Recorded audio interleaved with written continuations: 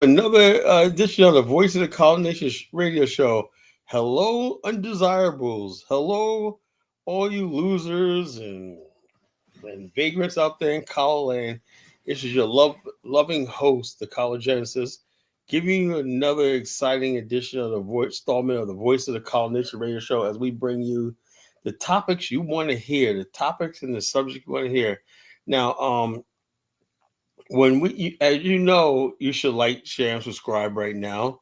Stop what you're doing. Go get some pizza, some popcorn, some beer. Kick your feet up. Enjoy the show. Tell a friend. Tell somebody else, and everything, because you know the show's gonna get popping. You know when we have a topic like is Pan African mental illness at this point. You know things are gonna get heated on this show tonight.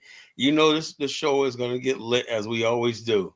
So stop what you're doing. Go tell a friend. Pull up, get yourself some peanuts, popcorn, some potato chips. Get yourself a warm up that pizza. Put some soup on, sip some tea. Have crack open a beer. Whatever you got to do to get yourself relaxed and comfortable. Because I guarantee you, the next couple of hours, it's like be here or be nowhere. You do not want to miss this show. Okay, so spread the word. The College Genesis is here. Like I said, there's time for everything right now. But now, this is the age of the College Genesis. This is the era of the College Genesis, right? And all the things will never be the same. Okay, so get ready to sit tight because we have an interesting topic tonight. Is Pan Africanism mental illness at this point? I thought about this, and then just like when I thought about doing this show, Dollar Bill sends me a video about a brother who went to Ghana, and he was like, I guess he didn't like the accommodations, whatever. The house was falling apart and whatnot, and it was like, well, where's the shower at? Oh, well, you got to get a bucket. He said, nah, I can't do this shit. The bottom line is this. I asked a question, right? Why do people and just like back in the days where people would leave their suburban house and everything and go live on a commune up there in Wyoming and stuff like that, that didn't last too long because people were getting sick. People catching cholera from the feces and everything like that. The whole friggin' hippie movement was a friggin' embarrassment. It was a joke. And people run away from it now. That peace, love, and all this kind of stupid stuff. It was just a reaction to America's civilization. America's not an easy civilization to digest. There's something primal about all of us that makes us want to reject civilization, the progress of mankind, and everything, and go back to a primitive sort of way of life, natural way of life. We're gonna live naturally. We're gonna live off the earth. We're gonna talk about some of these things that happened in history, like the New Africa movement, which eventually became the movement of Philadelphia, which it was a friggin' just a complete debacle of black people who basically was living with rats and everything like that. It's like I said, it's mental illness. In the name of so-called Pan Africanism, people living in filth and squalor. There was a guy that was out a few years ago. I don't know if you guys remember him. It was King Noble. Same sort of situation. And King Noble was doing all right for him. He had sort of cult in Chicago, whatever like that. And he was basically had all these women in there, and he was sexing them, and people were just doing all kinds of debaucherous stuff. And that's what people take the Pan African movement as, like, oh, we're gonna live like Africans, whatnot, And the bottom line is they get in these little cults and whatnot, and they basically start having like 20 wives and kids all over the place and whatnot. And they stop bathing regularly, and they stop working regular jobs, and just a friggin', like I said, mental illness. Pan Africans have become the mental illness, right? And like I said, I'm not going to criticize anybody tonight directly, but I do got points to make. Like I said, when I see my brother Kofi, a good brother of mine, man, good young brother, man, and I'm proud of him that he has a wife in Ghana and everything like that. But I'm trying to wonder, is this the right thing? Is that the right thing? Him living in Ghana and whatnot, talking about, yeah, I'm making $50 a day. Like, come on, man. Like, like I said, mental. What is it about Africa that draws black people from America? Now, we say, Colin, weren't you a Pan? Yeah, but my guy of Pan Africa was let's build modern Africa, right? And let's build a place where we can duplicate our way of life and standard of living that we've known in the West and everything. We have the capability of doing that. We did it one time before in Liberia in the 19th century. Why can't we do it in the 21st century? Of course we could, you know. But there's always these people, right, who basically don't want to put in work, don't want to work hard, don't want to do the right thing, don't want to be the people we once were. We're hardworking people and everything like that. We were farmers, we were blacksmiths, we were all these things. That's why I was able to build Liberia, because we had a civilization and the idea of liberty, you know, a constitution. We built a constitutional republic, you know, on our own. So the bottom line is, and Pan Africa has always been the downfall of black people. Look, let me tell you something about Pan Africans, right? It works when two groups of people are similar in culture. You know, similar in culture. I believe Nigerians and Ghanaians could get along with Pan Africa because they have a similar standard of living, the similar hygiene and similar things. They could probably get along, you know, because, you know, like this. But bottom line, Black America doesn't really have a peer in the Pan African world. We don't. And so therefore, when we go to Pan Africa, we're always lowering our standard of living, lowering our expectations, lowering our way of life and everything. Louis Ottawa said, dollar bills was idiotic sidekick, African hater on you. He's not an African hater. We hate dusty Africans like yourself, you know. You know, the African dusty Negroes, when you know, we don't like, you know, but you know, we have nothing against Africans, right? Civilized Africans that want to do better and that want to be with us, want to build with us. We got no problem with whatsoever. Welcome to the family. But you dusty Negroes or whatnot, you know, that come from the continent and everything, you want to come to America, enjoy all the comforts of America, but you want us to go to Africa and suffer. You all guys want us to be all the Bag family. You want us to be Art Capty. You want us to be all these people, RJ Mahdi and all these other people that look like they're doing really bad in Africa. I mean, it's looking like it's just a friggin' mess, you know? No, don't send me an FBA hat. And please don't say that again or you're kicked out of the chat room. I'm not an FBA. You know, that's the one thing I am not. I am not an FBA. I'm not a foundational Black American. That's the most insult thing I've ever seen in my freaking life, you know? Ghana is a future. Yeah, Ghana is a future, you know. Kofi says, we will start talking about $30 a month. Kofi, come on, man. Stop it, bro. Stop it. Stop it. Stop it, man. Stop it, man. We got to do better, man. We got to do better. Look, the bottom line, the earth, if Africans only produce 0.5% of the global GDP, and whatnot, that's why there's so much poverty in Africa. We can have all the AI and technology all you want. Until that reality is changing and everything, until there's a substantial wealth creation on the continent through building industries and everything like that, it's never going to change. You know, there's no excuse for friggin' poverty. Poverty is a crime. Poverty is people not doing the right thing, people taking shortcuts, and people thinking magically you're supposed to be. It's not okay to live in poverty. It's not. You know, I don't care what nobody say. You can't sell me on poverty. You know, anybody basically wants to sell me on poverty. Louis Ottawa says Ghana is a future. Ghana is a future of what? You know? Well, come up here and give your receipts and whatnot.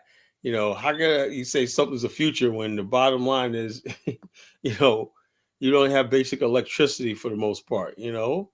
And I thought last night, man, while I was talking, we had Kidola is telling me that solar panels, you mean tell me a country like Nigeria with oil and all stuff like that and claim to be the most educated Black people on the planet, and you don't know how to maintain a real proper functioning grid, something that countries like Bolivia have mastered. You know, Bolivia in these Central American countries got constant electricity, you know, all the stuff like that, street lights work, everything like that, and they don't have no oil, no nothing. How do you a country like Nigeria, and people talking about, well, I got a generator or a solar panel and whatnot because the state can't provide you constant electricity. That's ridiculous, you know.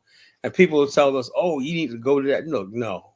I don't advise anybody going any place where you're going to lower your standard of living. Now, if you go to places like Zambia, Angola, Botswana, the infrastructure is pretty good and whatnot. So you could probably transfer. That's a transfer. You can easily transfer your way of life to that situation. But I don't advise anybody going to any place where you lose your standard of living, you lose your quality of life and everything, you know. So We're going to talk about that tonight. At this point in time, is Pan African mental illness? Why do people want to live? Why do people want to be part of? Like I said, this is what it is. For and I don't want to say this thing, and I had to come to this realization, right? In the race of life and everything like that, there's the African race, there's the American race, there's the European race and everything, the Asian race and everything like that. It just seems that in the race of life, the African race doesn't even want to be in the running. You know, so Kofi says Africa isn't made for immigrants. Yeah, well, if Africa was made for immigrants, why shouldn't it be made for immigrants? It has the only place in the world where they took millions of your best and brightest, the best and brightest people are the only people in Africa, black people that have a first world outlook, a first world way of life is black people here in the Western Hemisphere, right? If Africa was smart, it would say, look, let's make a way for these people to live in our region on the continent. It's just all about that. The more educated people move to Asia, the better Asia is. That's just simple math and calculation. When more Europeans move to an area, the more it's going to be better. The more Americans move to an area, when that thing, you cannot have a situation where 90% of the people are just generation after generation of impoverished, and they call it Pan Africanism. You cannot do that. So that's what we're talking about tonight. Is Pan Africanism a mental illness at this point?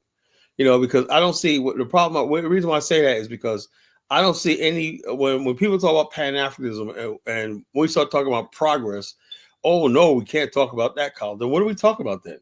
Are we talking about building infrastructure? Are we talking about building roads? Are we talking about building industries?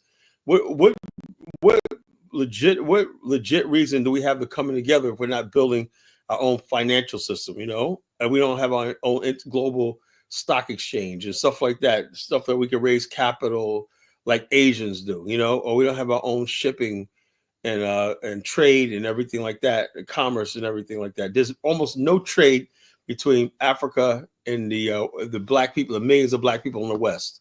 You know.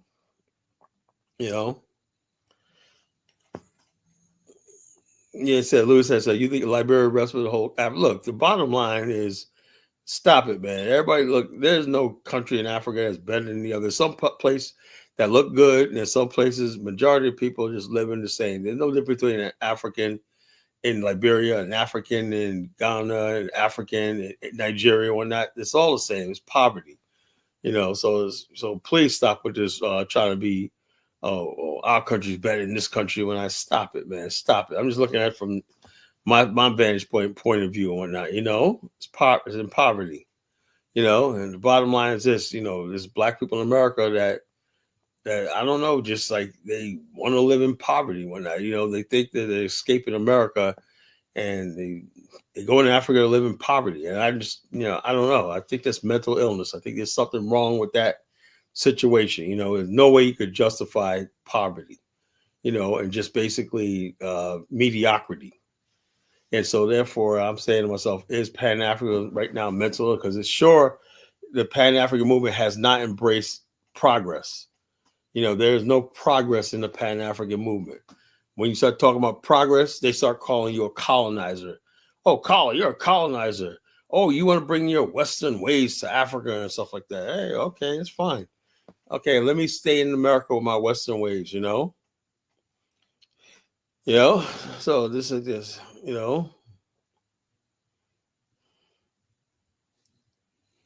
What is Kofi saying? 4 ethnic groups per nation, with the main language being what? English. English and French is a failure. English and French is a failure. I don't know what Kofi's talking about. He's my good brother, man. He's my good young brother, but sometimes I don't know what he's saying half the time. I wish he'd call in tonight and tell me what he's talking, what's on his mind, because what he's typing is just maybe Kofi's doing too much of that AI stuff. It's not making any sense. So maybe he needs a AI computer generated stuff. It's having 300 million people speak the same language, one nation is a win. Dude, that's not going to happen. How can you have that many people speaking in Africa when everybody got all these ethnic groups and languages and everything, and there's no unified thing? Let me tell you something, Kofi. The reason why 90% of people in France speak French is because of the socialization process. France was once, and England was part of the Roman Empire, so they had the Latin language to build upon. Same thing with Spain, same thing with Italy and Germany and all these other countries. They had one language, even though they're different dialects. You had Celt, you had the Lombards. In France, you had the Celts, the Lombards, the Gauls, and all those other people. They basically, okay, I'm not dropping a link. Give me like 10 minutes before I drop the link, because, I want to set this up. So therefore, they became in the around the urban situation, because they were all Catholics. They had one main religion, so they also had one main language. The language began to fuse with each other, and intermarriage, socialization, right, through trade, through business, through education, everything. Maria Theresa of the Habsburg Empire created something that we use today. It's called mass public education. So we have mass public education, people being literate, and people know how to read books and stuff like that. That breaks down barriers, and people realize that, something, we have more in common than we are differences. You see how Europeans and all the other people were more advanced than Black men. In Africa, there's no real mass public education. There's no books and everything that everybody basically that everybody read and on the same page. We don't have the same storylines and narratives together, right? So you cannot build a nation where you got 1,000 different cultures and languages and ethnicities and everything. They'll never come together. Europe was like that too, hundreds of years ago, but same thing with Asia. China was a place of many different ethnic groups and whatnot, but over thousands of years, they became Chinese. The Han people, the Manchu, the Mongol, and all different types of people in China became known as Chinese. Same thing with the Japanese. Japan was once a feudal place where different parts of the island spoke different dialects and different cultures, different samurai, different warrior codes, and everything like that. Then they became a modern republic. And they said, look, let's find out what we all have in common. Well, Japan was easy. We all live born from these Japanese islands. So they had that to build upon. They had an island empire outlook on the world. If you're on a Japanese island, you're Japanese,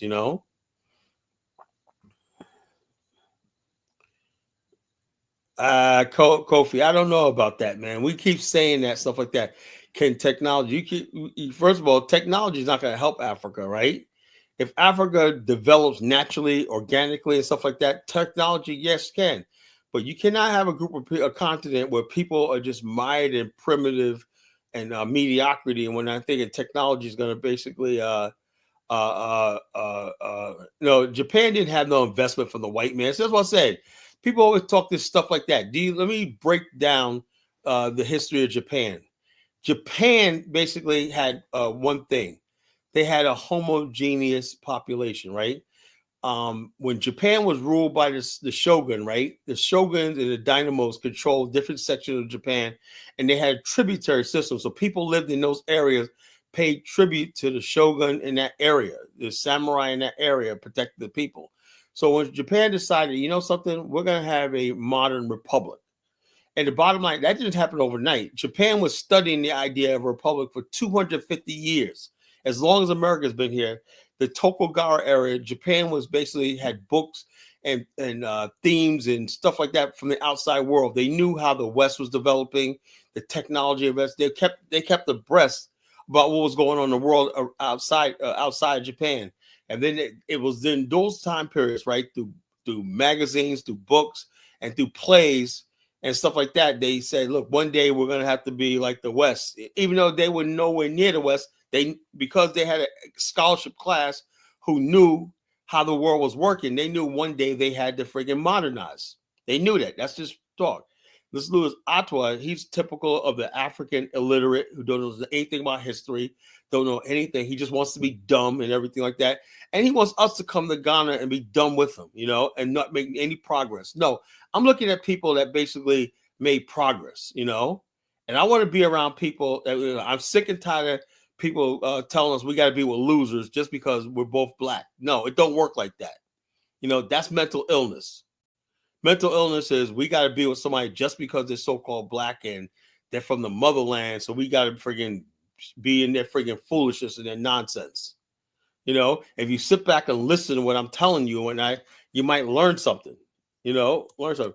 So the Japanese, by the time Commodore Perry came in 1853, Japan had 250 years from 1600 doing their isolation from the world, right, to basically get themselves prepared for the modern world. And that's why the Meiji period took off so fast, because there was a scholarship class that said, see, we told you so. For that 250 years, they were telling them we have to have a modern army. We have to build bigger ships to have a navy. We have to protect our coastline, or we're going to be taken over, because they knew what happened in the Philippines. They knew what was going on in China with the opium wars. They knew all the stuff was going on. So the bottom line is this. So by the time Commodore Perry said, now it's here. Now we got the West here, coming here, and we're going to lose our the precious thing we have, our sovereignty and our independence, if we don't modernize and know how to defend ourselves and everything, diplomatically, militarily, culturally, everything. We have to learn how to defend ourselves, and economically and socially, politically, everything, geopolitically.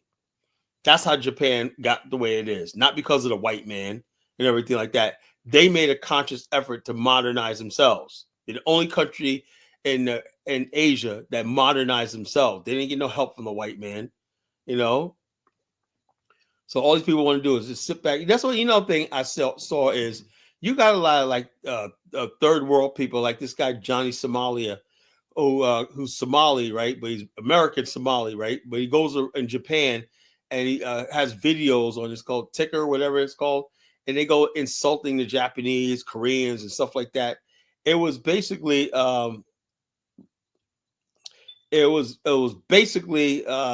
these jealous people coming from shithole countries like Somalia, who basically are now trying to mock or the Asian people and stuff like that, because they're jealous that these countries are so modern and they have nothing to go back to but a shithole, And so therefore they're in Asia making these videos trying to insult the Japanese women. But now the Koreans are whipping their ass when I find them with these streamers. They're whipping their friggin' asses, So the bottom line is this, So the bottom line is people are tired of third world people. The world's getting tired of them.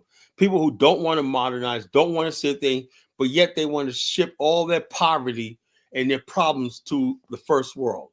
Hey, look, we got millions of people ready to flood. That's why I'm so glad this administration is coming in, because we're going to take care of that.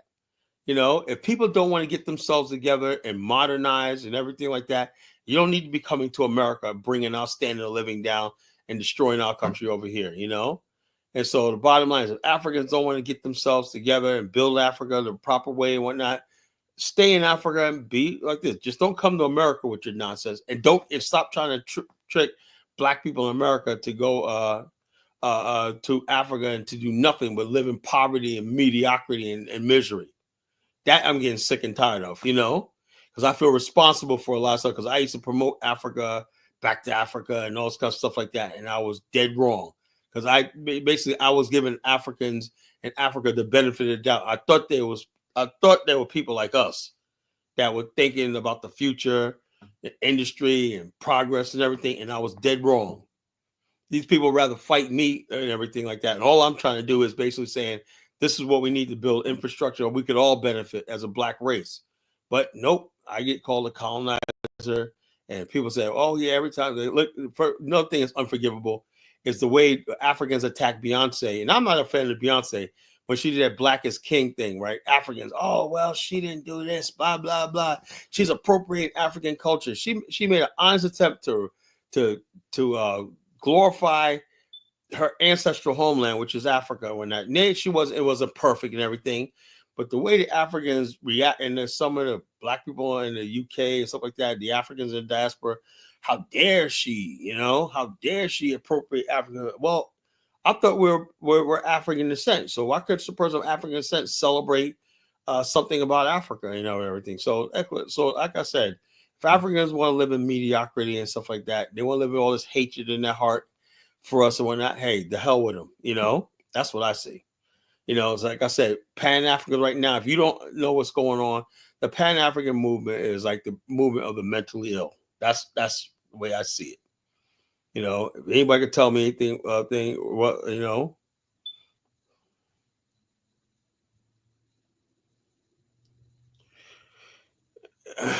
Kofi says it's to point out that they can't survive in their own country because they lack the evolution.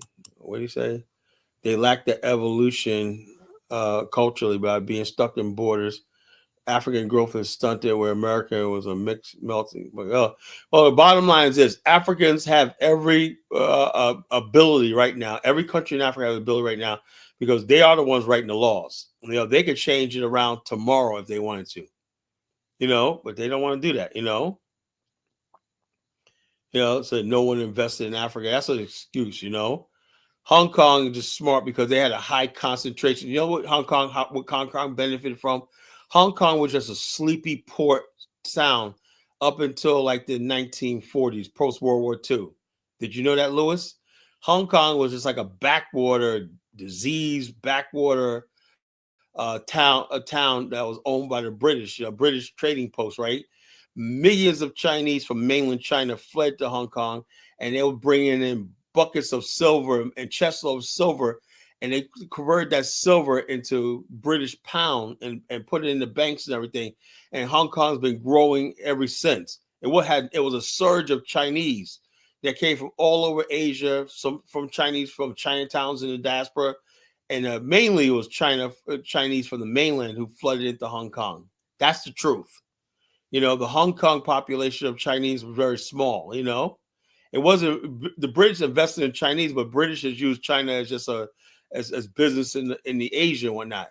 It was a Chinese businessman. The richest people in Hong Kong are Chinese businessmen from China, from Beijing, from Mongolia, from Manchuria, all these other places like that, all over China, settle in Hong Kong.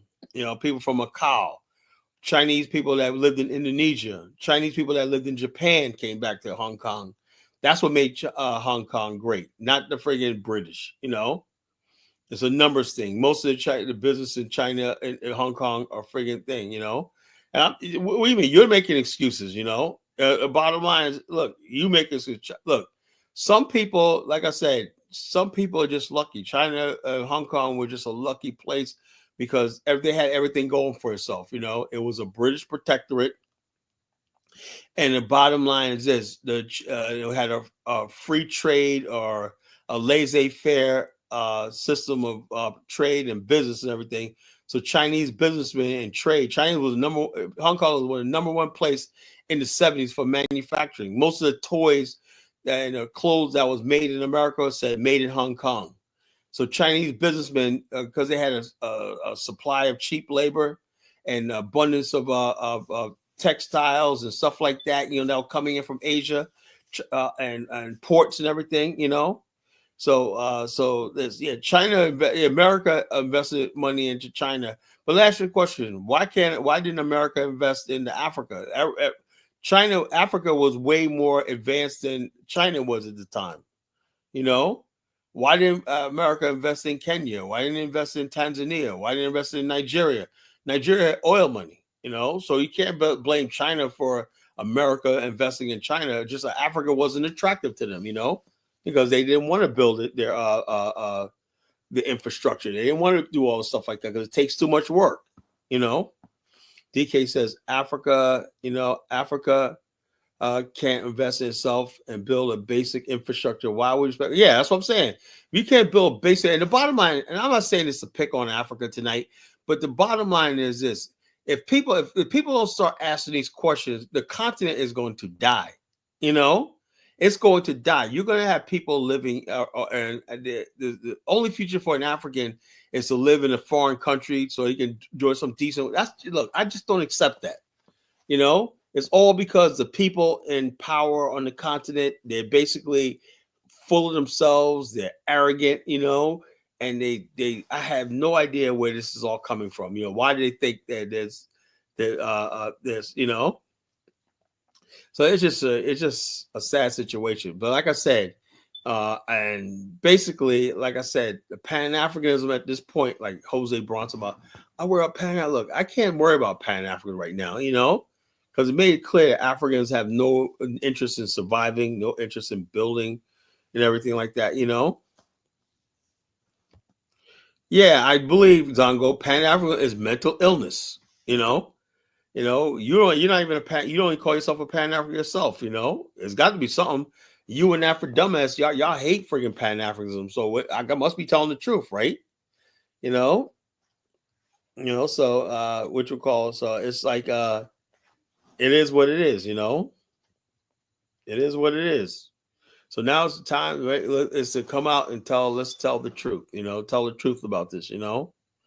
What about Dr. Oh, please. That is, look, let me tell you something about Dr. Dr. Umar, basically, bless his heart, his whole thing is like, oh, we Africans, we American Africans and all this kind of, he doesn't know what the hell he's talking about. You don't know what the hell he's talking about. Africans, when the bottom line is this, he's an American Negro. He lives in America, right? He's and the bottom line, the average African is not thinking about what Dr. Umar said, if they even know who he is. The real reality is, that the people in Africa who have some sort of power and everything like that are not thinking about so-called Pan Africanism. That's just the truth.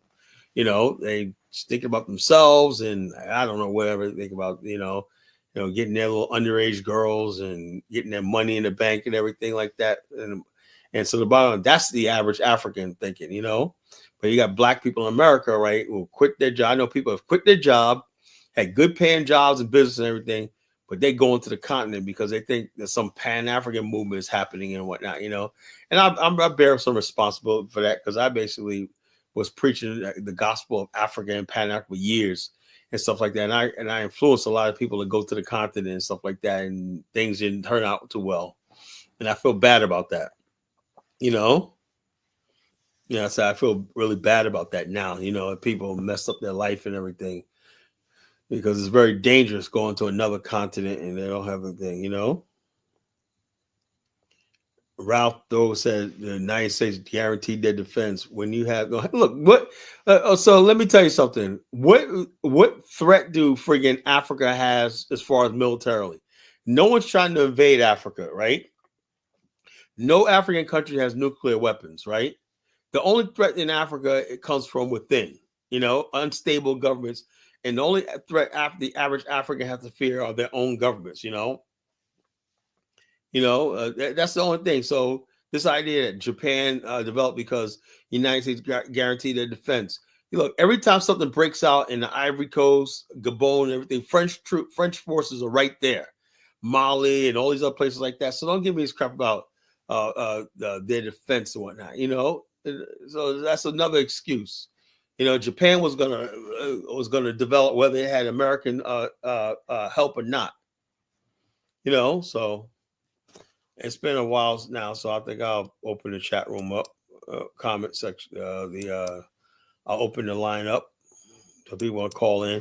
That's a question tonight. The conundrum: is Pan African at this point in time mental illness?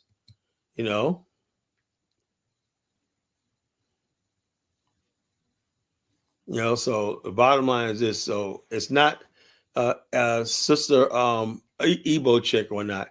It doesn't matter if Japan didn't have. Yeah, that helped Japan a lot post World War II. But how can you explain Japan, who built the largest battleships pre World War II, and built the largest battleships, the largest aircraft carriers, and the largest naval aviation fleet in the world? Was that because of American protection? No, they built that before American occupation. So you can't blame it on that. So you can't blame it. You can't blame it on that.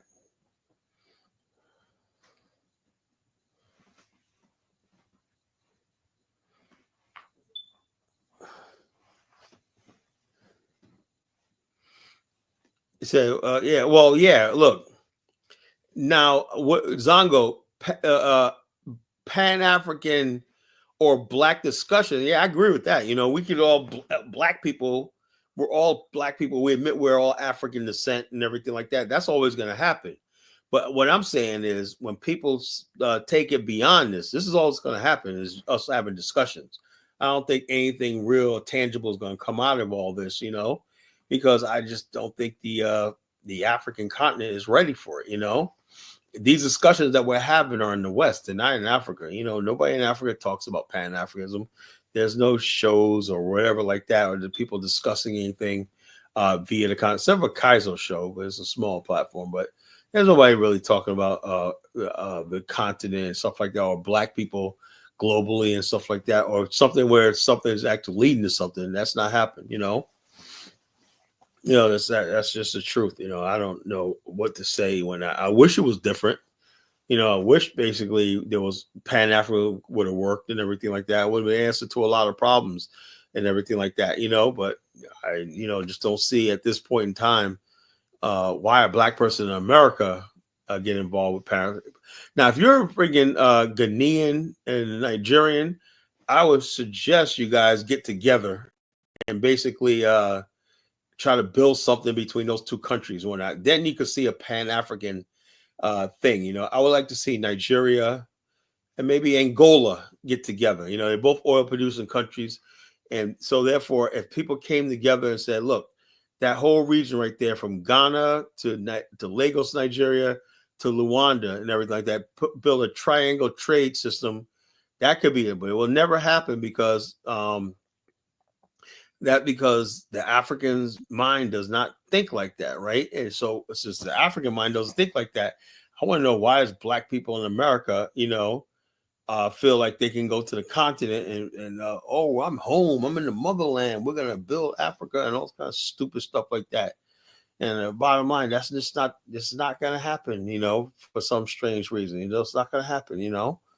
So I put the link in the chat room. You want to call in, call in and we'll talk about this tonight. Is Pan African mental illness at this point right now, as it stands right now, the way Africa is running? Brother Dave, what's going on? Yeah, brother College Genesis, how you doing, man? Another brilliant topic, man. Y'all like, Yeah, share, and subscribe, man. Y'all like, share, and right. subscribe. I mean, it's disappointing, College Genesis. Yep, My education system, I grew up around Pan Africanism all my life, and to see it just die out like this, it's painful. it You know, is. It is. I it's real dedicated my whole painful. life to it, and You like you said, I seen some of my elders, sacrifice their whole life. Brilliant men, bit from smart backgrounds, different backgrounds, science, education, technology, ruined their lives over Pan African, dedicated their life, and nothing to show for it.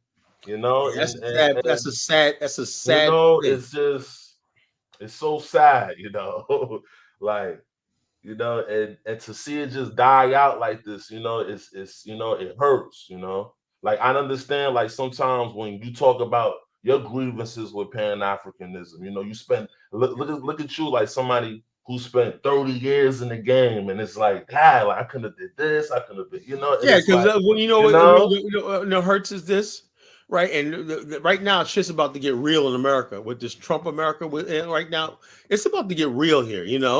Black yeah, people got to understand they're not playing with us anymore. We got to make major decisions. I was hoping that America, since America went right wing, we'd be in a position to be like, okay, we got an alternative. But as it's seen now, we don't. Right? Am I yeah. telling the truth?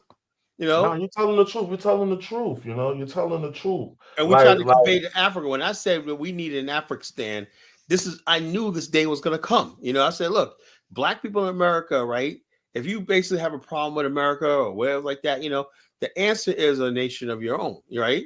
And the yeah, bottom line, Africans should have been the first people to say, yeah, we want to bring our people home, and because we could benefit, they're going to bring their capital, their brain power out to the continent. and Get, for me, like, let me be honest with you. Like, something like what you're talking about with the Afristan, it will even benefit you. It will benefit the continental African of who's course it would. abroad more than even us. Of You course it would, because they understand? would have a Because country on the they will continent have that that have lifestyle. They will like have that America. sense of, modern lifestyle that they want to be used to. and they will be attracted to an Afristan even more than us over here. Yeah. So, and bottom line, and you gave me look at many examples.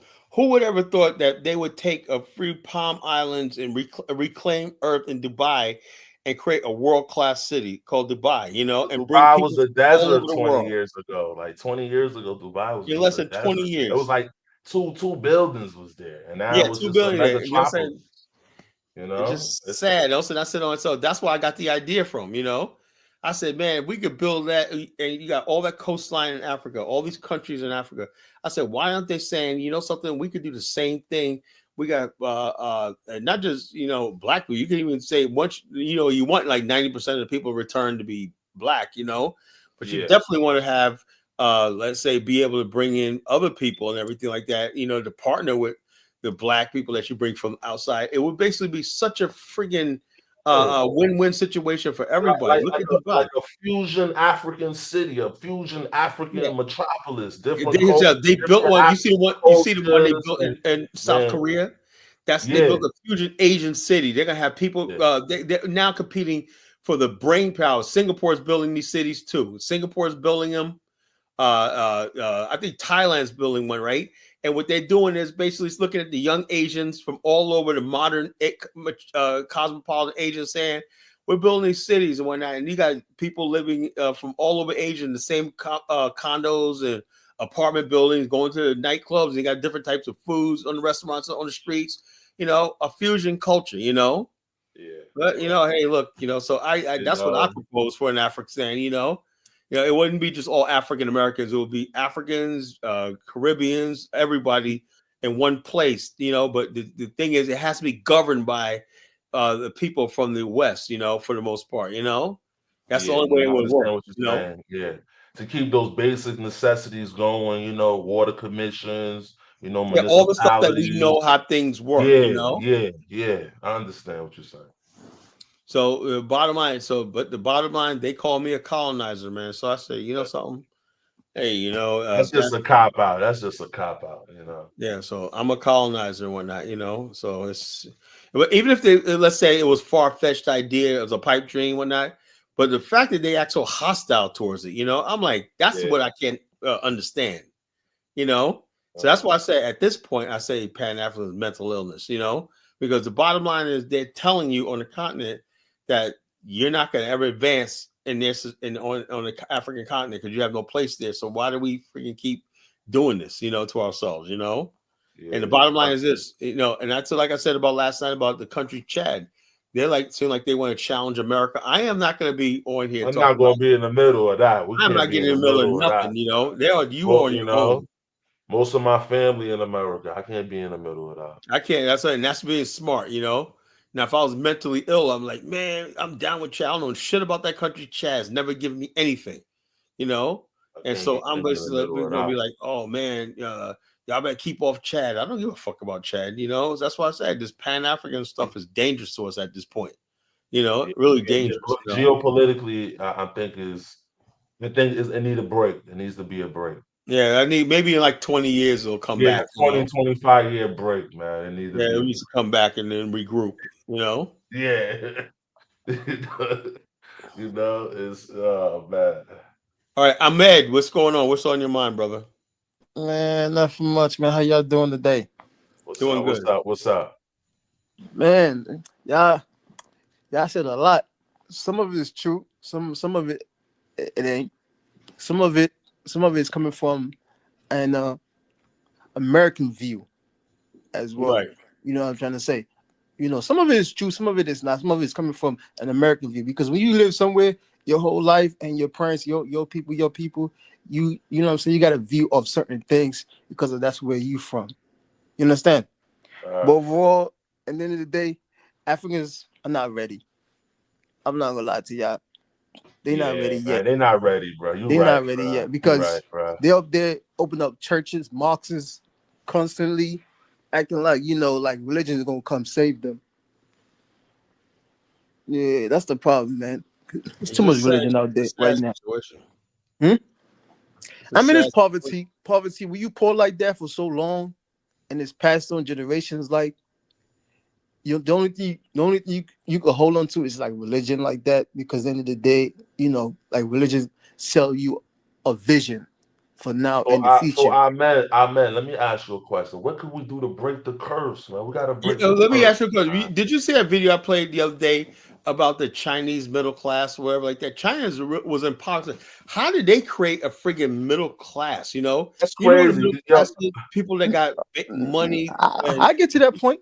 I get to that point. I mean, Kala, 50 years ago, the Chinese man couldn't even make a they didn't have wheelbarrow. nothing 50 They years couldn't even ago. make a wheelbarrow. no, I mean, they always had something. Chinese was never like super like poor. They always had something. But at the No, end of the Hong day, Kong was the only thing China had was its proximity to Hong Kong. I mean, Hong Kong was the financial I district. mean, With the That's what y'all they check financial this and out, called right? shipping and it. its connection to the outside world. Yeah, Y'all check yeah, this out, right? Y'all understand African problem is not just little. You dealing with ethnic people within like one country. Like for instance, put it this way: in Sierra Leone, right? It's about 6 or 7 million max, right? You dealing with like almost like 14 ethnic people or 15 ethnic people. Now you take that to another country, let's say like in Guinea, then you might deal with like 20 or 30 ethnic people. You get me right? Then you take it to a country like Ghana, you probably dealing with like probably 50 ethnic people. Then you take it to Nigeria, but you dealing with bruh, that's kind of an like excuse, 200 bruh. million. I mean, like That's you dealing with kind of like that's 200 kind people, of ethnic people. that's kind of an excuse, man. No, That's no, that, no, that no, no, to no. me, I'm listen. no, no, no. Let me explain something. I'm To not me, that saying no, no, no. Let me just explain something. I understand what you're saying, but to me, that excuse kind of getting old, bro. no, no, no. I get you. All of these countries you talking about, right? No, no, They no. I got get one. you. No, hold on. Let me explain something. All of these countries you talking about, they got one thing in common. They all got one language that everybody speak in the country. If you from Nigeria, y'all all speak English. So that English Yes. supposed No, to no, be no, no, no, no, common. no, no. It's supposed to be a commonality. No, no, The no. You English see, supposed to bring everybody together. I get you. I get you. You see, you're looking at it from an American view. Yeah, That but language you're talking about bruh. is used to separate us. I'm telling you the truth. It might Okay, look okay, like okay. Let it me brings us ask a together question. Okay. Let me ask a question, right? Okay, then if an African country don't want to speak the white man language, why all those ethnicities can't get together and just speak one African language? because of you dealing with like years of you dealing with like years of white folks that's forcing like what I'm saying, like dictating like what I'm saying, like what we supposed to do. Like I I, give you an I example, right? In yeah, Sierra Leone, because there's certain things I don't want to get into because this yeah, is like internet. You know what I'm trying to okay, say? Like yeah. like in Sierra Leone, right? All these presidents, right? Before you become president, you got to go to England and then persuade the British government for them to pick you as the leader to run Okay. as the president. That's the This is facts. that's This the is facts. colonial master, right? This Britain is is the facts. colonial This is master, going on right? right now. There's certain No. things. I'm just saying because Britain is the colonial master, right? Yes, but no, Okay. no, no. Yeah, but Uh, they make it seem like as if it's uh, like we choosing our leaders. okay. But behind closed door, every leadership has to go to England and then persuade these people behind closed door. It's not like you doing it in public. Like at the Yeah. end of the day, you try to work for, like a Senate or Congress, you come out publicly, like you announce it, right? I'm saying like these things are like secret wise, like you gotta come to England and then persuade these people. You know what I'm trying to say? You gotta connect through them, like work for the World Bank, like work for these But check this out, hey, your brother institutions. Ahmed. This is what another thing I'm talking about, right? Is that black people in America, right? Like, let me give you an example. We always go to Africa with these dreamy eyed, starry eyed. We're talking all this past stuff, and the whole thing is there. I noticed something when African leaders come to America. All they want to know is, can you introduce us to? Can we introduce them to the white man? Or oh yeah, that guy in your State Department, or Because they're looking for connect. They look connection. for You know what I'm saying? connect. They So looking you're for thinking connect that for you're them trying to to connect be a with us leader or not and try to within that build something. government.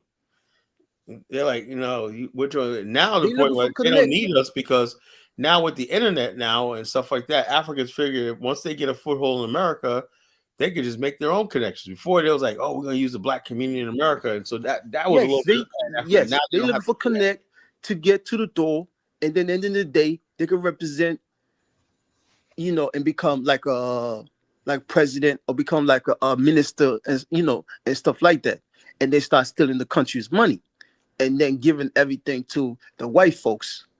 You gonna man, you get me right? You look at like because there's a guy that I know, family wise as well.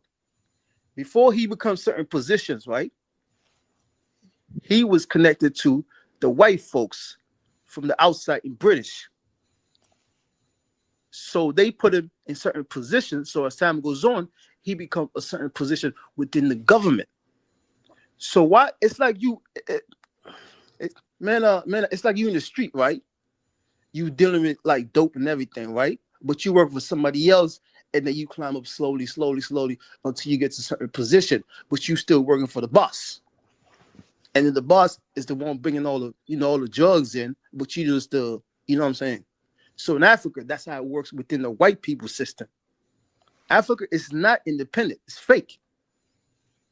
No, it's not. It's not It's fake. independent. It's Bro, fake. so you telling me? I'm telling you So the you truth, telling man. me? This is fact. It's fake. So basically, you telling me Africa, we got a sellout culture.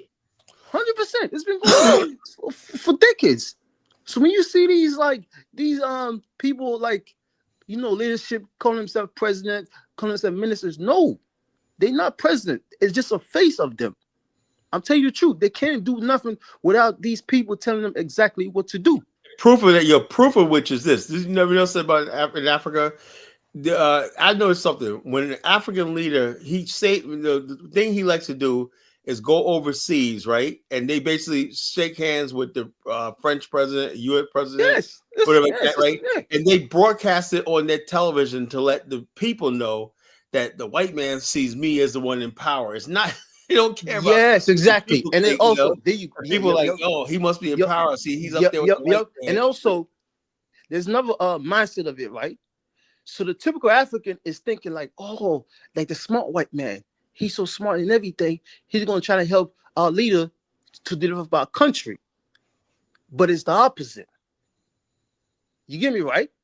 Because that's like, Africans have this mentality as white man is better. Everything white is better. I'm telling you the truth. That is facts. Elvis said it one night that the white man is smarter than the black man. That's what he said. Damn, they must be the smart. You see? They must be the smart ones. Nah. You see? That's what he said. Just sneaky. White folks are just super sneaky. You get me, right? Like you can't. We know them. We know the crackers. If you really want to understand what happened to Africa the past 200 to 300 years, right? You got to study the British Empire. You got to study the British Empire. Just like how America took over the world, for the past 80 years, British had that same system. America just took over. There's no difference between the British Empire and the American Empire. It's an extension of the same 90% empire. to 95%. It is the same system. It's the Roman Empire. It's the Britain same was structure. part of the Roman Empire. It's the same structure. So was telling so, you about. like a lot of time, like Americans up here disregard the British Empire and then thinking everything was just sweet and everything in Africa. Like we were just, running around acting like we didn't want to do nothing. We were still under the British Empire for years. Then America took over. Yeah. Well, you know what? If you look in the United States, for instance, you look one of the largest real estate holders in New York City are the Brits. The British. The same thing in Virginia. Right. So, did they really lose power? I mean, could it be that what we're saying is just a mythology? American Express is owned by the British. No. British. No. They lose power. Could our American ethos be a lie? And we won some battles, but the war, just like the Haitians believe, they pushed their chests out. But the French won the war, right? I mean, the French had help from America, and then the Spanish people and everything. That's why they use Dominicans. That's why Dominicans actually it's the same island, independent from the Haitians. Of course. That's why you see a lot of black Dominicans does not want to say they black. Oh yeah, of course, because they can come here a and lot of become times people white. don't understand that. They No, think we understand Dominicans. No. I'm talking about like the average American. Oh What you well, guys? Okay, the average let me ask y'all person a is a question, right? fool. Yes, Let sir. me ask y'all a question, right? And What's good the evening, biggest power? everybody. I'm sorry. Good Yeah. evening. Dollar bill was good, brother. What's What's up? good? What's up, What's man? good, What's up? What's brothers? up? What's Oh, up? let me What's say up? this, Dollar Bill, man. I saw that video you sent me about the guy went to Ghana, I think it was. Uh-huh. House. Now that's what I said when I said I was going to do the show anyway, right? But then we said I said I'm definitely doing the show. I wish you could show that so I could play it on a video. Exactly what I'm talking about. Why would you leave the United States to go live in that shit? You know? Well, he's part of the 90-day fiance thing, right? And yeah, so he met his sister in Ghana, and he's trying, she's showing him where she's from and where she lives, and all the things that she needs in order for him to pay her bride price. But let the brother land. I'm gonna talk about that later on. Yeah. I'll definitely Let me do ask that. y'all a question, right? Pull it up. Can we pull it up on him? We can watch it. Yeah, I'm gonna try to find it because it was on my Instagram, and I got to see if I can put my Instagram on here and I can share it, and this way I can pull it up. Right. Man, let me ask y'all a question, right? What's the number one power America has? America has military power and has financial power. No. Number one. It's propaganda. America's propaganda. Somebody has answered that question. To me, America's power comes from its propaganda, its control of the narrative. Let me give you a perfect What example. about somebody that okay, if it's propaganda, right? Then like what about all these other nations around America? I mean, you know what I'm saying, like around the world. So what does America has so much that these nations surrender to America? Well, the whole thing is this, most of these countries around the world, right? The United States is the strongest country in the world, has the largest economy, and whole thing is you got to understand something. As long as America, right? America has the narrative, of America. Well, when you can go to like in the remote corner of the world, and when people say, "Oh, I'm going to America," America in every mind, from the person in Yes. the Eskimo to a person in the Fiji Islands, America is this place of freedom and blah. Like, most of the world still lives in bondage, Yes. and That's you know, propaganda in now like what? In the visual reality wise. is when you get here, it's there's a lot of freedoms and whatnot, but there's a price with that. Some people are more freer than the others, and there's racism, there's all the stuff like that. But even with all that, right? Even with all that America problems in America and whatnot, people still come here. It's like so we have to look at that realistically. I would say like this: when people come here, right, come here in large numbers, right, and I tell all the black people who are Pan Africans, right, yeah, I'm going to the motherland and blah blah blah blah blah. Well, if you're going to the motherland, right, and you're not building anything in the motherland, right, and you got people coming from the motherland to here, that like I said, that's mental illness. That's really mental illness. It's really mental illness. So I'm like, the narrative of as long as America has the narrative, right? That's what it's going to be. And the only thing that was going to counter that narrative, right? If number one people in America, that America is the number one victim of America, right? As the African American, we are, the people, the original African story of America, right? 1619, right? The original African in America, that story right there is the only thing threatening America's image and to the world is our story. Now, America has control over our narrative, right? Because it makes it seem like they put a process of gradualism out there. See, we know they were slaves, but they got their freedom. Then they went to a little Jim Crow, and then they Carlo. Listen to what I'm saying. Let me finish. Martin Luther King came along. They got civil rights. Blah blah blah. Black and white people are integrated. We had some busing. This is a narrative they push, and most of the world bought it. So the bottom. So we come up and say, something. We're coming up short with all this, right? And look at this part. Lewis Atlas say, "Here we go. Woe is me." I didn't even say woe is me. Did I say that? Did I sound like I was saying woe is me? I'm not saying, but everybody else got a sob story, right? We're supposed to. This is another thing I'm sick and tired of, right?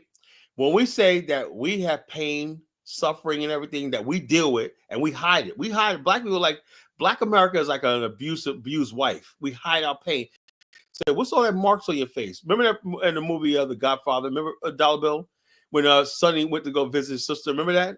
Oh yeah, yeah, and to cover up her face. And his brother-in-law was beating her. He tried to cover up her face. That's how Black America is, an abused victim.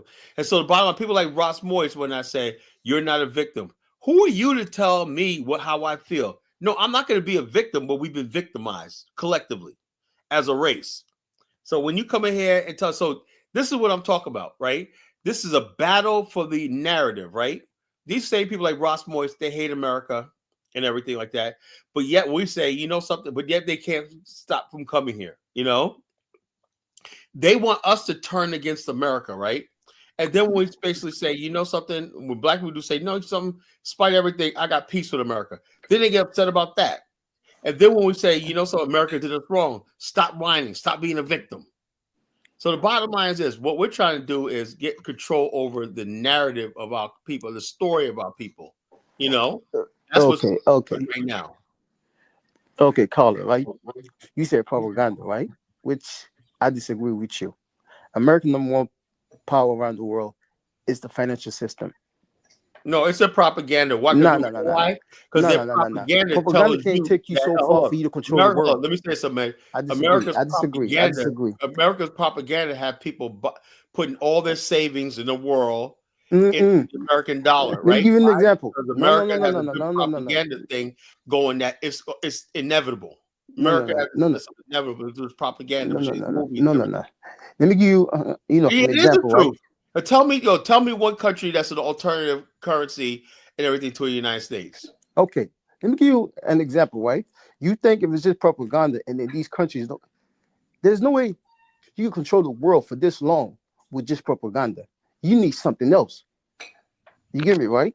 US dollar. No, America doesn't guns. Do anything. We got guns. Besides guns, we got guns. And we got weapons that we could like this. But the whole thing is, America has not dropped the bomb on any nuclear weapons on anybody. It's there, but the whole thing, like I said, look, America has power. Look, when the U.S. Senate puts sanctions on you, that country will basically dead. Okay, America, so how do you sanction a country? Check this out, right? How do you sanction a country then? Like, what tools do you use to sanction these countries? Well, it's simple. It's like the U.S. dollar. Let me tell you like this. This is how you sanction. Okay. He just said the U.S. dollar, right? For one thing, they'll freeze your assets, and they'll freeze the country's assets, right? That means most countries got their assets in the U.S. dollar, whatnot, and U.S. banks, the U.S. dollar, and stuff like that. America could even freeze your assets in Swiss banks. Carla, you can't take American empire and not attach it to the British Empire. It is exactly the same. No, it's not. British don't have the power. It is exactly the same. It's better. British don't have the power that the United States have. No, British run the world for over 250 years. No, but you got to understand something. The Marshall Plan. The British was nothing. The Marshall Plan. Hold on. World War II. Hold on one second. He's trying to tell you that the European Union, after if you look up the Marshall Plan. When we say British Empire, but listen, there's no more British Empire, bro. But listen to what America. That's symbolic. Listen, let me explain this to you. Empire. No, it's not. Let me it explain is the dollar system. No. Let me hold on one second. Let me explain this to you. So after the war, the United States had to rebuild Europe, especially Britain. You remember Winston Churchill? And what happened there, and the Germans blitzed. That's where you get that blitz, the word blitz. Okay, they had D-Day, and they tried to destroy Europe, specifically Britain, because of everything you're saying about the British Empire, right? That the sun would never. And the Japanese basically destroyed the British Royal Navy in the Pacific, in the Pacific. So what happened was, after this Marshall Plan, the United States uses leverage. It owns so many things in Europe, okay, and they're the allies, they're natural allies, because Europe owes its existence to the United States now. And if it wasn't for the United States, they would have been destroyed by the Germans. Okay, they would have been destroyed by the Japanese. And so they used their political markets. Okay, they used their CIA and FBI and all the little alphabet stuff that they have, even though FBI is supposed to be just for us. They use all of the alphabet soup, okay, and they control Europe. And they control the Western world. And they create something unique, brother. After World War II, called Bretton Woods institutions, right? The Swiss. Okay. The Bretton Woods institutions are the World Bank, the IMF, listen, World Health Organization. Okay. That system, organization, NATO. Britain was destroyed. Britain lost its power. The British was so destroyed, it had to basically this is what happened, brother. And you could take this back to Sierra Leone. You probably will help you out, right? The British after World War II was so weak, right? They projected like they were giving Africa independence. The truth is, they didn't have the power to hold on to Africa, right? But the Africans thought that we're getting independence. No, they could not govern these countries because they were bankrupt, because of the war. Asia figured that out. Because when they had the Bandung Conference in 1955, the Asians figured out that the British were weak and they took advantage and took control over the regions. Africans didn't understand that. They thought the British were inevitable, like you're saying now. Like they got this empire and whatnot. They don't. They psych you guys out. Okay, right. Check this out. America calls it its sphere of influence. Sphere of influence. Okay. Check this out, right? If you're going to sanction a country, right? You talking about you're going to sanction this country, sanction this country, right? There's a reason you have the power to sanction a country. If listen, right? If you because you print the money that when the countries have their inability. Listen, if the francophone countries, okay, their currencies are controlled by the French. The French, okay, right? So if you're not even printing your own money, okay, it's not hard to sanction you. Yes, what you're saying is as if like these countries are just accept these things, right? But it's not even just Africa. They could do it in like all these countries in Asia, around the world. No. The difference is, no. Listen. Let me say something. Asia, Singapore's economy is now bigger than its former colonizer, Great Britain. Singapore's per capita income is India. So is India nowadays. But I'm trying to say no, that's not even close. India have one of the largest countries of poverty. Singapore GDP India, that's higher than the Great British, and per capita income is the highest in the world. And Angola is larger than Portugal. Angola gave Portugal $35 billion 10 years ago. So it's all about making moves, and you cannot make moves when you have the dollar system that controls your people. Understand, but y'all not looking at from the dollar system wise. Hold on, let me say this, right? Look, I'm an American, right? You give them free resources. Let me say this, right? This is what I'm talking about. I have no intention of ever seeing a dollar fall or crumble. Let's get that straight. 100%. Because I'm an American, right? And that's going forward right here, right now. Is like I said, I gave Africa a chance, to say, okay, let's get together and have an African currency, Since that's not going to work one night, all I got to do is basically say, something, you guys are on your own. I got to rock with the United States because that's my money's in dollars. My money's not in Naira, it's not in CD, it's not in all these other currencies and whatnot. It's in dollars. So as strong as the American dollar is, I'm rooting for Team America. It's for myself and my people's survival right now. You know what, Kala? Okay. Let me say something. I got a guy here calls me brokety dollar. You want to know something? Yesterday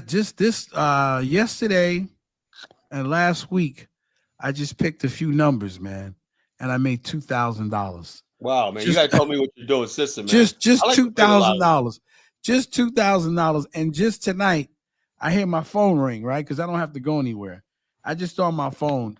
I just picked a number like 404, okay, and just like $1, and I made $160. So he's telling me brokety broke, and man, listen, I can't stop making money, man. I wish I could have made money like this when I was in my 20s and my 30s, man. I keep turning down jobs. I got this app that tries to get me to do a job, and I'm constantly turning down jobs, right? Because this is how much money is in America. There's money out here. And this is what I want the young people to understand. You can call me old all you want to. That don't bother me, bro. Because you know what? What you can't call me is broke, nigga. Okay? That's what you can't. This guy Lewis goes, Carla, you always been a no. I've been a staunch Pan Africanist, but since you guys can't get it together, I'm like, yeah, look, you've always been so look. The bottom line is this: what am I supposed to look? Let me say this. Let's talk about mental illness, right? You had this fat chick. I mean, he don't like when I say that, right? Anyway, this South African girl. I showed you that skinny dude that was looking like a woman. That's like that. But I showed you a picture of my girl, right? That's how I like it. That's different. That's different. You know what I'm saying? But anyway, check this out, and I don't like bony ass chicks like that. I like my girl. My girl's fucking fine. Anyway, this fat chick from South Africa were like, you Black Americans gonna learn when that because brick is here when I just like so the dollar is about to go down. I'm like looking at this chick like, the dollar ain't going no place. It's about brick. The brick nation. and then you have Black people in the comments on TikTok talking about. That's right, man. Brick is right. Nigga, are you kidding me? The brick, you live in America, right? You're tethered to the US dollar, right? What is the brick currency going to do for you? Even though it's not true, what is it going to do for you? That's why I said mental illness, No, I didn't spend it. I didn't spend no money on that Tyson fight because I knew that was a gimmick. I didn't even look at the fight because I knew. Anytime, you got to listen to Don't Believe the Hype, man. That was hype. That whole thing was hype. Dollar, you know how I knew it was fraud? They spent too much money on it. Yeah, and it wasn't getting a dime on my dollars. On that, man. I was like, I only go for sure things. Up, man. They spent too much money on it. What's the solution for other countries? Do the United States just implement the U.S. system inside? No. You see. Listen, man. You gonna put it that way as if like these people are not capable of developing themselves, develop their countries and everything, right? They're not. How do you not when you have all these people within their countries and controlling their leadership? Africans don't know that these people control their leadership. That's what makes them. Problem. But see, this is the problem. What makes them dangerous. But this is the problem. I'm not. These are the same people. Listen. That come here and talk to us about politics. Hold on, dog. Go private. I agree with y'all. The country is down. The whole continent is down. It needs a lot of help. But these people that live in these continents, and some of us that come over here, we forget about that problem. Because you know why? We're not trying to deal with what's going on from the back door. True. But the people that live there, they believe their government is going to fix the country. When it's the opposite. Our leaders are not there to fix those countries at all. Glad somebody figured that out. They not. Well, you the only one. Those leaders are there to fix that country, right? I guarantee you, the CIA, the same CIA y'all talking about up here, or the FBI, the U.S. government, the U.S. military is going to try to kill them. These are facts. These are not just something. Here's the thing. I was Kofi. You asked a question. Y'all talking about like okay. Let me tell you something about the United States. Let me give you an example, right? About the dollar system, right? If I live in Sierra Leone, right? I'm trying to go to let's say Leone, right? Yeah, or Guinea or something, right? To do business, right? To buy a lot of stuff and then come bring it and sell it, right? I gotta change the money to dollar. Mm-hmm. Then I gotta give the money over there in Ghana, and then bring the stuff back. So who's winning? Is it my people or people from America that's winning? I gotta use their money. Well, the American people are winning in this transaction. You want to buy a plane ticket? You want to buy a plane ticket? One second. One second. But they sold them for free. Let me finish, please. Let me finish, right? So if you have these two presidents, right, they come together, right? Let's say, you know what? Let's just stop that. Let's trade amongst each other. There's no need for us to use a dollar. What do you think the American government is going to do? With their sanctions, there has to be enough volume for them to justify. No. Hold on. What do you think? America's not going to do anything because it's not going to work.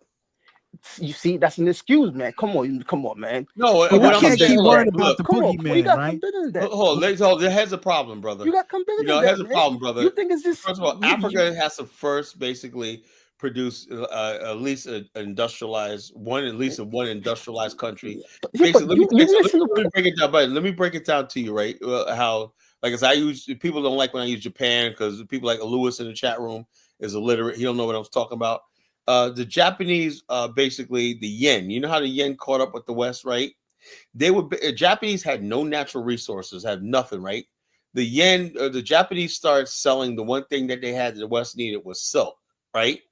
And then when they'll take that silk, right, and to sell it to thing, they would buy capital, machinery, and stuff like that to make other products, right, that they use for domestic and they basically for export, right?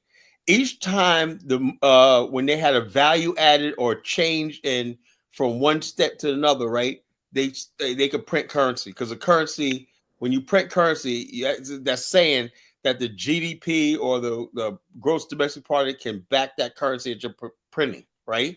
Africa, for the most part, do not have that ability, because it's not producing anything domestically that they can print their own currency and back it up. Color, right?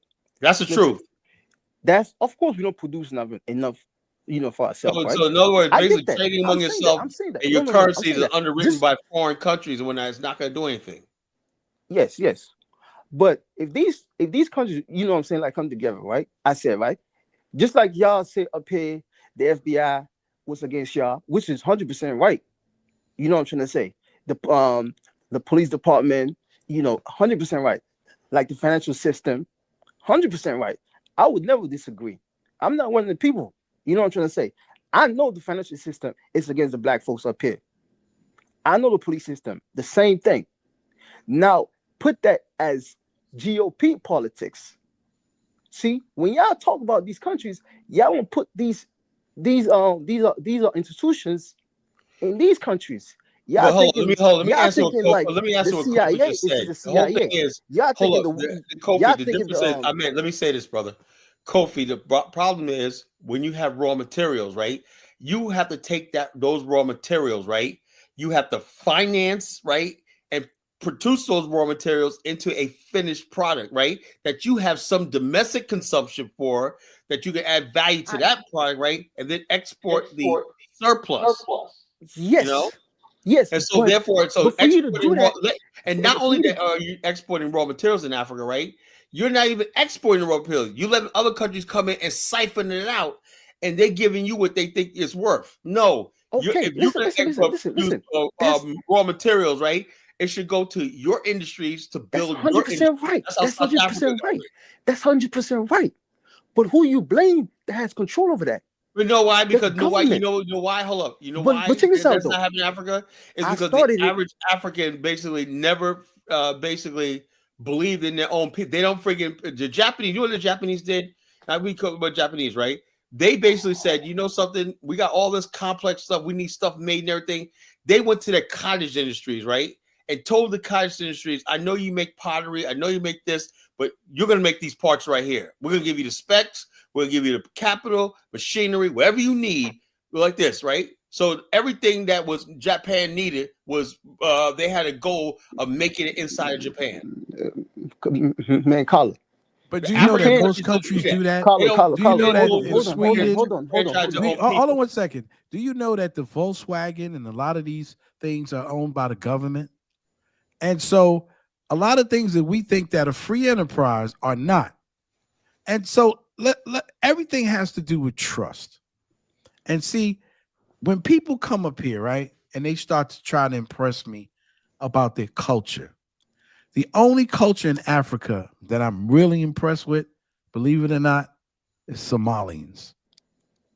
Somalians are the only culture in Africa that I'm impressed with, because these people have a way of dealing with each other based on trust and commerce and business. And wherever they go, no. There's no other Africans like that. No, there are no. Let me repeat it. Let me repeat it again. No, listen. There are no other. Excuse me. Let me just state it again. There are no other Africans on the planet in the continent, not the Fulanis, not the other ethnic groups.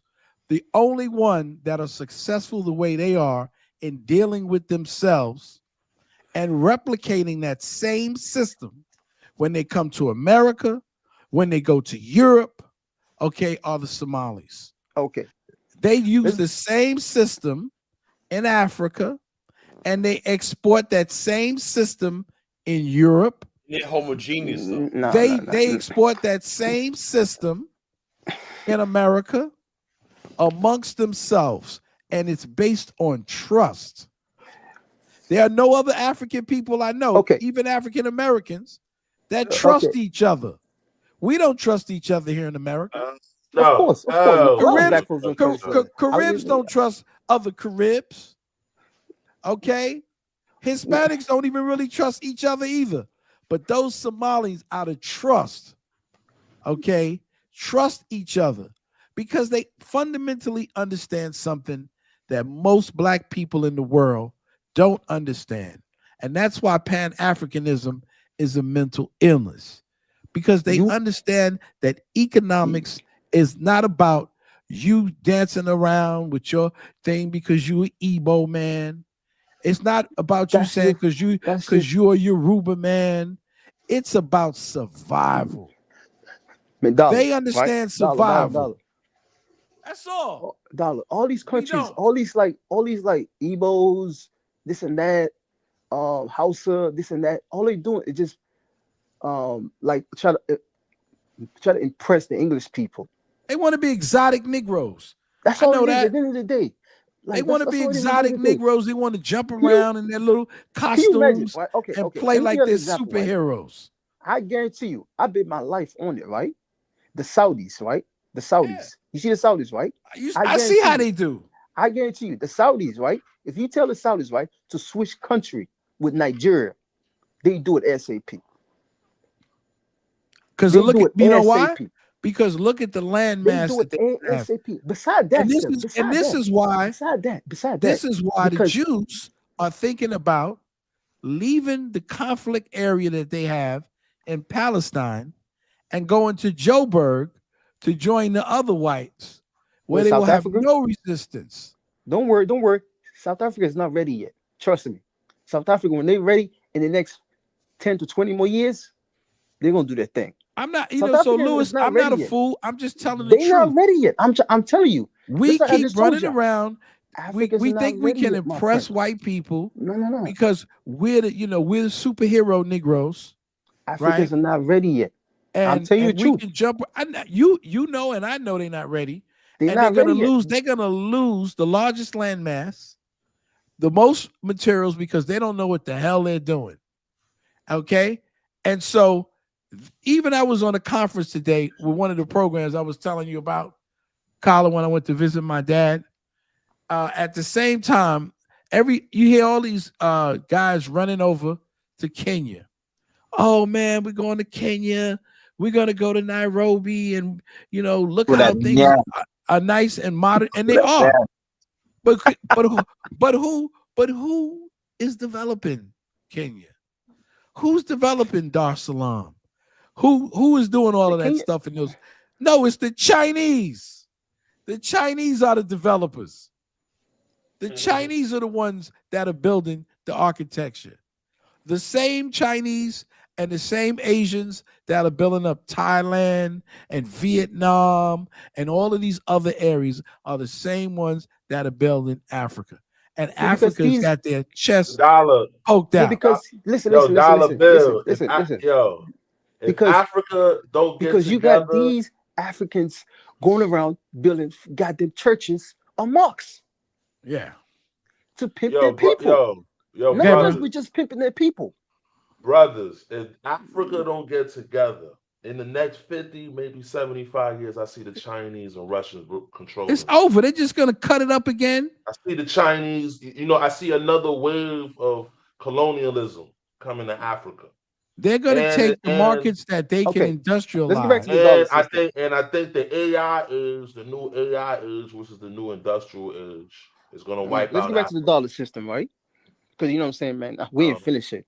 We were just hopping. All right. So like for instance, right? Like in this country, right? When they want to compare your wealth, right? They look at how many house you own or your family. You know what I'm trying to say? That's how they compare your wealth, right? So a Yeah, lot of and the like the money you big got in the difference. bank, your Yeah, investment. yeah, yeah.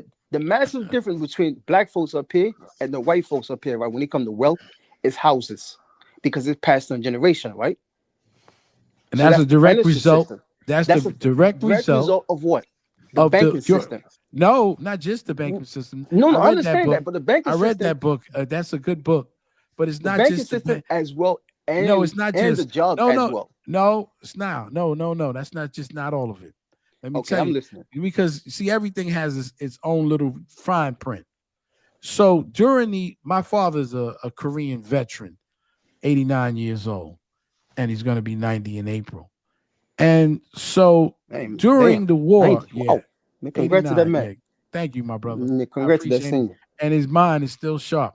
Damn, 90. Whew. So yeah. And so when I say during the time Is he vegan? huh? Is he No. vegan? No, he just don't eat pork. Just eat garlic every day. No, I Nah, eat man, he don't eat garlic every trash day. food. Don't eat pork. I mean, he don't eat processed food.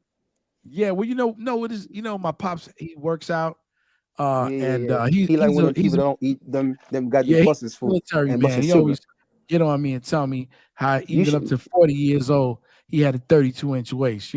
My pops was a Yeah, country boy, so that's they the they best way was to go, man. That's the working best way to out and go. all that stuff and eating right, and he don't That's eat the best way pork to go, man. because when That's he the best way came to go. came to New York from the South, the Nation of Islam, he got influenced by the Nation of Islam. He didn't become a Muslim, but he stopped eating pork, in the 50s and didn't eat and wouldn't allow us to have it in the house. And so he always eats a big salad every day with You're his meal. supposed to. That's the best, man. And Yeah, vegetables and fruits and my salad. pops would eat a salad with every I one of learned that his from meals. I learned that system from a black guy in this country. Yeah, and he cooks for Let me, himself. My pops cooks. yeah. He Let me tell doesn't y'all something, right? go out. There's a black guy in this in DC, right? Mm-hmm. His father probably just like your father. I think his father was like 80 something years old. He fought in the war that you mentioned, right? This Yeah. is what he told me one day, right? Check this out. This is what he told me one day. I never, he said, right, when you study, because my problem with Africans, right? Africans need to study Black Americans. What happened to them in this country? We need to.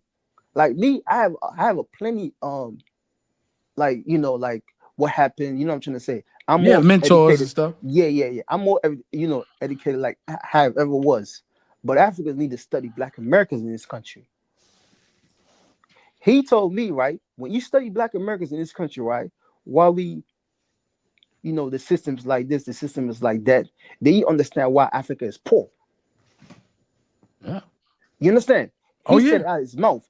This is a black guy from DC, and it's people from Virginia. Oh yeah. So you know what I'm trying to say. So he don't mess around when it comes to his people. He told me, he said, study black folks up here, you gonna understand why Africa is that way. Well, So so let that's me why tell a you. lot of Let, times me let me when tell like you. Let me tell you when what like happened with Africans get up wealth. here and they talk all that trash, They I'm just like, like to yo, talk. They stop like to doing hear that. themselves. Study these People people like up here Louis because Awa. He if you likes to study hear them up here, himself talk. if you study them up here, you're gonna develop a better system in your country to defeat the white man. Well, you know what it is? I've always said that Africans can learn a lot about the world from African Americans. 100%. And African Americans can learn a lot about family systems from No, no, Africa. no, no. I'm just I agree talking with you. about the relationship in No. I terms agree of with you. keeping I agree with you. your family system together. I And agree with and you. so I mean we could teach each other if people didn't have the animosity, No. right? Yeah, Yeah, And because but the so reason why, there's a lot of stuff that I see Africa. Like I always say, look, every time I see a young African couple, family, and whatnot, I think that's just beautiful. How you have a young guy that's 26, yeah, 27, and he yeah, got but his y'all own had it life. too. Y'all They had got it too. a family and whatnot, and it's like it's I like let me tell you something, right? The people who I admire the most is a man with a wife and kids, because I'm saying to myself, I always say to myself, what did he? And I always respect men who are married, right? Because I'm saying to myself, what did he say that she says? You know something? I'm going to spend the rest of my life for you, and I'm gonna that's look, to me, that's even better than getting $1 million in the bank, where you can get the woman that you love to marry you and spend the rest, build a family with. But in the African American culture, it's so far fetched. It's so far thing. You know that, why? Because the new kids, the new generation, hold on. They think that hold on, they man. shouldn't listen to the I old like what ways. he said. You see how he told me to study Black Americans in this country? You see, y'all had the same love, family, everything. Y'all had it in the 60s, the 70s, the 50s, you know what I'm trying to say? The Of 80s. course. It started breaking in the early 90s, right or wrong? Oh, yeah. Yeah. And then I remember like a couple days ago, right? Y'all did a podcast talking about like school system and all that, right? Yes. I started school in this country 1998, right? But it's gonna, bro, it's gonna come back. You know why? Second Because grade. the Let me tell you forces something. out Hold there on. that was against the black family, Please. they were Hold on, soundly please. defeated in this last election. Hold on, please. No, it goes deeper than that. It goes deeper than that than this, this election. It goes deeper than that because it's the No, same. the election was symbolic of something. No, Man, it bro, is. you're It is. giving me a headache, bro. It is. You But gotta check take this a out, right? break. Check Talk this too out, much. right? Elementary, right? For my second year, second grade, right? Like all the way to my fifth. It was the best school I ever been. Then after that, I went to middle school, right? About 50% white. Then I went to high school, 90% white. Wow. The problem with black folks up here, right, in this country, right? During that time, especially like the early 2000s, it was the middle school. The middle school is when black folks lose it because there Middle was school no is hell. structure. There was no Middle structure school is within the hell. family. You know what I'm trying to say? These I was young teaching boys middle nowadays, school there was no in the structure within the 2000s. family. And then once that 3 year, the kid is gone. High school, he don't give a fuck no more. You know what it is? Can I say He don't something give a about fuck that? no more. I Am I started right or am I wrong? teaching. You're Am I right. right or am I wrong? I started It teaching was the middle school. That's in middle where it school. still got fucked up at. And middle school was hell. And the reason why, like I was trying to explain this to Mr. Don, the reason why is that you get all of these young boys that are essentially with women, okay, from kindergarten all the way up to middle school. And I call it the Mrs. Butterworth theory. And so they're being nurtured by these women and they're cuddling them and they're not really teaching them, right? Not to say that they're not learning anything academically. They're not preparing them for the world that they're going to have to deal with as men. So suddenly in middle school, they get all of these men teachers and they're rebelling. They're angry. They're upset because all of the things that they had in their lives are starting to come back at them. They don't know how to listen to a man because they don't have a father at home. They don't have the discipline, okay, to follow instructions, right? Because they're used to being around women, so they're emotional. And so when they're around women and they're emotional, all of their responses are with emotion, okay? They lash out, they fight. And so if you go to a middle school and you go inside of a cafeteria, you can't hear yourself. Yep. The kids are screaming. They're throwing food. This is a regular ed schools. They're throwing food. Okay, there's no such thing as being calm, right? And so I agree with you 100%. A lot of kids, when they get to that middle school, that's where everything lost. It falls apart. And then you can't recover after that. Well, you can recover, but it's hard. Yeah, and I'm talking about the percent wise for percentage black wise folks to have you get a lot of people get education. Exactly. People. That's so where now the problem gets the from. young kid thinks, well, education is not for me. Yup. Right. This was the early 2000s, man. Yeah, I taught. This is when I started teaching. I so started imagine teaching like right now. How in many the early like 2000s. messed up people in this, And I could tell you some horror stories. I knew a guy, I don't know if I said this on another show. When I first started teaching, I knew this guy who was in the service. He was like a colonel or something. He held rank in the military. And so he had, did his 20 some years and retired and decided he was going to go to school to become a teacher. and he feel that he was in shape and he was disciplined, and the children would listen to him. He quit. He couldn't take it. He couldn't take the disrespect. Hey, Talbot, let me get Elvis and Kofi. I want to ask them their opinion on the topic. Can I ask you? Can I say one thing though? I got the stuff that you want inside of the private chat. Okay. If you start with the last one and move your way up, that'll show you those examples that you want to get. Now I'll fall back right now. Let you do that. Okay. What you call it? Let's see. This is a metaverse. Okay. Let's see. It's Instagram. Let's see. I'm not gonna sign up. I think I got an account, but I'm not gonna. Okay. Let me pause this. Okay. Let me get the thing. This is just something else. Why is this? Hold up. They're all from my Instagram. That's where I got them from. So what I do is I send it from Instagram, and then I send it to you through WhatsApp. I'm gonna figure out how to do the volume. Hold up, the volume. Let me click out of that. Why the volume not playing? You got to take it off because I had my volume off, but you can put the volume back on, and it'll play. Okay, I see the volume. Mm-hmm. Let me. This is really interesting. This is what I said. Mental illness. I want Kofi's opinion on this. Why do we go to? Why are we going to Africa? I don't know. I like going to Liberia to visit and everything. I don't like. It's almost better, right, to leave America and then come back as an immigrant. I don't know because I see immigrants succeeding in America. Oh, that's a lot. Before I got to Ghana, me and Matilda used to speak on video chat. I kind of saw a little bit of the house, but it hits differently when you're Hold up, so something's not. The video's not playing. Actually.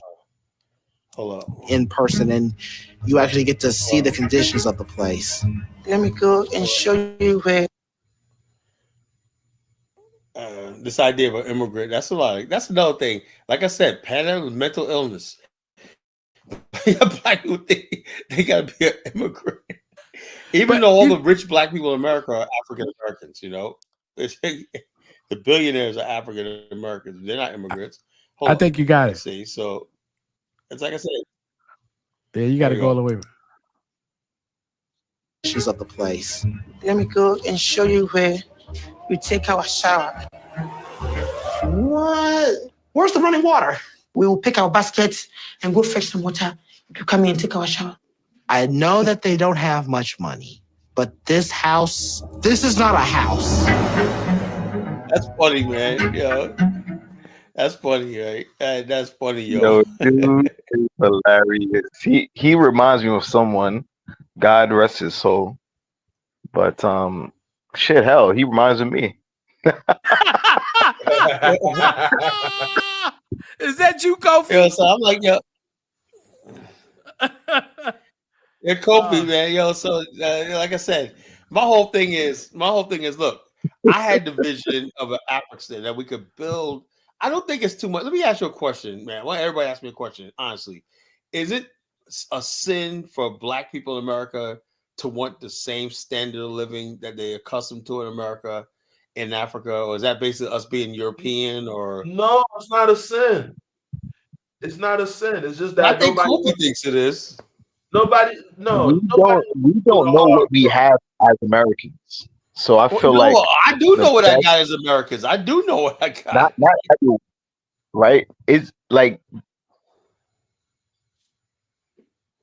I can't hear Kofi, like he cut off. We keep going out, bro. Is that the Obama phone over there? Put the white guys with low birth rates in Africa. I bet you when they come back to America, they be fucking again.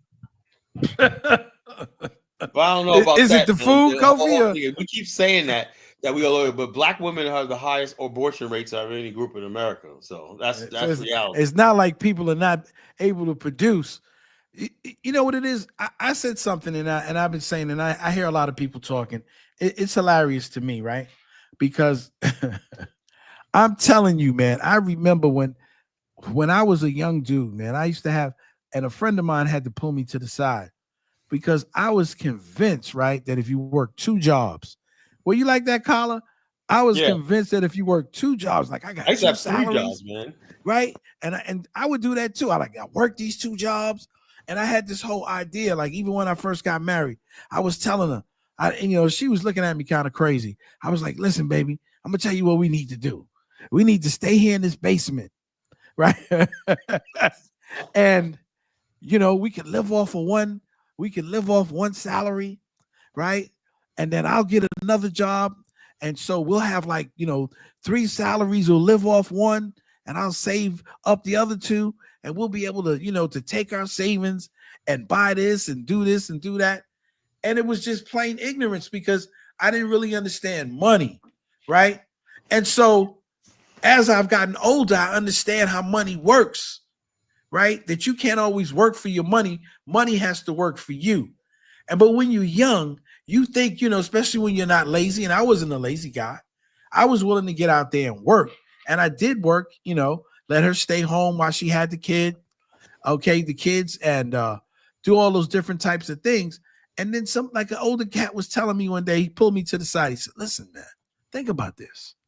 Instead of you going out there breaking your body in half, staying up late at night and causing yourself distress on your heart, why don't you just get one good job that pays you enough money where you could just have a regular life?" Right?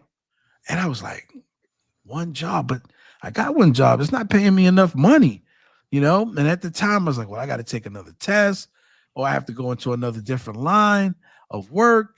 And ultimately I decided that I was going to go back to college at 36 years old to go and get another degree. And when I did that, I had to, I was like, dang, I lost money because I was making less money.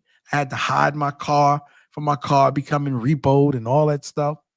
But eventually things turned around and the money started getting better and better and better. And so this is why I tell young people, stop worrying about Pan Africanism.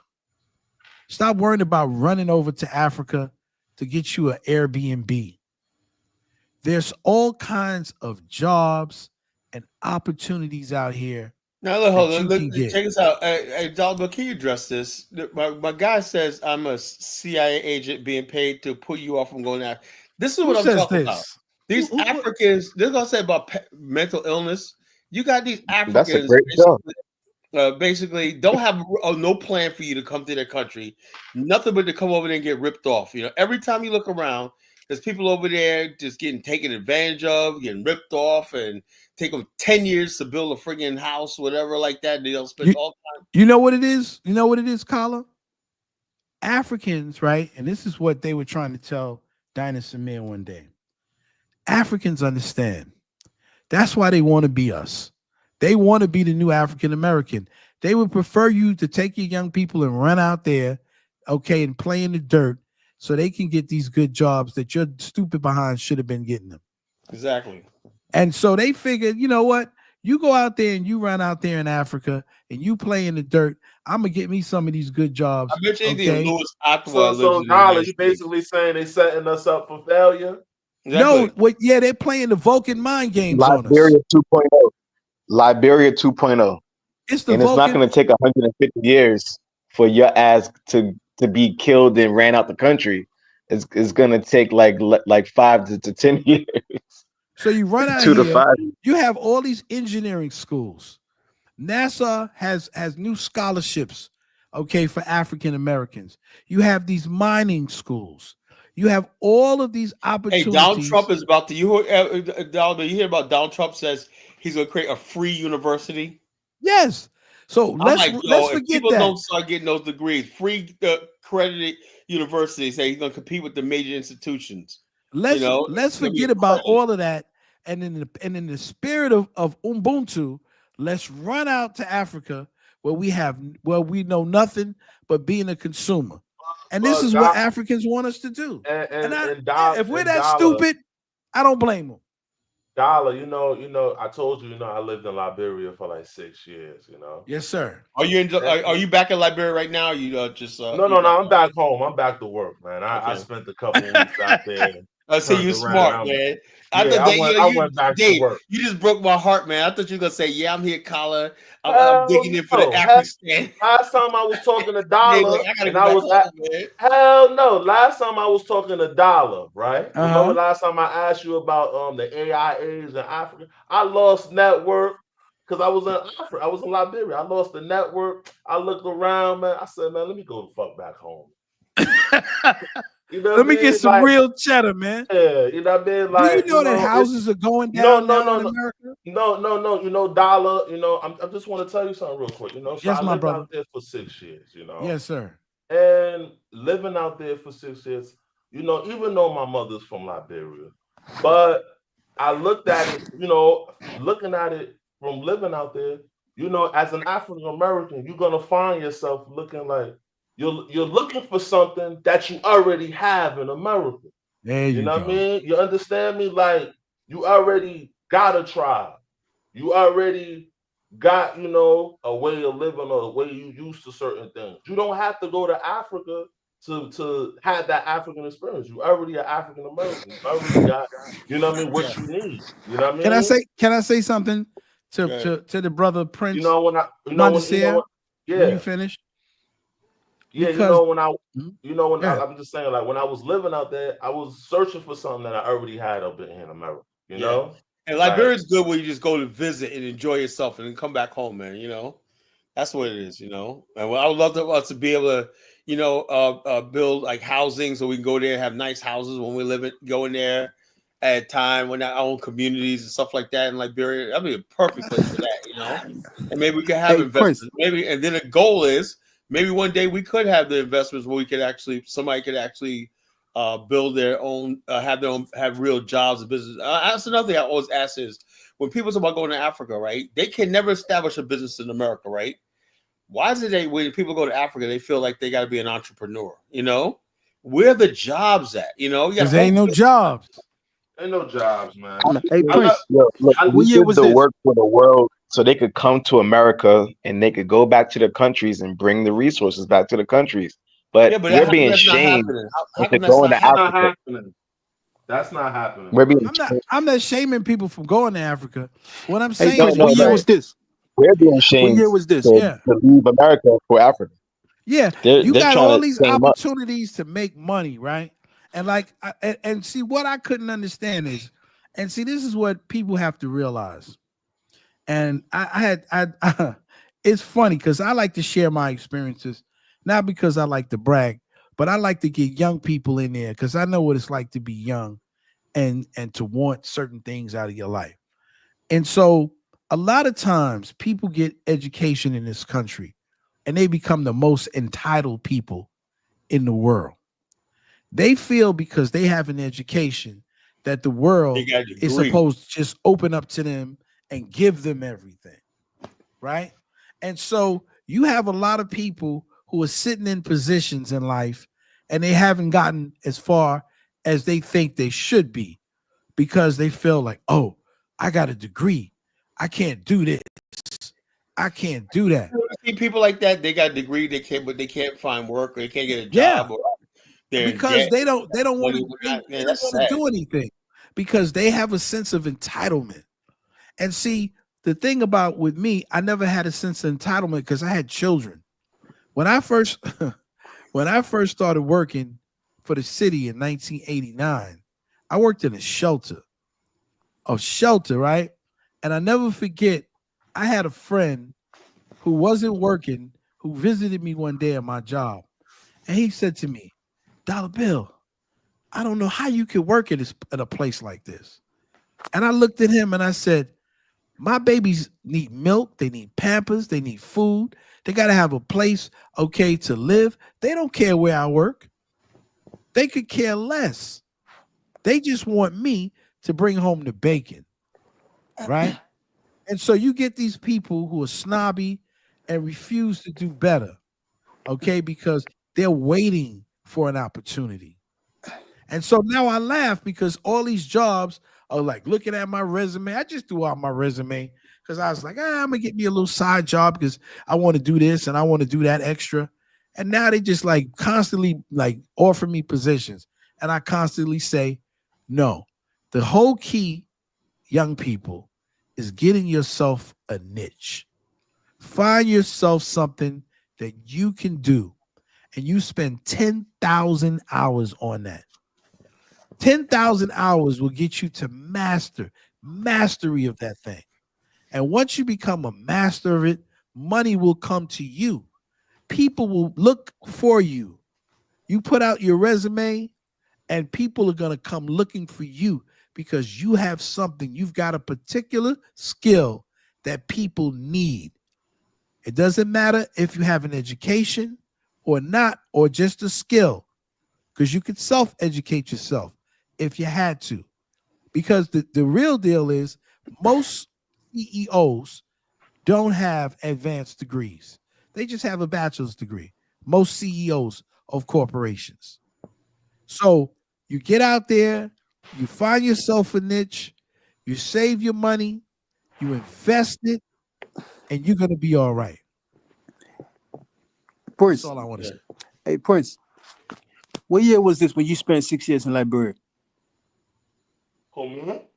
I was in my 20s. That was Dave. I was in my my mid-20s, man. I'm saying, like, what year was it? Like was it like recent or like a couple years ago? I would say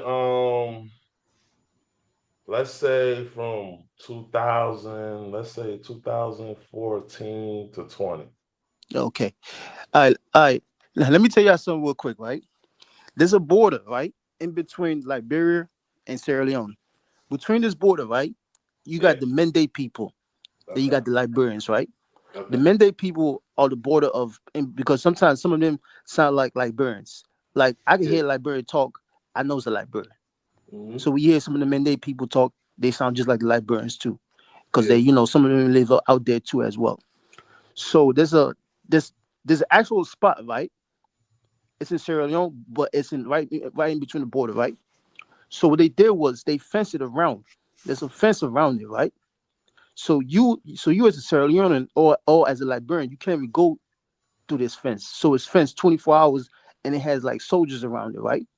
So every couple minutes or every couple hours, right, there's a helicopter going in and out, in and out, in and out, in and out.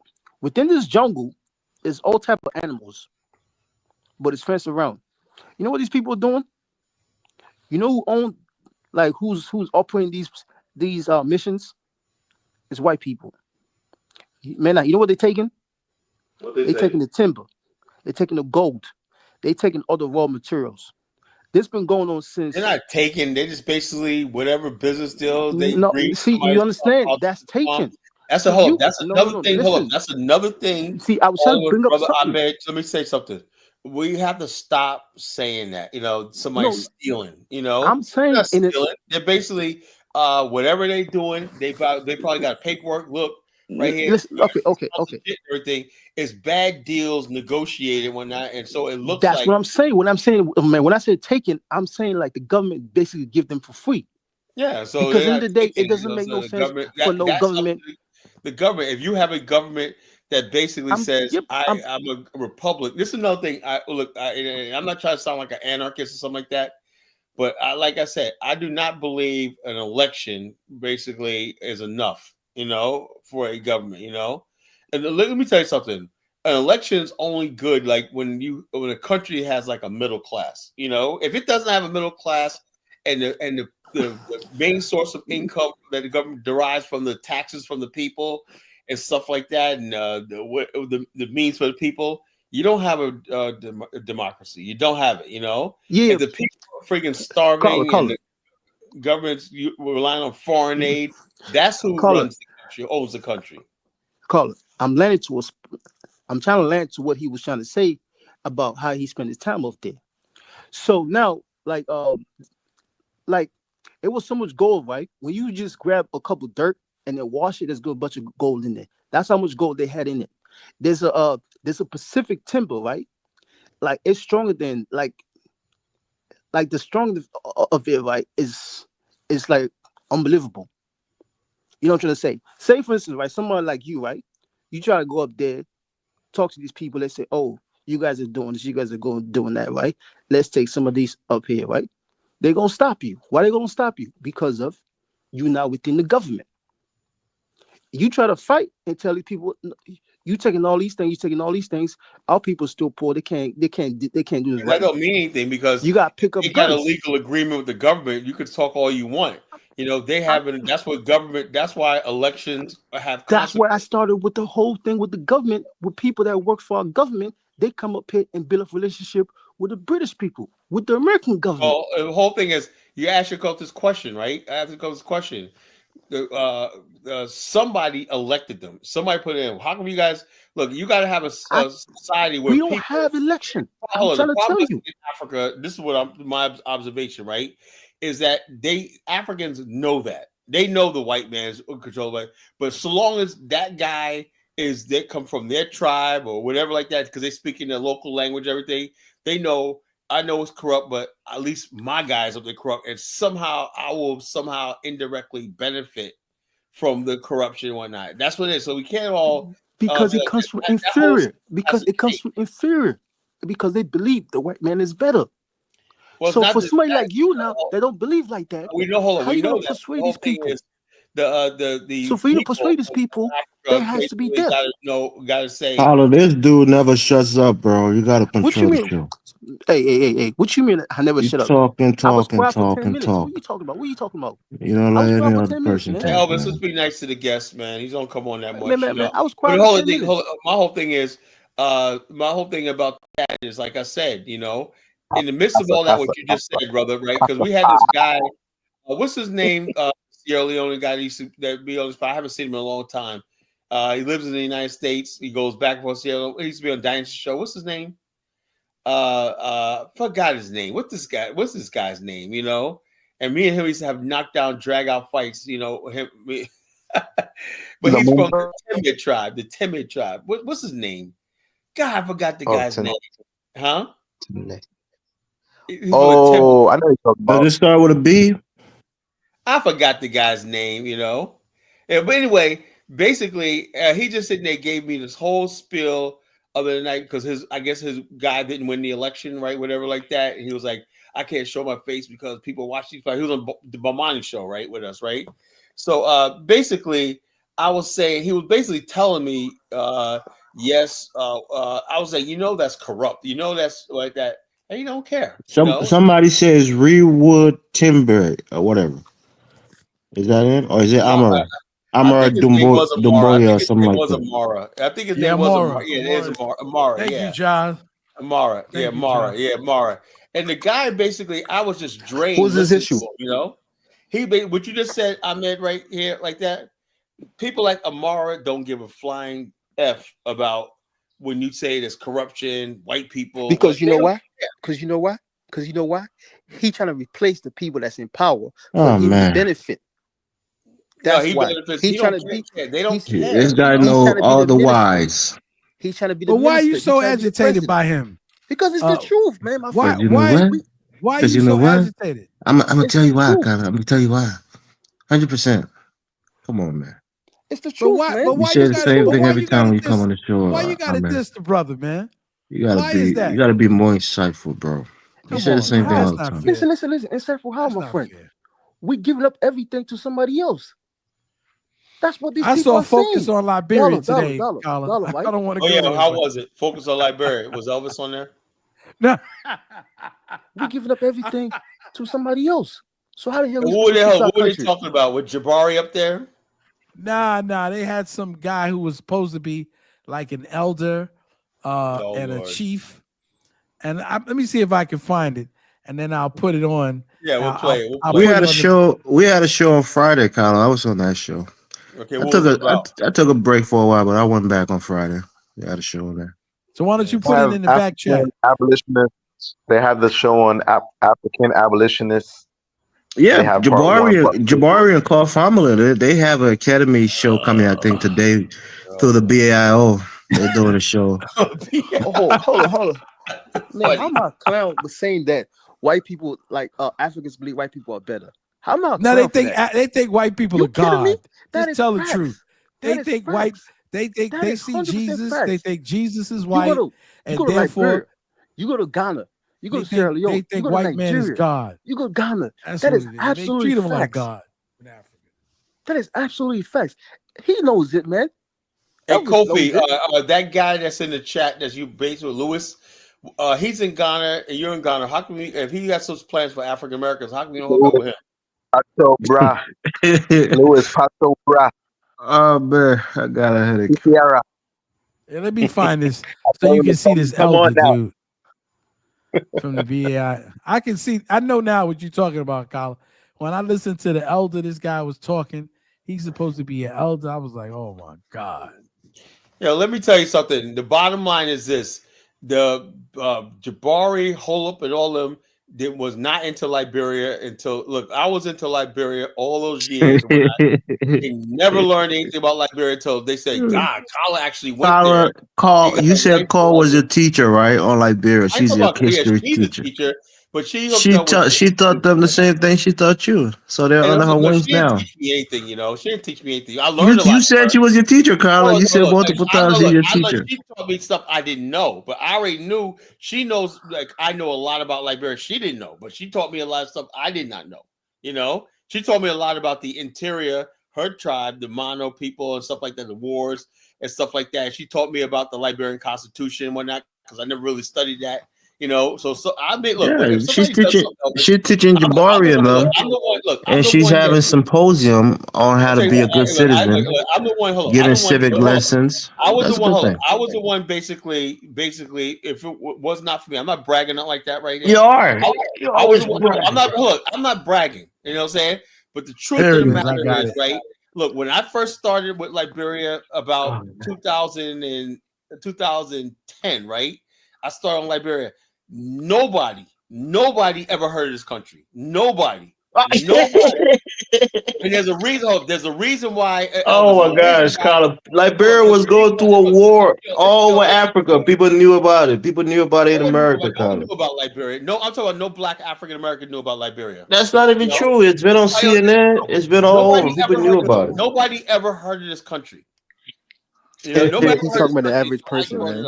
He's right. He's right. He's right. He's talking about the average person. He's right though. Tell this guy. I put it on there in the back chat.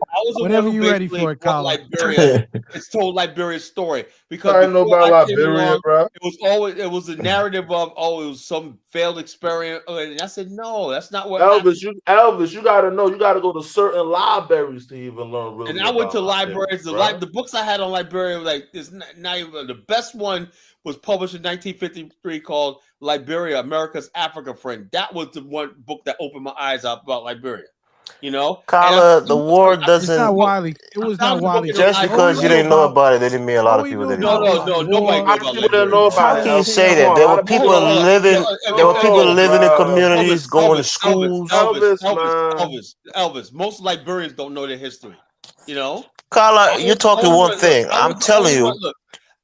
People knew about Liberia because they interacted with Liberian kids in schools. In other places. Carla, don't start that shit tonight, man. Don't start that shit tonight. What do you mean? Don't talk over me, nigga. As soon as they drag those Americans out, the government, a lot of people didn't know about Liberia. Check us out. He dropped off. The hell with him. So don't come up here telling me and talking over me on my show. The bottom line is this: I studied Liberia for years, right? Before I came out publicly and said, you know something? The world and Black America, Black Americans got this country all wrong. I was the first one that said that, because I studied. Liberia was just written off as this failed experiment. Nothing to see here and anything like that. And I said, no, there's something about this country that something's not adding up. Something's not adding up. And I did my research and everything like that, and I found out the truth about Liberia. And then years later, I bumped into Kyle Fambula, and she confirmed a lot of stuff. I already knew it. A lot of stuff I was saying was the truth, So Elvis getting up here being disrespectful to my I know what you're saying. About the whole country. Kala, I know. What does Liberia confirm? What does Liberia confirm? I'm glad that mofo's gone. Kala, I know what you're saying. I'll let him back up. But hold up. The bottom line is this: somebody has asked me a question. Who was that? Kofi, what does Liberia confirm? It confirmed that the whole idea. Look, Kofi, the whole idea of Liberia is tied to America, right? the whole idea was that white people believe in their heart that the best thing that could happen for black people is living in America and living under their system. When I discovered that Liberia, we were able to go to a land, right, despite all the odds, and create a citadel of hope for ourselves and everything that lasted for 133 years and whatnot. That was remarkable. You know, when I discovered that, I said that the idea of American exceptionalism is a lie, and Liberia was the proof. You know, if you read my book real carefully, I said that in my novel. You know, but the miracles are struggling. Read my book and said that this book ought to be a movie. When I said I did not know anything about this country, you know, I had white people saying, "Man, I never knew this." Hold on, man. God bless Nigeria. Nigeria is the giant of Africa. Man, Nigerian people, man, with the ego. Nigerians with the ego, man. Nigeria's a big mess. Yeah, the gym. They're the gym, all right. Nigeria with the egos, man. They're the gym of the 90-Day Fiancé. Very powerful country. Very powerful country. Has everything. But always going around building church and mosques. I got no problem with their religion, so long as they're building infrastructure, you know. Carla, you know you're wrong, right? You know you're wrong. You can get all sensitive and kick me up. It's your show. I don't care. No, I ain't kick you up. I'm saying don't talk. Look, I'm saying when I'm talking, right? When I'm explaining something, don't talk over me. You know, I let Carla, you we're talk. having an argument. I'm not talking. I sit here and let everybody talk. Hey, all the schools on the East Coast, in the Midwest, Liberian kids went to those schools. People asking, "Where are you from?" They said, "I'm from Liberia." The teachers, the principals, people knew where they were from. I'm talking about the wider black world. Nobody talking about that, Elvis. Carla, when Nina Simone and John Amos and other celebrities went to Liberia, you think people didn't know about Liberia? Nobody knew about Liberia, bro. I'm telling you. That is true. Let's tell them why people don't know about Liberia. Let's tell everyone. Samuel Doe had a state visit to the United States. When war was going on in Liberia, it was on CNN. People saw it. Our ancestors, man. He's talking about the average people, man. He's not. I'm just telling you we that didn't know it's been we had anything to exposed do in the West because the war that was going on there. Civil war. And people knew about history. Right? The African American Encyclopedia now includes what a 4-page section on Liberia. That's a remarkable. It never was, Carla. It never was. I think I got it in my library. Yeah, but now they do. Now Liberia is included in African American history. The only thing is Liberia is not included in the Smithsonian. You know, that should be there. A lot of African Liberians told me, why isn't Liberian history taught in why? Because they want to create this narrative that black people and African Americans only what about the African Americans who went to Baja California, Mexico? What about the ones who went to Haiti? What about the ones who went to Panama? Yeah, what about the African Americans who settled in South Africa? What about the African Americans like George Washington Williams who went to the Congo? The bottom line is they want to contain our history to the borders of America. That's what called the shore-to-shore mentality. Black people don't know there was an African American community that went to Russia and helped in Mexico. Russia. You know, we went all over the globe. You know, we went to Germany. We were all over the world. You know, and so the bottom line, our history doesn't start and end in America. That's what we're trying to say. You know, but people strangely did not know this history about Liberia. And no, that's what I tell. The first organized black community in South Africa were African Americans. Bishop Henry Neal Turner. The first modern black community. When you see Black South Africa, the first black South Africans that were modernized were African Americans. Man. This bomb Ahmed doesn't even know, man. What about secular history? Do you know that Nigeria saved secular? That's not what I'm trying to say. That's not what I'm trying to say. Because African Americans go into Ghana. And then people would use Liberia to shame African Americans from going to the African continent. So that's when Liberia started to come narrative. Now more African Americans, basically, who are discovering Liberia, who are going there buying property. There's a large numbers of African Americans who are going there buying property and investing and stuff like that. They're saying, "Hey, I learned not to say, oh, they all came from me, but something a ball started, you know." And some people did their own research, and when I found out, wow, man, this is amazing. You know, amazing. This country, we didn't know nothing about it. We always thought that, you know, that the only history we have was the slave castles, and now You telling me that we had a returning history? Yeah, Sierra Leone, Freetown. Yeah, call it. Yeah. You could say that too, as well. Could you mute Especially Elvis, Sierra man, Leone. because he's You yawning could say that again. too, especially Sierra Leone. Man. It was almost it was almost fresh air for a little while. He was gone, and I was like, damn, I get tired of this Negro, man, because he thinks that he's God, right? He thinks that his opinion is the number one opinion that everybody should be listening to. You know, he wants to be the voice of reason, like Elvis.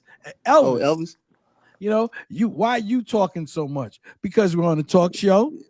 And then he's barely not even saying nothing. No, he's not. But then he's gonna complain about you because you know why? And it's not like he's one of those Negroes that want the immature. narrative to continue. He doesn't want to really acknowledge. He doesn't want. See how he is? He doesn't really want to acknowledge. Okay, the contribution of African Americans. Okay, to his country and the founding of his country. He doesn't. That's what I keep saying. He wants to keep that narrative that this is what we're going to do, and it's a bad thing if we go to Africa because we're going to make it another Sierra Leone. He wants to be able to bring the narrative that he has so much in common with other types of Africans more than he has with African Americans. Man, that's what people like him are about. Just like I just said earlier, I can see through him. If black folks could get control of facet land, get control of a politics system in Africa, it's a wrap. But that would the bottom line is that they'll never let that happen. Colin, could you show the let me tell you something. It can 100%. Show what? Could you show? I put it in the back chat. This is one of the elders from the Liberia show. You can play a little bit of that. What is it? A YouTube channel video? Yeah. Mm-hmm. YouTube. Okay, I see. Yeah, YouTube. Mm-hmm. Man, once again, it's not that Elwood Dunn character, right? And keep it hope and give it ideas. A guy named Elwood Dunn is a complete I don't think idiot. You know. Yeah, I just want people to see this. That's all. Colin, you think you know more than Elwood Dunn? Idiot, you know. There he goes. Colin, there he goes. You think you know more than Elwood Dunn? Bait me. You block me. Could you like play the video? Elwood Dunn is a Liberian, a well-renowned Liberian historian. Let me see the video. Who was a part of most of the governments from the Truman Party up to the time of Charles Taylor. You're well-renowned. Okay, yeah. He must be from his tribe or something. That's why he's well-renowned. Oh man. About to show us? Some of these cats didn't start reading until 1960. Now they well-renowned. They're world-renowned. They're world famous. If you listen to the testimonials of Liberia, you'll learn a lot. Actually, the testimonials. I was listening to Joe Wiley. He's a poet. Yeah, Joe Wiley's my uncle. He's your uncle? Yeah, he really taught me some stuff today. I listened to him for 3 hours. I hope he's not like Elvis. I hope he's not as boring and mean-spirited as he is.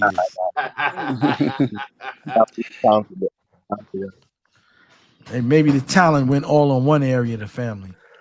The other one has no talent, no personality, nothing. Man, Elvis. What's up? In Liberia, like where you from?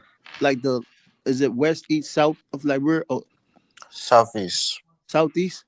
Okay. Who's the other guy that keep talking about Nigeria? He from Nigeria? Ant-Man? Ant-Man? Yeah. I would think he's a white boy.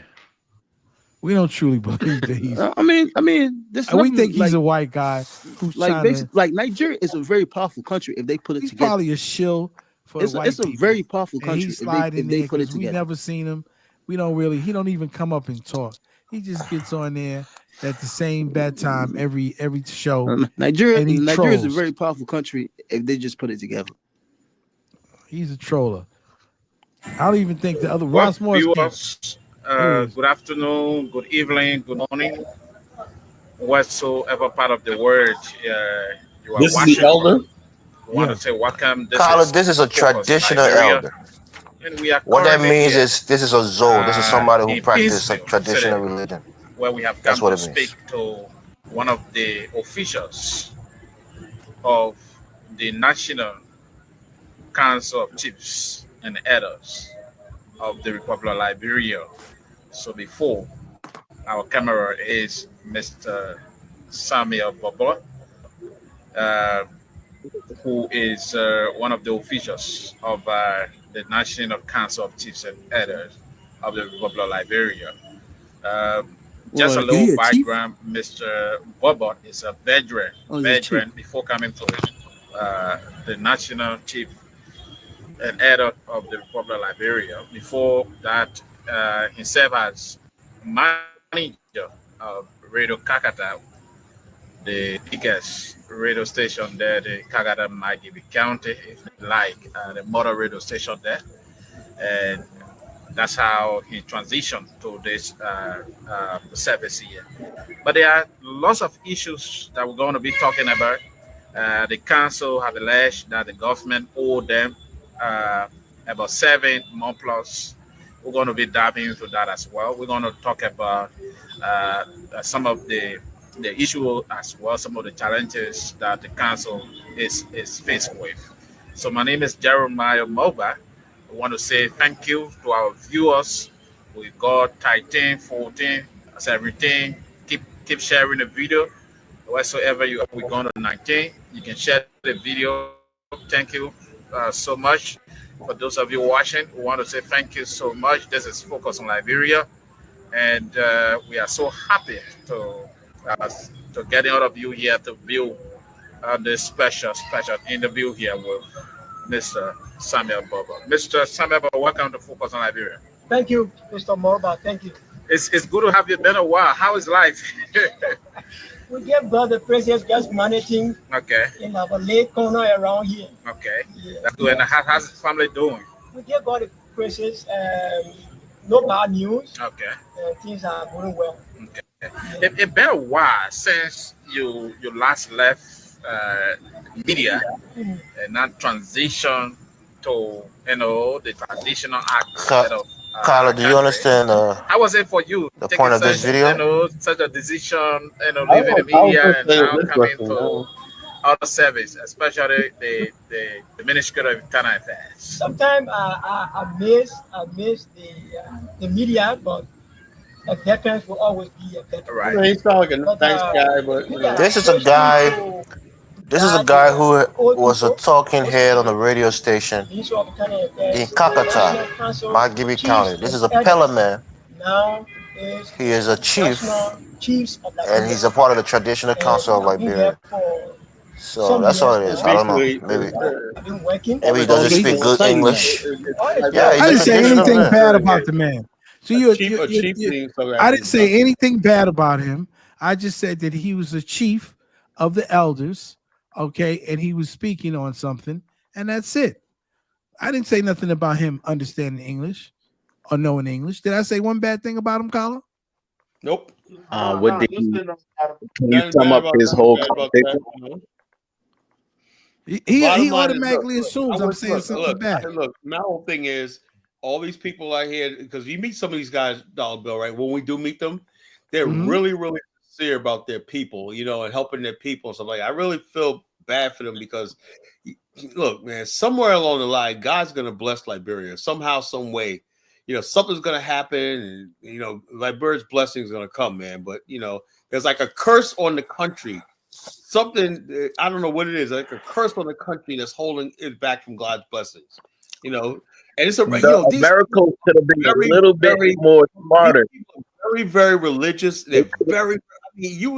Remember how we was back in the 70s, Dollar Bill, when people basically, that's how we were. When you go to Liberia, you feel like you're back in the 1970s and the early 80s when Black America, where they always talked about church, they always talked about prayer, and they always talk about this. They're like what we used to be. So how are we making Africa look bad? What is it bad about the man sitting there just talking? No, he was kind of boring a little bit. I wanted y'all to sum it up, like what he was saying, like the whole. No, I wanted to hear what he had to say because he Hey, Kofi, you always talking about the Liberian elders and stuff like that. How you bored, man? You always posting AI stuff about Liberian kingdoms and leaders. This what I feel the True Whig Party should have did. They should have took like 4 Liberians who was who was mixed with 4 different ethnic groups and just keep on putting them and rotating them in the presidency. Check us out. The paramount chiefs and everything like that were on the government payroll. They live big. They have more power than the friggin' than some of the government officials and whatnot because they had control directly over the masses of people. You know, so the traditional leaders in Liberia have always had power. If you have something to say, Elvis, why don't you say it instead of mocking and laughing and acting like an idiot? Why don't you get rid of this guy? When he was off, it was so much pleasant. Just put him back in the back. Is, man, if you was a president and if you was a political party in power for 150 years, you was a target. Well, the whole thing is this. This is what I'm saying. Hold on, this is why I say.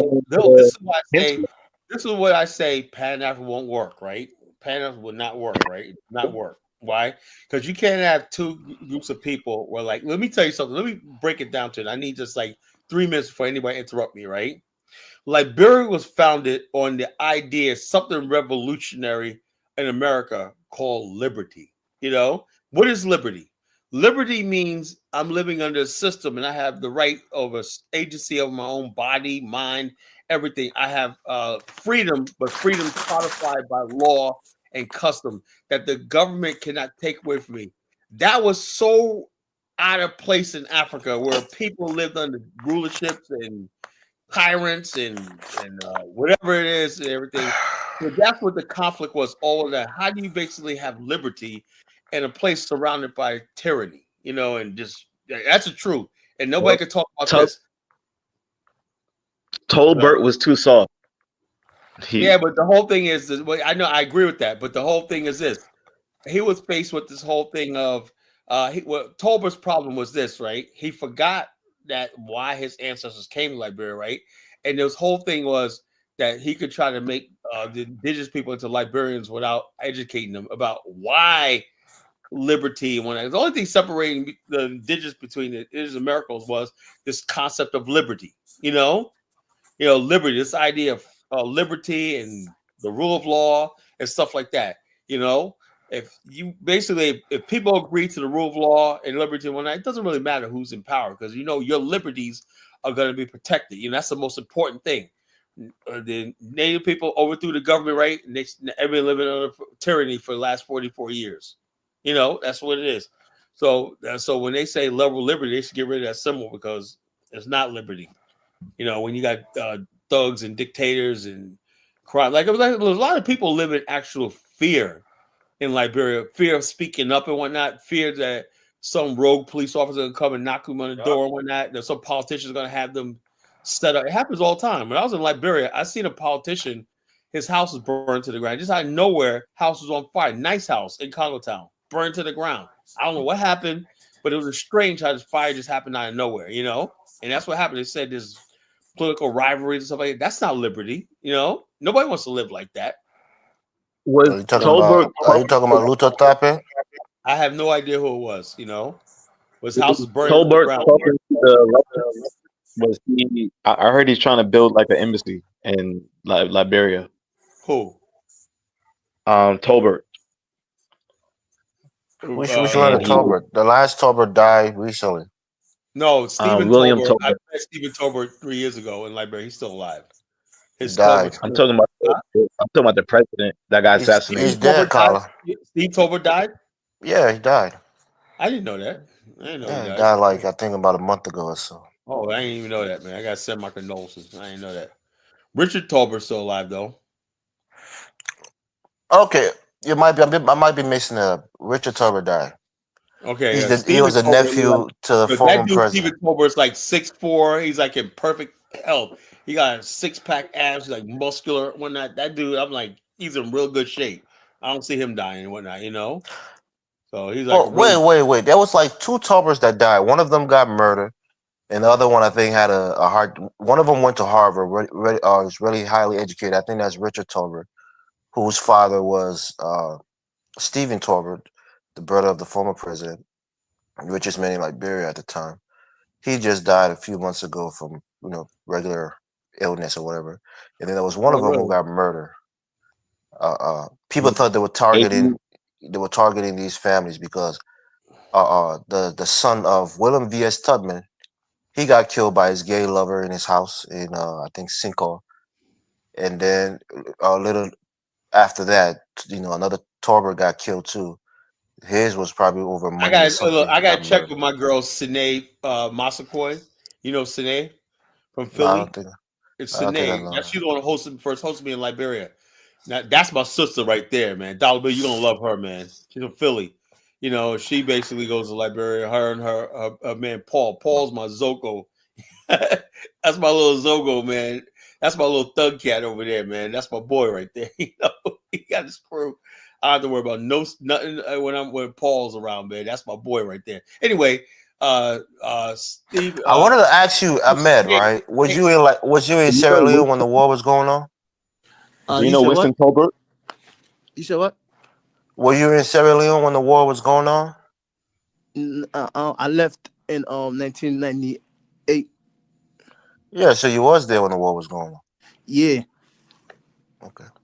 You appreciated the Nigerians for coming. I got a video. Nigerians for coming in to save you guys too. Interviewing Stephen Tolbert, and we had a really good long talk about my novel. My novel is based on his family, And he said, "Man, thank you for writing that novel and that." So I have a long interview. I got posted on Facebook. Elvis, what you say?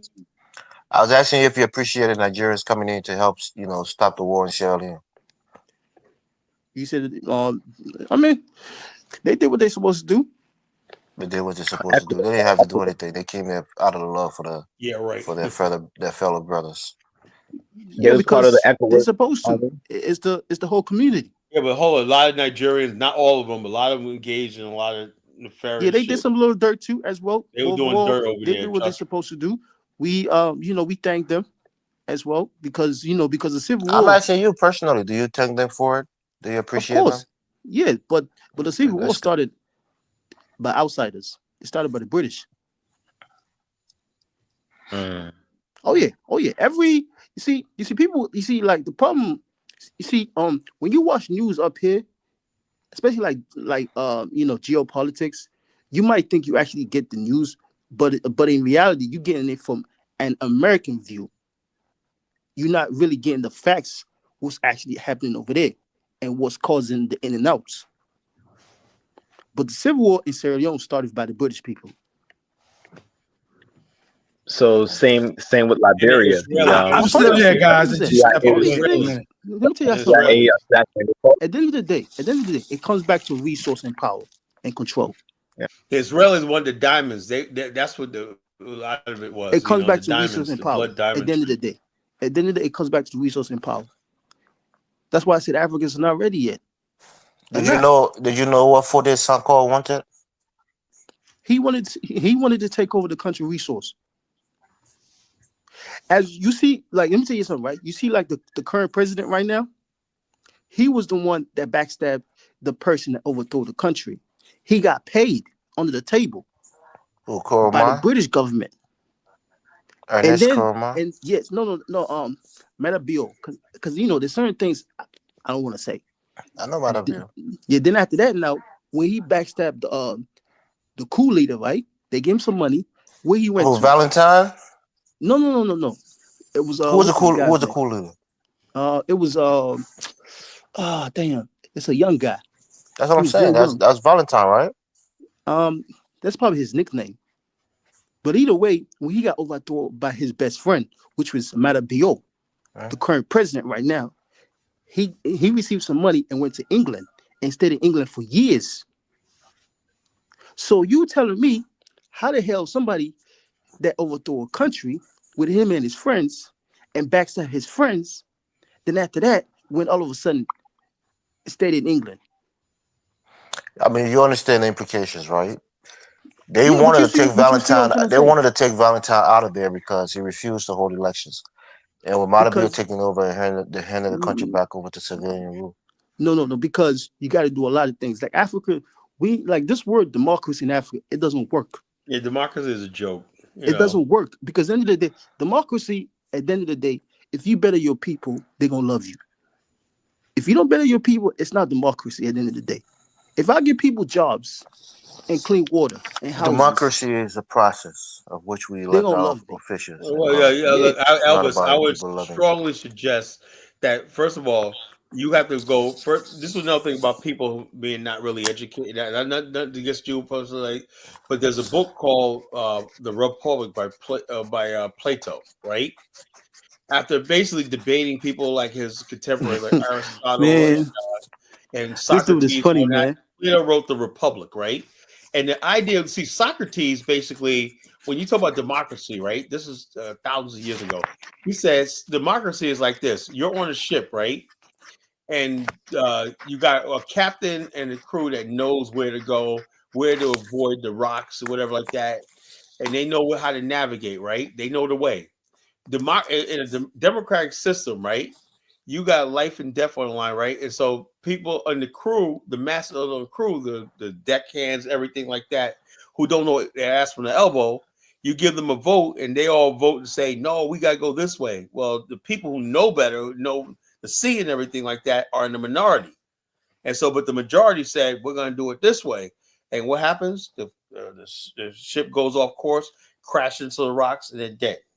He said, that's what you said by look at like because we have a constitutional republic with institutions. I was back home last year. I was back home last year, right? I did about 2 months, like 2.5 months back home last year. So within last year, like we had election, right? So I was like, okay, well, I never knew election, in Sierra Leone. So I was like, let me study what's going on. So I started listening to these politicians, and then they talking their bullshit. You listen to Adebayo? Yeah, I listen to hell no. He's a fool. He's a fool in a different way because at the end of the day, he's under the white people because our problem is we gotta get away from the British. The British are the ones controlling our politicians. They're the ones that's choosing our leaders. That's just facts. If you talk to people that's been in politics within that country and they really tell you the truth, they tell you that now these let me ask you a question. With that being said, Ahmed, what is basically black people, African Americans so-called, that are getting Sierra Leone passports and whatnot, and everything like that, it's and them. Okay, my personal opinion on that, it's good and bad. Let me tell you why it's good and bad, right? Because if you just let me give you an example, right? Say like I'm a rapper, right?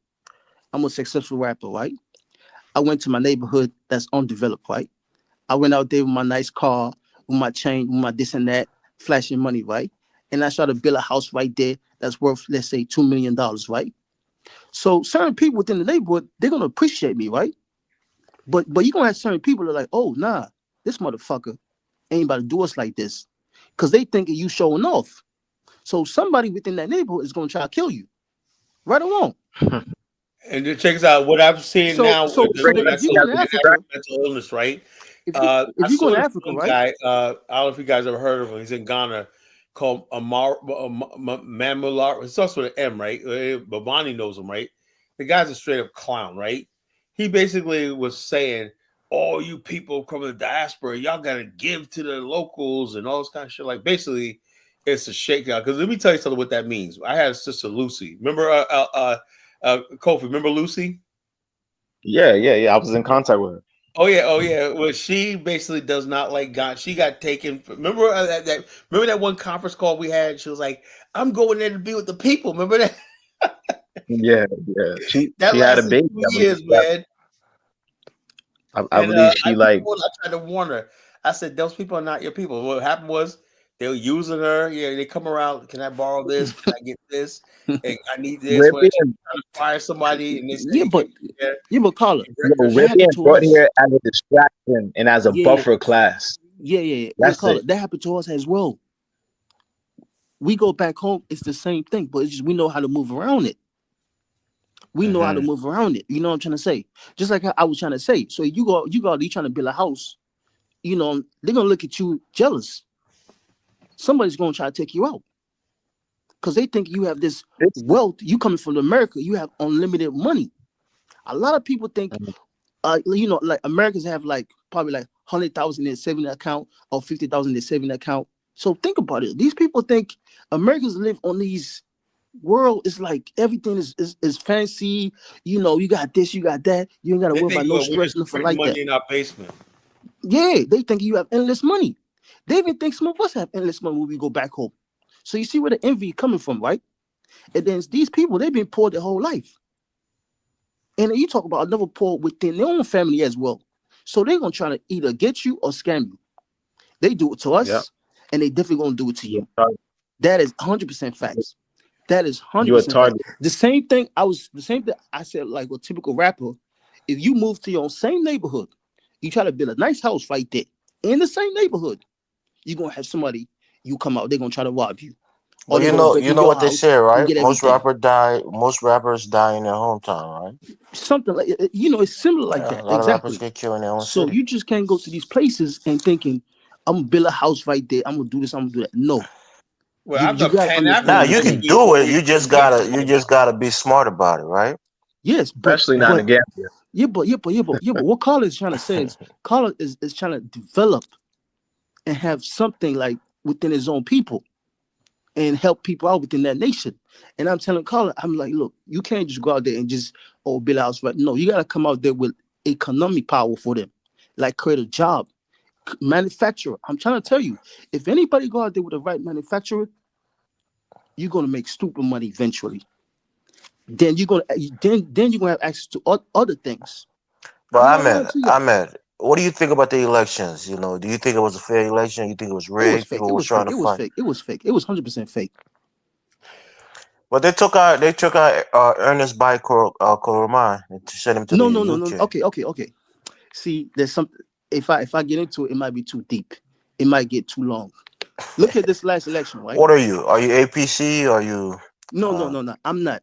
Man, I'm about better my people. My goal in Africa, let me tell you something, is to get rid of white people that control our country. White people control West Africa from in and out.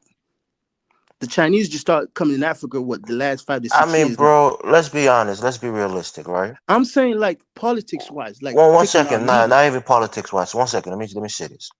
We had a conversation about this on Focus on Liberia. A lot of people were mad at me because I said what I said. Look, our best collateral, when you go borrow money from a bank, right?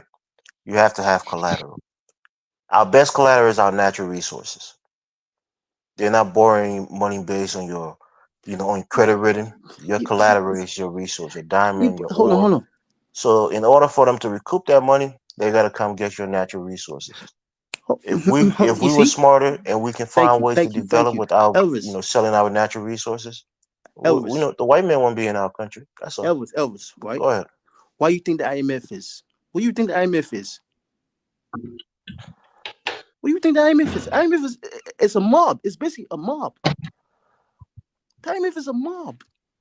That's what I'm saying. If you didn't need the loans, if you didn't go to the IMF for loans to develop your country, they would not be, using your natural resources as leverage. Elvis, if I pick somebody right to run your country, he's gonna do exactly what I want. You understand? The same thing. Yeah, the IMF is a business. They're not taking chances. When you have hundreds of millions of dollars in loans, you want surety. You want assurance. So they're going to put somebody there who's going to probably pay them back. You put it as if like I call a company up here or I call a bank. I say, yo, give me some credit loan. I need about $10,000. Then they say, okay, well, there you go right here. This interest about, let's say 5%, and then you pay me about $250 every month. For the next 3 to 4 years. That's how basic it is, common sense wise. But in Africa, it's not like that. Because you don't even see the contract. When does an African president ever show you the contract for the IMF publicly? Yeah, you got usually you sign concessions agreements. No. I'm saying certain times you sign loan agreements with a 30-year repayment because plan. they're not supposed to show it. a lot of people. It's there usually. It's just that most people don't know. No. Most people don't have an interest in looking for it. You don't never see the for physical contract, because if you see the physical contract, you expose who's actually in control of the country. I seen the election.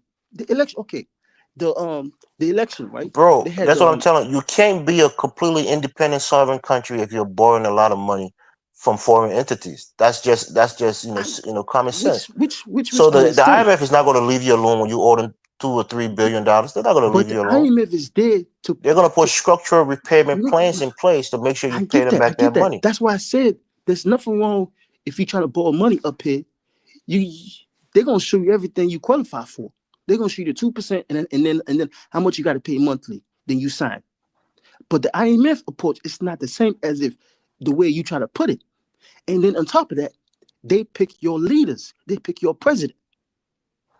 There's a reason why they might influence it, but they don't pick the presidents. They pick the president, my friend. Nah, you're being too conspiratorial. You see? Okay. They might nudge somebody with extra, resource, but they don't pick them. Let me connect it 1 second. 1 second, right? Look at the last election, right? When I went there, right, the economy was bad, terrible. Rice prices was high. Yeah, it was one of the worst, right? Everybody was talking about it. Right? People said we're gonna vote, we're gonna do this, but it's not a vacuum to Sierra Leone. We had a global had a global pandemic that affected all the economies in the world. But if you don't produce nothing in your country, everything you get you export. So when you have a civil war in another country, it affects you because you don't produce nothing. Bro, we're poor. That's the thing. Liberia, Sierra Leone, we're both poor nations. Yes, we have a lack of, Africa is not poor physically. It's poor mentally. Bird in the hand, right? Bird in the hand. And let me ask you a question. I got Liberia and Sierra Leone up there. Wouldn't the first thing to be doing, if you look at, when I talk about geopolitics, I always take maps and everything like that. How about building a highway and a railway and a pipeline from Freetown to Monrovia? Wouldn't that? Thank you. I mean, Carla, you saying like it's done in the mouth. It takes a lot of resources. No, most of these countries. The bottom line is, look, listen. Asia can do it. Why can't Africa do it? Because we don't have the money, Carla. The money is not there. That's BS. Stop it. A highway system will pay for itself with tolls, gas stations along the way. Yeah, but you first have to have the resources to build it before you can recoup it. You can get a system that basically pays it back. 1 second, Kyla, how much do you think it will cost to build a highway from Freetown to Monrovia? How much do you think it cost you no more than $100 million, right? $500 million. In commerce alone, you guys are not even thinking like that. That's why I said like 700 million. There you go, Dave. Dave, you're closer to it. You're talking close to $1 billion. Our country, 90% of our country's budget goes to recurring expenditure in our government. 90% of our entire budget for the year goes to recurring expenditure. I got another one for you. That's the reason why we don't produce nothing. I got another one for you, right? Let's say, like a lot of countries do, right? They'll have a highway built, and a foreign entity will own it for 30 years. Like they say, China owns it, builds it. Say we're gonna own it for 30 years. They can collect the tolls, taxes, everything like that. They make their money back, right? And the government subsidizes them. That's called buy, operate, and transfer. Yeah, but you got to find those people that want to come into your country. The bottom line is, yes, they're there. If you find, you can say, look, this is how many people we got in Monrovia. But Monrovia got 2 million people. Freetown got like 2 million people. Linking those two areas up right there, where trade is going to be the two areas right now. Of course, they're just like the region between Kinshasa and Brazzaville. One little bridge separates the huge region, But the Africans said, look. You know something? Why don't we just build a bridge with two populations? They're divided by a stupid 40. You want me to tell you why that won't happen? Real wealth and development goes hand in hand. Poor country tends not to develop because they lack the wealth to develop. That's BS. You want me to tell you the real reason why that won't happen? What's that? You want me to tell you the real reason why the Africans are superstitious. The African president's going to think that if he builds that highway, somebody's gonna drive through that highway and assassinate him and go back. That's why he don't want to build. No. Like That's that. basically Yeah, no. That's it's basically superstitious like that. looking at it. No. That's like no. Because of like like Elvis saying the country does not have the money. Oh man, that's BS. bullshit. That's That's lies, bro. That's BS. That's Hold on, you ever lies. heard about completely the BS. flow? Dave, you just gave an example of $700 million. You think we have $700 million in Liberia to build a highway, Dave? Okay. From where? Let me give you an example. From where? From your resources you talking about. How much do you think we make from ArcelorMittal or those other concessions agreements that we have that's ongoing in the country on a yearly basis? How much do you think we make from it? This is how it really works. You float bonds, you know, you get people to buy the bonds, right? And the bonds become mature. You can raise billions of dollars by floating bonds, but you got to have build a financial system first, you know, and then you can float bonds. Just give up the country if you don't know how to govern yourself. That's what insurance companies, give it to the Chinese. He's not supposed to give up the country. Just give it up to the Chinese. No. He's not supposed to give up the country. If he give up the country, I'm saying, you can lease that highway to the Chinese for 30 years. You know, like they said, Zambia did. Zambia let the Chinese. Kala, a country like Nigeria, a country like Gabon, a country like Angola, they could develop because they receive tens, if not hundreds of billions of dollars from their oil resources. They could contract these multinational corporations to build highways and build infrastructure. Poor countries can't do that. You can't get your rubber. You know why you don't have anything? Because because you killed a bunch of people on the beach and nobody wants to come there, okay, for tourism. That's the problem.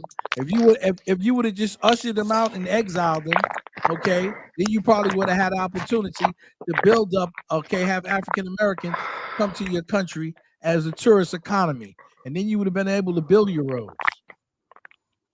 You thought about that? Now listen, right? Listen.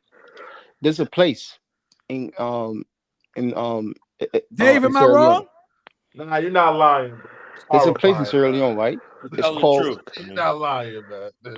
You know why? Because we could have had a lot of opportunities to come back in that country, even if we had the political power to spend money, okay, and bolster the economy. Why you think this kid Awa is angry with you and Zongo, Ping Pong Zongo, is upset? Because you know why? Because of their attempt, they had $1 billion, okay, and no return. How come Liberia hasn't done that and had an outright campaign to tell African Americans to come to their hometown or their homeland that they helped found it? You know why they don't want to do it? They're afraid. They don't want exactly. They would rather say, you know what? We're gonna go along with this conspiracy as if you guys were never there. We're like the Nigerians. We're like the Ghanaians. No, you don't want African Americans to come back because you're afraid. And so, if you would have done things the right way in the first time, then African Americans would know about it. There would have been some rich Americo-Liberians, okay, who were just exiled out.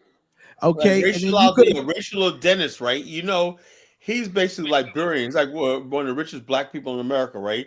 He's actually Liberian, but the bottom line, he's completely African Americanized. That's a shame. He should be helping build his homeland up on that, but he's basically Colin, he don't even want nobody. He don't even want nobody to know he. Tell him where he found it, Colin. Tell him where he got his wealth from. I have no idea, bro. You don't know?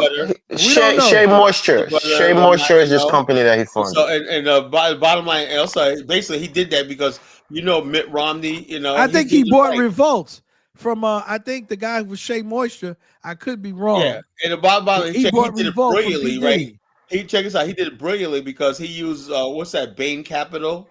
Yeah, Bain Capital invested in the Sundial brand, which is his parent holding company. And hold on, where have you known black people to do something like that on that scale? I'm like, wow. Yeah, and P. Diddy dealt with him, and he was able to leverage a deal to buy Revolt. And so, Colin, drop the link, please. Jonathan wants to come up. I already dropped it. Get him, Jonathan. He don't listen to me, so you can pop him in the head real quick. I already dropped it. I got Bantam and Dinkin just came up. Oh. Who's this guy talking like I'm disrespecting the Fula culture? Oh man, he's an idiot. I'm learning how to ignore those fools. Yeah, you gotta ignore the idiots. Yeah, because we got a lot of idiots in the chat man. room. My goal is how do we better the continent of Africa? We can't continue the same way. There's no way we can't continue the same way for the next 10 years, or are we gonna be done? Yeah, the Russians. We can't. You can't tell me that. Oh, the Russians and the Chinese is gonna take it, man. I see. No, they're just gonna give it away. They're gonna give it to them and say, just I'm getting so desperate, right? I'm willing to say, if I had the power, I say, China, you want that? You want the rail line and highway and gas pipeline going from Philly? It's yours, man. 30-year lease, you can have it. Hey, at least you'll have a highway, man. May not be yours, but it's like we're just getting desperate, man. It's like Elvis talking about, like, y'all guys know, the money's not there. No way you can basically go another 30 years without making. How much do you have in your national reserve, Ahmed? In your country national reserve? Man, you people probably connect to the president. I'm asking you. Do you know how much you have in your country's national reserve? Have a point of return for the African Americans to come back to a place and do a campaign, and you can see if the people in Ghana did it, okay, after 400 years and got $1 billion, why don't you tell them we're going to offer you guys some citizenship? We're going to offer you guys some opportunities to learn about the Pele, to learn about the crew, to learn about all of, so we can have a cultural understanding. And we're gonna have a day, okay, of Ubuntu, okay, with the people, and see how many African Americans will come there and fill your coffers, and then you'll have enough to take care of your infrastructure. Dollar bill, niggas will eat that up though. Yeah, and you know why they won't do it? Because because they want to say that we're gonna do it on our own, and it's not getting done. You're not going to do it on your own. Check this out. The president. Well, look, I sat when we had that business conference, right? Every last single person that spoke said, and that's what Cynthia Nash, Dave, you know about her, Cynthia Nash? She has International Focus magazine out of Atlanta, and she had the edition to Monrovia, back in May.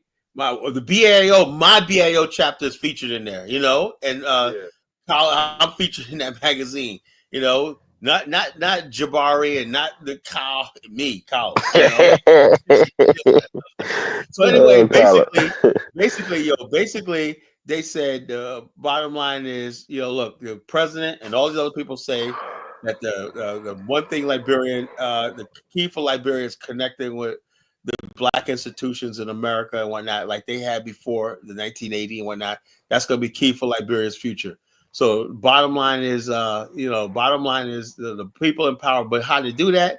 Because the image of Liberia is so poisoned in the mind of Black America, because these stupid people online talk about, like this Ross Moisture just said, Samuel Doe was a crime warrior who killed the African American colonizers, and killed his own country at the same time, something like that. Because you'll have stupid Black people in America believing that, And you know what? And they walk away his from Liberia and go to someplace like the Gambia, please. You know what? Somebody said in the chat that the white man built the infrastructure. If that's true, then how many people know about John Henry? Remember John Henry? John Henry, man, he was an American folk hero, right? And so that's how you could tell, for some of these people. Ask them who John Henry is. He was a human railroad builder, man. Exactly.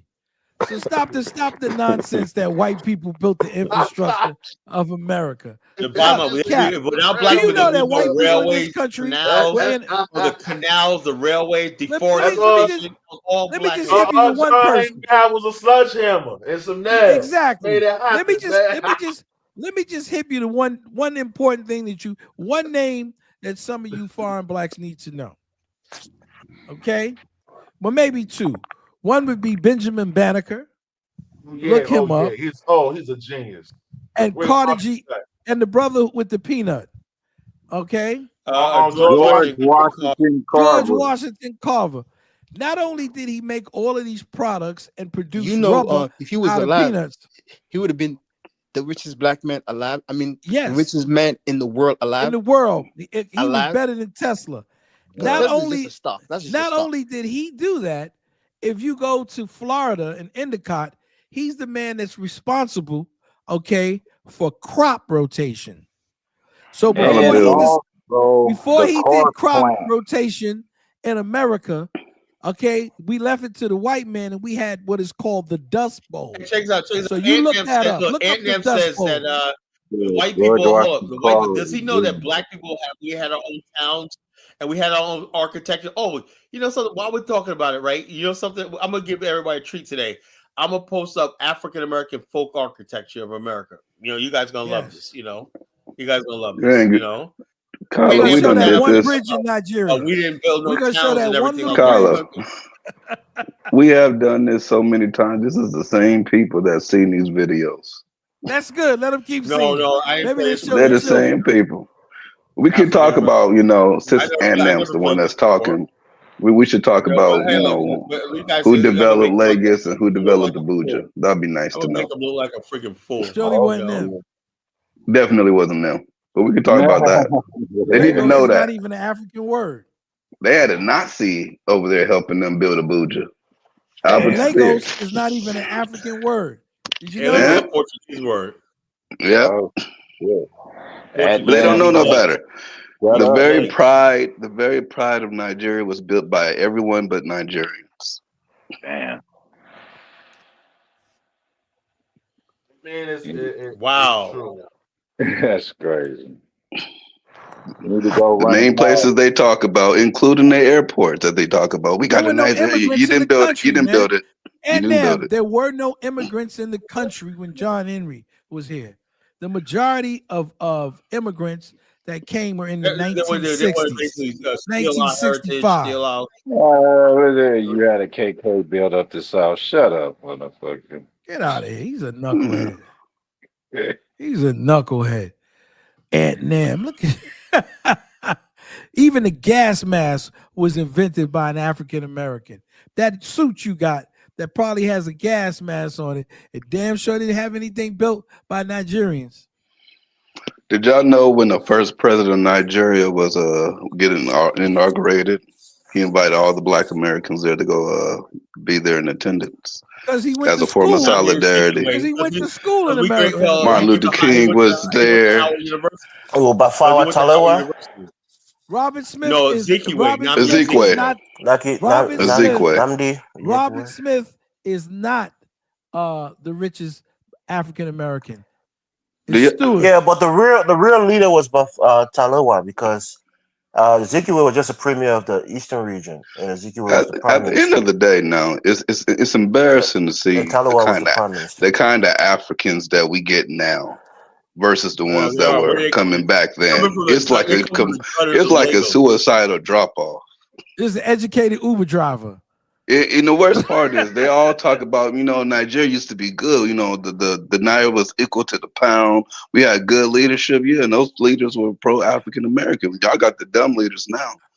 And we got the dumb immigrants now. I saw something today. I couldn't verify it, Kyle. I don't know if you saw that. They said that the CIA confirmed that Tinubu is a CIA agent. I thought I saw on USA Today or something like that. I don't know if it's 100% valid. Tinubu was placed in there. Man, that's don't do that. Ain't no way. I'm not sure if it's fake news or real. Confirm that publicly. Listen, that dude. I'm filling out my claim because I'm so brokey broke. I got this last one, $1,200. CIA will never confirm. 800 last week. They wouldn't confirm that though. 160 tonight. They'll never do that. But he's still because I saw it. I'm like, this can't be true, but I don't know why. But he still work for them. He still work for them.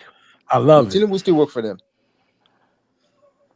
Maybe it's disheartening Nigeria spreading that news. President. Look, you know what I think is going on with Tinubu on the real? I think the people from the north are what do you call them? The Fulanese. Yeah, they're trying to sabotage him so that he can resign and you can have another northern president in Kashim, in his vice president Kashim. Nigeria. That's what I think. I think they wanted him to fail because I don't think Buhari really wanted him to succeed him. but they did everything to compromise and party. jeopardize his presidency so that party. he can fail. There's a lot of big power in the North that's trying to sabotage Tinubu. That's what I think. The APC. Man, no, that's not is true. sabotaging itself. What the? What? There are people in the North pushing Tinubu. Yeah, but But you got to remember though, in 2023, American organizations were endorsing Tinubu to win the Nigerian presidency. And then who was behind that? The State Department was behind that. Yep. The State Department was behind it. The State Department, the guy. They didn't like Buhari. If y'all didn't know that or not, they didn't like Buhari. Who didn't like Buhari? The U.S. didn't like Buhari. Yeah, but the British did. It's not. And the British is, it's the one that's really close to Nigeria in terms of foreign policy. None of them like Buhari, bro. Nah, they like Buhari. Buhari spent almost more time in Britain, in England, than he did in his own country. Traveling don't mean that they like you. You're a president. You get the right to travel. No, I'm talking about going there for medical reasons. State. Staying there for 3 months. For one trip. That ain't nothing, bro. African I mean, over the years. It's one thing for Buhari to be in power. He put his and then it's in Nigeria, even though people complained about how Nigeria wasn't doing worse. Oh, I see Elvis on that foundation, the thing over there. I see him over there. Now they put that Yoruba dude in power, and then whoop, bam, Elvis sinks Morris. the damn economy. Oh, okay, that's him over there. He got a beard. Yeah. So because I don't think they wanted Tinubu. They should have went with Professor Yemi Osinbajo. I think he was the more qualified Yoruba man to lead them, but they had to go with Tinubu. He looks like he's more mature. He looked like he's more mature on that than he appears on our show. Maybe that's a different Morris. He could be cloning his voice. And AI, he could be cloned. I don't know. Man, what's that guy named? Pan Africanism, mental illness or not? Yes. Well, my whole thing is okay. I said the reason why I said that is because there's a lot of people, right? Like, look, like the conversation we're having right now, like, and in order to be in Pan-African circles, right? What I hate is when you got these so-called black people from America, right? And they get emotional. And somebody said this, or somebody's commented on my post. I think it was RZA. Rizzy said, come on, post said, yeah, Colin, man, the problem is black most dangerous thing. It made me think about this today. That's why I'm doing the show. They said this. He goes, I used to be one of those ones that romanticize Africa. You know, that's dangerous. You know, because what happens is you don't see certain things and everything. Let me tell you something. It's like me going to like New York and romanticizing New York when I know in certain neighborhoods I can get myself killed. Or we romanticize. You need to know where you're going, who you're at, you know, at all times. It's just like black people that in Pan Africa lose all sense of street smarts and survival skills. You ever notice that? Yeah. Oh yeah, they lose their mind. That's true. That's true. Because it's a romance, right? You get overwhelmed. What happens in a romance? Get excited. You forget about where you are, right? You're sort of like in a trap, you know, and that's the way it is. That's the way romance is. It has no realism, and it doesn't take a real shape, you know. So it's silly. If you really think about it, the Pan-Africans always forget there are anti-Pan-Africanists. Check this out. This was Ebony and Jet building, right? ANF says we didn't build nothing. Ebony and Jet magazine building, man, beautiful. You know, Carlos, stop responding to that dumbass. Antnam says I remember this architect. Carla, you showed these things at least 8 times in total. You know, remember over the last few months. TV shows like the Jetsons. This guy built this back in the 1920s, but they call the future that never happened. You know, it was basically that's the Jets, man. Yep, I love that. Future. We have black people who do futuristic architects back in the day, designing homes and everything. Like the McKinsey Group, you know, but Anthem don't know about McKinsey Group. You know, they built some of the best churches, cathedrals, and buildings in America. You know, Carla, you brought them up before.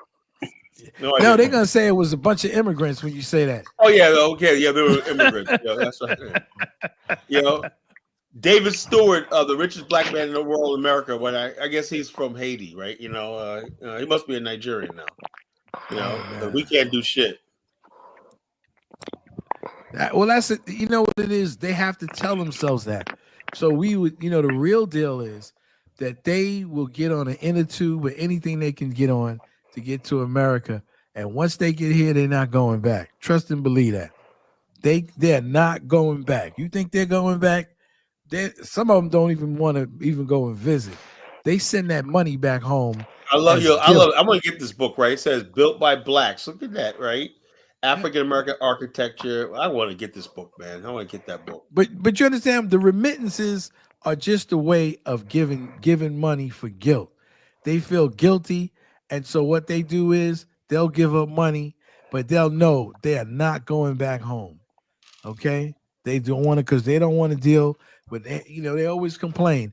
Oh, when I go home, you got to give. And so they tell themselves that black people in America didn't build on. This is a white country. No, this is an African story here. And when you come here to America, right, you join the African story, a continuum of the African story in America. We're the original African story of America. They don't want to respect that. They want to be like, oh no, you're black. When you come to this country, the die's already been cast. Either you're white or you're Hispanic, Asian, or black. You can't just think you're gonna be your own group or not. They say, well, I don't like the fact. Yeah, well, you got to want to be the house of man. There's no checklist for house of man. None of that shit really matters in America.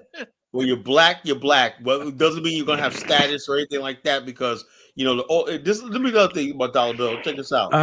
I respect the fact that, let's say, if I go someplace, there's always going to be an established group that's been there longer. That's just natural, right? Right. Or people who have more education, more knowledge, and just more money and everything, they dominate, right? Why is it when it comes to the black race, right? When people are generously successful because they pass down wealth and everything like that, we want those people dead. They could be tied up to a pole and shot. You know what I was watching today? It's funny because when I come home on Saturday, I watched these like home hunters, right. And so there was a couple from California, and I think they were going back to their old somewhere in San Francisco. I think one was in San Francisco. So they talked about the Bay Area, and I don't know too much about the Bay Area. You California ain't nothing to see there. Will be able to tell me, but so one of the ladies, the wife, she's a Californian. And she wanted to go back and live in a house that her great-grandmother had lived there in California and her family. And it was like a regular little old one-family house, but it was going for like $1.2 million. Yeah, Jonathan's the Bay Area expert. Yeah, he should know the Bay. And so she was so happy. They went to look at all of these other places, and she was so happy because her aunt and uncle decided to give her the place for like $900,000. Yeah, and the guy who was like the real estate agent, he was trying to tell him even when they was going to give him the house for 1.2 million, he said he can get 1.8 every day of the week for that place. Yep. And I looked at the place and I'm like, this little old wooden house to me. And I'm looking at it, probably got one bedroom. It got 3 bedrooms, probably got 1 bathroom, going for $1.2 million and could go up to 1.8. And see, this is what we talk about in terms of gentrification, right? I know, and the reason why I was fascinated to find out when Kala was talking about an Afristan and why I was on board with it from the beginning was I was seeing that in America, right, you can build things up for a generation or two. And I'm lucky and I'm happy that my daughter's going to be able to sustain that. But I know so many people that get priced out of the neighborhoods that they were raised in America. Yep. Not only DC, happening in DC. I live in DC. I got stories about that. Get the property, they wind up selling that, man. Yeah, just like you just said.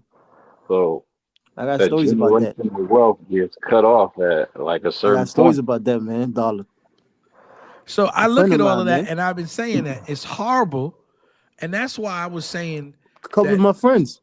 I didn't give up on Africa in that respect because, you know, we do need an end game. And these are the things that I was trying to say even to the young FBA brothers, you know, the young ADOS brothers, that just asking for reparations is not an end game, right? That you need an Afristan. I don't need one. Kala doesn't need one, right?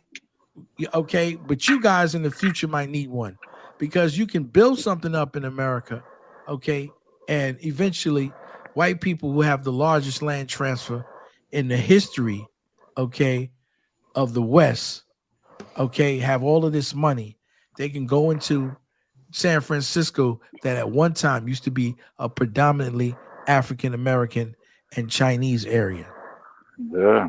And take hey over. Man, it was listen, it was older people getting priced out of their homes in Inglewood because they couldn't afford the taxes, because when they built that stadium, the real estate prices jumped up. So they was getting priced out of their own house that they own because they couldn't pay taxes no more. They voted to get priced out of their homes. That's what happens when you vote Democrat like a dumb. Yeah, that stadium, the real estate just skyrocketed. So it happens in Atlanta. It happens all like the West Side, where Dinus lives. Dollar happens everywhere. Democrats run shit. Yeah. You ain't heard no Republican areas getting priced out. They done came down here to the middle of nowhere and priced us out. Ain't nobody saying that shit. It's a double-edged sword, though, Jonathan. That means their property value went up, but that means they have to pay more in property taxes, and most people don't have that extra money. That's all.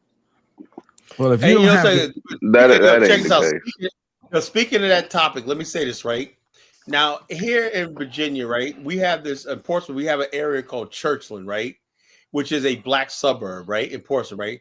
Now, if you take Churchland and you take Virginia Beach, right, the neighborhoods of Virginia, typical neighborhoods, they're exactly the same. The houses, architecture, they look. You can't tell which neighborhood, other than Churchland is all black and Virginia Beach is mostly white. You know. Here's the thing. When I go to people's house in Churchland, I'm not laughing like that, right? Even though the houses are the same, they're all built back in the late 60s, right? In the 70s, right? These planned communities, right? You go into the black people's house, right? And immediately you smell mold, right? The houses, the cabinets, everything look older. The kitchen sink look older, like it was like the original thing. The same house in Virginia Beach, right? What do you see? A new, you know how people put the new kitchen in, you know? And it's remodeled, you know, front and everything, new doors, hinges, everything like that, remodeled, everything like that. So what is it about white people are getting money to remodel their house? And then I've seen times where houses were built same year, but the house was almost brand new. And in Virginia Beach, because the people remodeled it and they was able to resell it and stuff like that. But the black areas and whatnot, I'm saying to myself, you know, we need a fusion of cash because I don't see them getting the same loans and everything like that.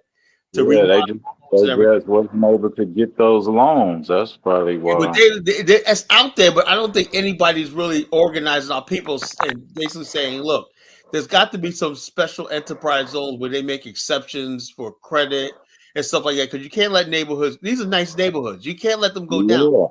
You got nice black neighborhoods that are not getting the revitalization I see in the white communities.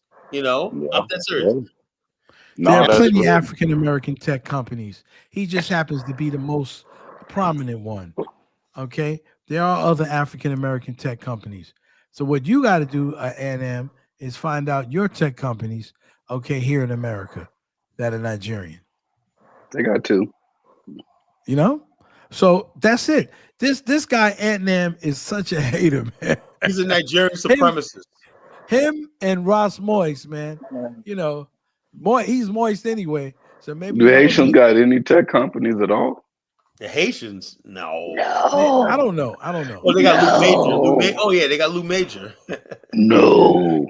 Lou Major Incorporated. I think Lou Major's an Igbo because he's a scammer. I'm disappointed in Haiti. After all of them years of independence, they should have produced. They were never really independent, man. They were never really. 1950. Man, they were independent. The U.S. sent the Marines in 1915. They looted all the gold. No, Carla. No. They got to pull themselves up by the bootstraps to defend their country. Do you know that story about vibranium that they had on Black Panther? Yeah. Comes from Haiti. Really? It does? Yeah. Haiti got vibranium. Man, that's a stretch. It's not called vibranium. It's called. It's called. It's called graphene or something. I think it's called graphene. Graphite? Nah, graphene. No, not graphite. No. It's like uranium. It's like uranium. They have mountains of it. Okay, and they keep chipping away from it and stealing it. And it's one of the most precious metals. Okay, it comes from outer space. Yeah, it's like tungsten, but you know. It comes from outer space, and they have mountains of it in Haiti. So that story about vibranium basically comes from Haiti. Suck passe. It's like, and that shit ain't helping them at all. Well, because we gotta live in the real world. It's because they have their foot on them, but and they can get. If they got the foot on you, you got to fight back. Yeah, well, they fought back before. Yeah, Haiti. I don't want to hear that. You can't be 90-some% of the population talk about they got their foot on us. Nah, tell your man, Ant Barbecue got shot. About that. Barbecue got shot. Metal. Yeah, I read it before. They didn't shoot no barbecue. They better not have. Barbecue got shot, bro.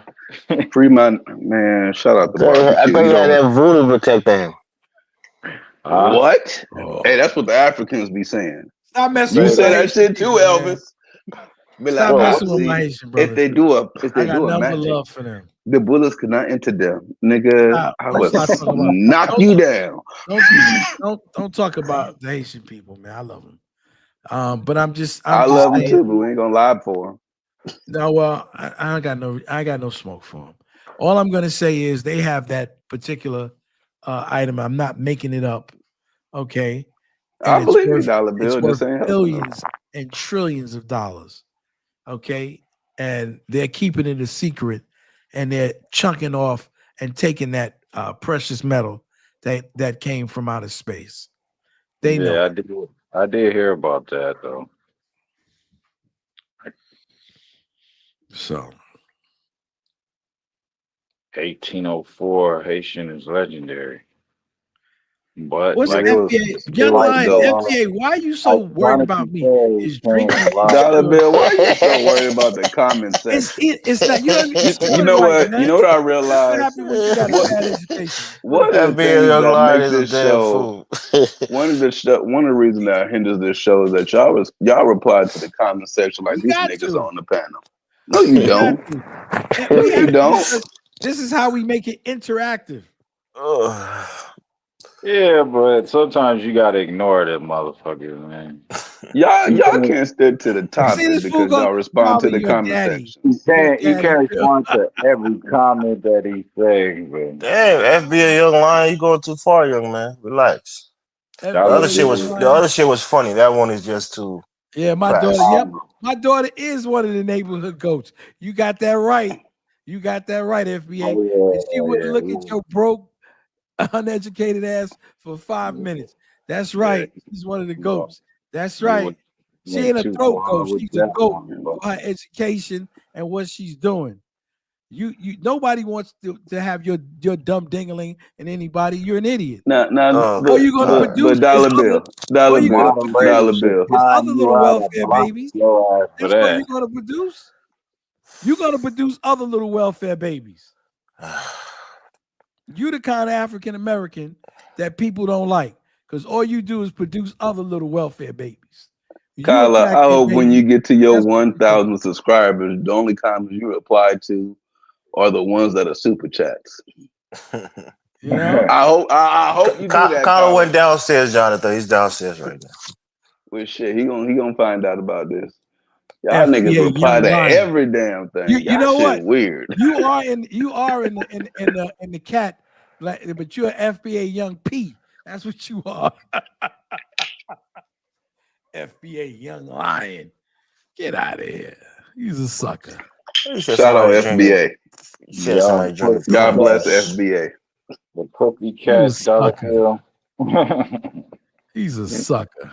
The wealth gap between blacks and other groups in NYC is the largest in the country. It ain't no gap in my joint. My money, money's right. Jay Sanders, how do you know I got a tattoo of her on my chest? I got my money right. You do. I'm asking him how you knew. How you found wait out? till you get your money right. You won't have to candlelight. Are you saying something, FBI? Jonathan, No, you liking this, right? You're not saying nothing. Oh man. Are we living in an alternate universe right now, bro? You damn right. Bro, this is Pan Africanism. We said Pan Africanism this is the illness. It's a mental illness. What? Hey, yep. This shit right How here you will think I'm gonna get along with people like Elvis? Make Pan Africanism look like mental illness I can't for get real. along with people like Rob Moyes, Elvis, and Ant Nam. How can we do that? Come on, tell me that. Riddle me that. Dollar Bill, you cannot build your whole viewpoint on Ant Nam and Ross Moyes. No, what I'm trying to tell young people, right, is to get themselves some type of skill or education where they can make money. That's all I'm saying. I don't care he's older. He is a child. That's why I'm spanking him like a child. I'm spanking him just like a child. That's why I have fun spanking him. He's older. I don't want to be him to be my child. Dollar Bill, the only way you should respond to these dudes is if they come on the panel. You understand? Because at the end of the day, Dollar Bill, when the viewers come back and they decide to watch the video, they don't know what the fuck you're talking about. Oh yeah, that's true. They're gonna be like, "What the hell is they talking about?" I actually went back and looked at some videos in which I didn't watch the show, and I was just like, "What the fuck's wrong with these niggas?" Listen. This is what I'm gonna do, right? Check it out. I'm gonna write out my name, okay, that I have when I brought my jackpot ticket yesterday, and it's gonna be more than your whole salary for the month. What are your whole salary? somebody said Carla cleaning chitlins right now. This nigga Jay said he said Carla cleaning chitlins. Carla doing chitlins, Carla. Carla downstairs and boy them pigs' feet. Boy them pigs' feet. Carla cleaning chitlins. I should have me and you should have a common ground. And damn, I can't have no common ground with you, bro. I don't like you because you be tripping. You talk a lot of stuff. And first of all, this ain't union money I'm talking about. This is money that I won in a lottery, son. It's got nothing to do with the union money. I was making money before I was in the union because I get money. I know how to get money. Bill. That's why my name's Dollar Bill. Dollar Bill. You dig? My nigga, please stop. Please. It's an alternate universe, bro. This is not real life right now. Find it in your heart. Just keeping it real. My name is Dollar Bill because I get Dollar money. Bill, you've been telling this nigga this for at least 2 months in a row. I need to put that At some point, you gotta recognize a troll when you got a troll in front of you. I get money. I got. Should I put that song on for you? No. I mean, it's not for you, for him. Maybe I should put up the video for him.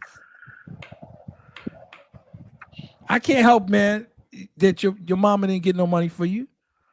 Maybe I don't know what happened. Maybe your daddy didn't have no money. I don't know what it was. That's why she produced a broke kid like you. Ant Nam loves us so much. Don't believe this shit, Dollar Bill. Ant Nam loves the hell out of us. No, I'm talking about FBA Young Lion. What's wrong? What you about the FBA Young Lion for? That's an FBA all brother. Kind of smack, telling me I'm brokety broke. I told him I was gonna put up the thing that's more than he made for the whole month because he don't make no money. FBA Young Lion, join the panel. He ain't coming up. At least make it interesting. Y'all can talk shit to each other. If y'all gonna talk shit to each other, at least let the people that's gonna come over here and watch the video afterwards know what the hell y'all were talking shit about. Cause y'all gotta listen to these videos. I'm not high and mighty because the union. negotiated. First of all, you got to have an education to be in my union. You couldn't come in there because you're an idiot. That's one. There's no idiots allowed. Okay. So, hey, Jonathan, those videos nobody's gonna understand because half of the time They not. I'm not gonna lie. I think Kyler would have more views and more even when I was 20, subscribers. listen, Frenchie. If all of this nut shit wasn't happening. Frenchie. But when you I know, was people 25, like that. when I was 25, they really don't. When I was 25, I mean, I got married and I worked and I had money. I had like, money. Even when I was 20, I had money. So he's the one who's trying to compare himself to me by getting in my face. Y'all don't know each so other, Dollar Bill. Y'all be trying to prove shit to each other and never met each other in life. Y'all can't validate each other's shit at all. I got 4 degrees, Aunt Nam. And what you got? He can't see that, Dollar Bill. I don't care if he can. That's like Aunt Nam claiming he got hella stocks and shit. Nigga, we don't know that. Yeah, he got stocks in what? He got stocks of canned goods. Yeah. I don't know. Yeah, he got a job in a pet store. Getting minimum wage for the minimum wage. Yeah, we don't know all of these alternate universe reality ass motherfuckers on here. I got a career and he's got a job. That's the difference. He's trying to talk crap to me with a job. I got a career. I am a job. I can walk out of my job today. Dollar Bill. Okay, and still make money. But Dollar Bill, are you gonna tell this to Aunt Nam every episode? That's not a job. Aunt Nam, that's okay. To let him stay a student and shut up and learn. That's all. If he's a student, let him learn from the master and keep his mouth shut. That's what he needs. Aunt Nam's a student. That's good. Then he needs to learn and shut up. Okay? Because I know a lot of Negroes that be students for 50 years. I know people who were students when I was a student, and they still damn students. So they can read the chat. Who the hell actually reads the chat while watching the playback video? I know. Yeah, you can read a chat. You just gotta go to the comment, swipe left. Are you going to do that? Are you going to do that? Who the hell? Names one of y'all on this platform. Do y'all do that? No, I go back sometimes and I read a chat if I'm not, because sometimes I'm not paying attention to the chat, and I go back and read a chat while the show is going on when I watch the playback. It's interesting to look at the chat and see what people are saying. Man, I tried to encourage him, but every time I try to encourage him, he comes out with all this stuff. I know he's angry at his daddy. John Jones, I'm not your daddy. Stipe. John Jones. See, said, John Jones won that fight, that UFC fight. I don't know. Somebody in the chat said something about it. He probably won. You know that guy can't beat him. Yeah, John Jones is the GOAT. He's the GOAT, man. Nobody can beat him. Good job. I fuck with Bones. It's good. You got other issues though, but he's a good fighter. Yeah. Okay. You know what I realize about Elvis? He's a misery merchant. He don't like nothing or nobody, man. Who do you like, Elvis? Why you gotta say that, Dollar? He doesn't. You ever hear Elvis happy and upbeat about any damn thing? The Democratic Party. Huh? Damn right, Jonathan. The Democratic Party. What you talking about? Have you seen the picture? All you gotta do is talk shit about Democrats and Elvis gonna pull out that Superman. Tim Walz and Kamala Harris. Tim Walz sucks as a governor. Tim Walz is awesome. What? Don't talk about Jonathan. That nigga can't even dance. He got that. Tim Walz is the worst governor Minnesota ever had. Elvis goes in and grabs his sword out the damn kitchen. Elvis goes in and said, "Don't you talk about my leader." He used to like Elvis, Dollar Bill. He used to like Elvis. What happened, man? I haven't liked Elvis for a while. Dollar Bill be beefing with everybody. Huh? Dollar Bill be beefing with everybody. No, I don't beef with everybody. You know what it is about Elvis and me? Elvis, I thought was a nice guy, really, right? And I gave him like some leeway. but he's such a what he does, right? He tries to stay on this moral high road, right? Oh, dollar bill, I can't believe you're like this. You know, you're supposed to be this and this and that. Then he turns around and talks about the way he talked to that woman, man, was so raw and nasty. I'm like, how this nigga Dollar gonna call? bill. I don't care seen how the she was. playback. I seen the playback of that. I don't No, care how she was. no, This no. You Negro, can't condone any kind of listen, behavior now. listen, I'm not condoning any In behavior. solidarity. No, I'm not solidarity with her. I'm just talking about this That's Negro your always bootay. tries to act like he's the high, he takes the high moral ground. And he's such a highly respected person that he would never say certain things. And that He's an nigga's mouth is alderman in stuffed. his community. This nigga gonna make me choke on my prune juice, man. I'm drinking some He's a prune juice right now. hypocrite. Yeah, Prune you need to, juice. maybe it'll make you shit. My nigga.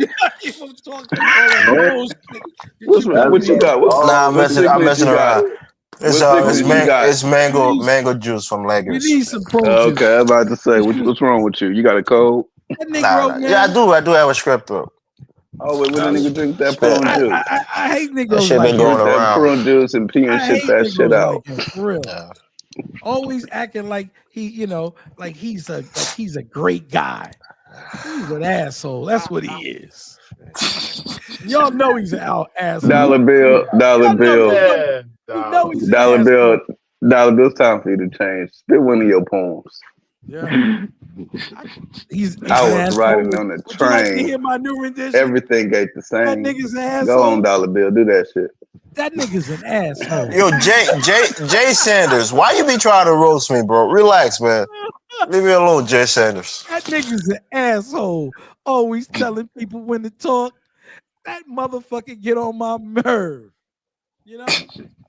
I'm gonna write it out. I'll have it for tomorrow night or another night. Call that nigga's an asshole. Damn.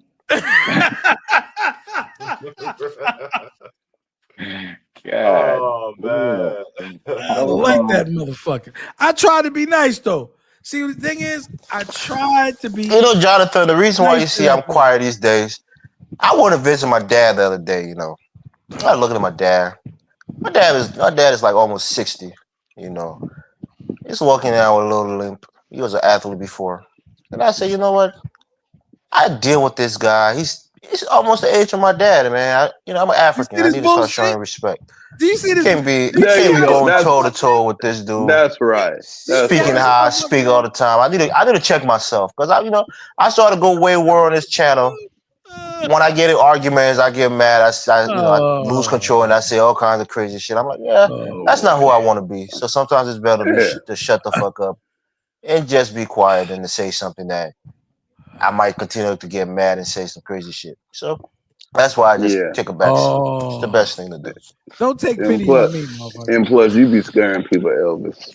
Because you had Chantel do an MIA for like a week or two. We know you a savage. She was somewhere in the house paranoid that she was going to show up out the door. Chantel really thought you was about to She was sitting inside the house with a shotgun waiting on any kind of movement. Yeah. Elvis, is that you?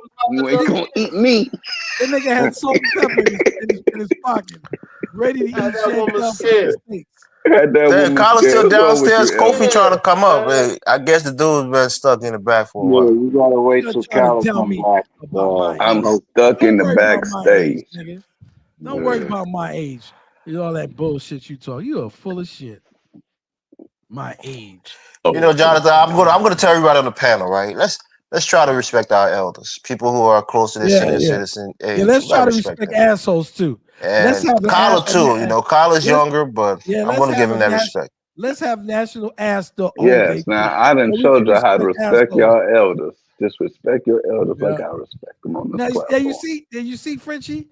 Look at FBA talking about I have a life alert necklace. That nigga's always on somebody's ass, bro. That nigga, he said something about the chair in the shower. I can't forget that shit. Yeah. What's wrong? Still at home, sucking your thumb with a diaper. How about that? FBA young puppy. Dollar Bill got an iced out life As we alert speak. tag. As we speak. You understand? You still turning around, sucking your thumb, watching cartoons and eating cereal. You little immature bastard. Think that shit means something to me? Jay Sanders be coming at me and shit. I don't know why. Don't be mad at me because you ain't got no health care and you won't live this long. Kofi said, "What's the blueprint for returning back to U.S. after 2 years?" If you're an American citizen, just come back home, look for a job, and start working again, man. Unless you ain't got no house to stay in. Get away Kofi, this is the United States is not Africa. Bring your wife. You will find the job, bro. Right. You good. But I just hope, Jonathan, I hope he didn't give everything up. Like maybe he got an apartment. Maybe you have to start with a family member until you get your feet. Get away from those Zongites. You'll be all right. And them, you can get you a job, okay, with the union. I told you, if you can read and got a number 2 pencil, you can get some kind of job with a union. Kofi said he's getting a van. He's gonna be living in a van, so that's good. Come on, man. You really set yourself back, bro. See what happened, man, when you go into them shithole really set yourself back. You're really starting to act crazy. Bag union. That you an actor? Yeah, the Screen Actors Guild. Is he actor? Whoa. Is that a different kind of union? Nigga, you in the Screen Actors Guild? Nah, he says he's in a SAG. It might be something else. Maybe he's in a Screen Actors Guild. I'm not sure. He's an immigrant American. Kofi, you better not come back to this country with an accent, bro. That accent you put on last night was scary, bro. You better not come back and start talking like you got near. I'm coming back acting like Elvis. Over there pretending that shit. When they look at your hairline. Well, if you in the SAG union, yeah, he says he's in the SAG, nigga. You should be getting money, man. You probably haven't been paying your bills then. That is not what that means, folks. He's an American immigrant. Okay. Just cosplay like Zongo. You'll be all right. That is not what that means. Since you know how to act, just cosplay. Kofi, I'll give you a connection to a filmmaker though when you come back on here. Just cosplay like. But you've been paying your dues though. Okay, he said he's a video videographer. He's a camera. Awesome. He's a cameraman. Oh yeah, that's good. That's good. That's good. Well, you got your blueprint. Get back in again. Wow, Godfather of Harlem. I seen that. I think that was what Forrest Whitaker, right? Yeah. Yeah. Man, you're doing something good with your life, bro. You went back into Ghana and became a bump, man. I hate to say it. Why you gonna say he became come back and put your life together, man? Don't you think he's because he did to be an African, man? Don't you think he? My nigga went from making top of the quality videos to. No, where are you going? Where are you going?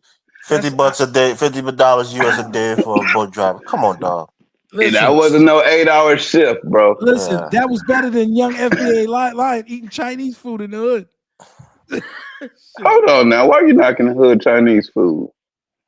That's garbage. That's why. That shit is bullshit. Bro, you eat that shit, that pork fried rice. I don't eat no that meat show mein. You the pork fried rice. You might eat that shit. You know that, Jonathan. You want to check up on fried rice? Dollar Bill, you ain't the miso soup type of nigga. You don't know what type of nigga I am, nigga. You ain't the miso soup type. You acting like, don't act like Elvis with his tight ass shirt. I know you Africans. I saw that tight ass shirt you were wearing, like you was going to. You got a tight suit for that tight shirt, man.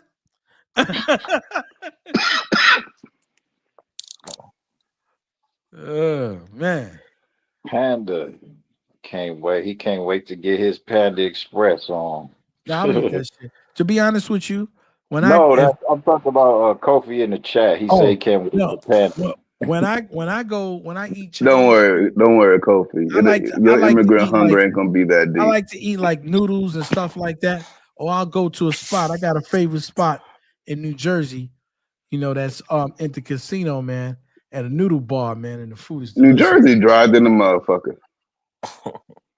What the hell you talking about, man? I've been in New Jersey, bro. I said in Atlantic City at the Bally's Hotel. Oh, Kofi, I don't know what happened to you, bro. I was about to say, brother. Kyle, you got to come on and let him on. I got to ask him a question. I don't know what kind of off-brand and shit you be eating at, Jonathan. I eat a classic spot. I got money. Ain't no classic spot in Jersey. Kofi, why was you shouting on Dynas's platform that one time? I think it was about politics, and he was angry at me. It was a big show that day. That nigga was he was just shouting at everybody. Was you on the panel that day, Jonathan, when he was shouting at everybody? Who? Kofi. We had a conversation on Dynasty. And he was mad as hell. He couldn't believe these people were supporting Donald Trump. Out, then he's my friend. And he was shouting and Kofi, one of them diehard liberals. I think so. Why was you shouting at everybody though, Kofi? Come on, Mr. He said he was tipsy. Listen, Kofi, if you cussed out that peanut head nigga Elvis, use my nigga. I'm sticking to my lesson, man. I just remember my daddy. He's almost 60. I gotta respect my daddy, man. Yeah, all right. Just call me Uncle. Just call me Uncle and shut up. How about that? Uncle Billy. Uncle Dollar Bill. Okay? And then later on, I might get you some ice cream. Conversation about being angry in Ghana. Trying to make me think. You think like I'm your dad. Oh, like you was mad because he was in Ghana, I guess. Your ass What's popping in Ghana, Kofi? What's popping in Ghana? I don't know what it was. I think we're talking about, people going to Ghana and then coming back because they can't sustain themselves there. So Kofi felt some kind of way and he was lashing out. That shit was kind of embarrassing because I didn't know him to be an angry dude, but you will make anybody angry. That show was a cringy show that day. Any show that you on, you'll make anybody angry. I mean, it's true though. How you gonna sustain yourself in Ghana? You one of those Negroes you have like one of those irritating ass voices. You going to sustain yourself in Ghana if you were already from Ghana. We know it's his fake voice. And you can just fall back into suffering. I will go back and play back that shit when you was going on. Unless you just load it. Now, the price of everything in Ghana is dramatically higher in Accra, where most of these people try to stay at. Yeah, but you know what they made the cost of living go up like a motherfucker. Let me just say this. I don't think he has anything to feel bad about. He's a young person. And he got out there and he tried to do something. There's nothing wrong in life. I would say you're in your 30s. You could do that. You can fail. Kyler, let him come up here and explain it. Kyler, let him know. Kyler, you can do it too. Look, let me tell you something, Jonathan. Please stop. I ain't going to these niggas act like somebody's so old. Kyler, was you cleaning chitlins? Somebody said you were cleaning chitlins downstairs. You know what was happening? Kyler, you're not that old. You can sell everything in America and go live in life. I'm not as old as Denzel. You would have to force me to go to Africa. Act like I'm Morgan Freeman. That movie bombed, man. That movie bombed. And he had a little lip. That's the same lip you're gonna have. You keep fucking with me. All right, come on up, Kofi. What happened to you that day, Kofi? Tell us what was going through your mind, bro. It was like it was the pro Dynast tour supporters versus like Kala Liberian supporters, and it was like the people living in Africa, like me and Jonathan, versus the people that just do tours, but then they push shame for not coming to Africa. So that was the entire conversation. And then Jagon started yelling, the Nigerian London dude started yelling at Kala. And he started talking about, we're not scared of whites. I could just go to a white neighborhood, and next thing you know, we're like living in there, even though it's all racist. And then, I don't know, there was just a lot of talking shit about Black Americans. So I just spazzed out real quick. I know, because they want to be us. Local drink here, that the Apateshi is kind of crazy. I look at so you were charged up, like we say in Liberia. You're charged up. All I know is, like I said, look, I'm like this, right? Where I live at and everything like that. And I just look around the whole black world diaspora. I'm sorry, man. I don't care about Mike Olawale's mansion in a shithole country and whatnot, you know. Carla, did you just have a 3-course meal at 1 o'clock in the morning? No, I didn't have a 3-course meal, man. I had a Snickers bar. How about that? Okay, Carla. You should have heard Carla. This Negro gonna try to tell me that he's not saying nothing to me because he saw his dad, and his dad is close to my age, and all this bullshit. That's bullshit. Yeah, nigga. For one it's thing, true though. One thing is, you look older than me, motherfucker. And so, you know, like old bastard. Oh yeah, hey Dollar Bill. Let me tell you a funny story. Let me tell you a funny story, right? When I was working in the club, right, and I'm at the door, right, and I had my suit and tie on one night, like a dignified man. And you know, these clowns come in, you know. That's why I got this term "deadly clowns" when I work in the club, you know, deadly clowns. Anyway, this dude comes up one night. He was like around 8 years older than me, right? Mm-hmm. And he come up there and say, "You know something, man? You remind me of my dad." Oh, you like your dad? I looked at his ID. You're 8 years older than me, nigga. Exactly. My dad. I wish I had a pops like you. Man, if you don't get the fuck out of here. I see this nigga's picture. We know, Carl. You're not trying to help nobody. You're not trying to mentor nobody, but the dude was 8 years older than me. His hairline is always talking about me as an old man. This nigga's hairline is back to his ears. You see that nigga Elvis with his tight ass shirt on? Get out of here. I look better than you at 50, Negro. Cut the cap. What's Rotimi's interview? I don't know anything about who the heck is Rotimi? That's a guy. That's a Nigerian guy who's an actor. I think he played in Power, and he's a musician too. He made a song with Wiley called My Room or something like that. Be bleaching his skin. I don't know. He looks like the light skinned Godfrey out there. Yeah, he be bleaching his skin. That Negro. He looks like the light I don't know anybody. You know? He look like Chuku. But why Frenchie want us to play the interview? We can't play no Vlad interview yet, man. Vlad would probably flag it real quick. Check this out. What did he say? Anything you want us to hear in the interview? Ain't no probably. Yesterday I had a good show. I was feeling good. I said I'm optimistic about our better days ahead of us. Here comes Chukwu. According to Dr. Anderson, I knew it, man. I said when I do this title, I said I know the usual stuff's gonna show up. No, Colin.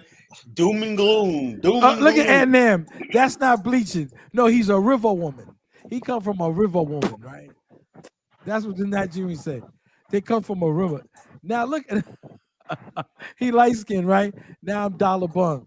Okay, Zongo Bongo. Zongo, you've been absent for a while. Join the panel, bro. What's going on? Yeah, what happened to you, Zongo? Okay. I guess he was asked about the FBA movement. I think I did see that. I think I did see that. Another Saturday night, and Zongo Bongo don't have a. I don't want to get depressed talking about the FBA movement. It's already depressing. People said Frenchie said the FBA movement is getting bigger online. Getting more traction. It's definitely getting bigger. Real life, nobody talks Shout out to the FBA family. I don't never hear nothing about that. It's only a troll movement, you know. Carla, did you know that Tariq Nasheed said most African and Caribbeans are not tethered? Did you know he said that? He only talking about the coons. No, the bottom line is, I just don't like the fact I thought they all was bad. Hold on, look, wait a minute, hold on. This is my problem. Is this right? Tariq Nasheed with his FBA stuff, basically, going to talk about hip hop is FBA. No, it's not. Yeah, Black America, Black New Yorkers was hip hop, right? Along with the powerful Black culture in New York, right? Which I'm like, I'm not original New Yorker. Not this Dollar Bill. We're from the South, right? Only people like Fab Five Freddy, you know, who else? Grandmaster Flat. Those are real New Yorkers. You could tell. They've been there for generations. Carla, you don't get the divide. So, Carla, you're a fake New Yorker. You're admitting that now? Look, I was born in New York, right? But like I told like Dollar Bill and I, we're part of the Great Migration. I'm talking about people that's been in New York since like colonial times, or are real New Yorkers. You know, and we assimilated with I that think culture. Fat by Freddy's Haitian though. I think he's. You think so? Yeah. I thought he was like one of those original. The way he Yeah, talked, damn he sounded like Haitian. one of the original. I New think Yorkers. Fab Five. Let me look it up. If you think, just you think in the chat, they'll let me know. They know everybody who's Haitian. you can look that up, Dollar Bill. No, there's no way Fat Five Freddy's Haitian. There's no way. I want to see. Yo, I just dropped a video on Liberian rulers in the chat. It's 58 seconds. Liberian rulers. It's one of these AI videos you made, Kofi. Nah. It's not even AI. Kofi, you be making shit with AI? Yeah.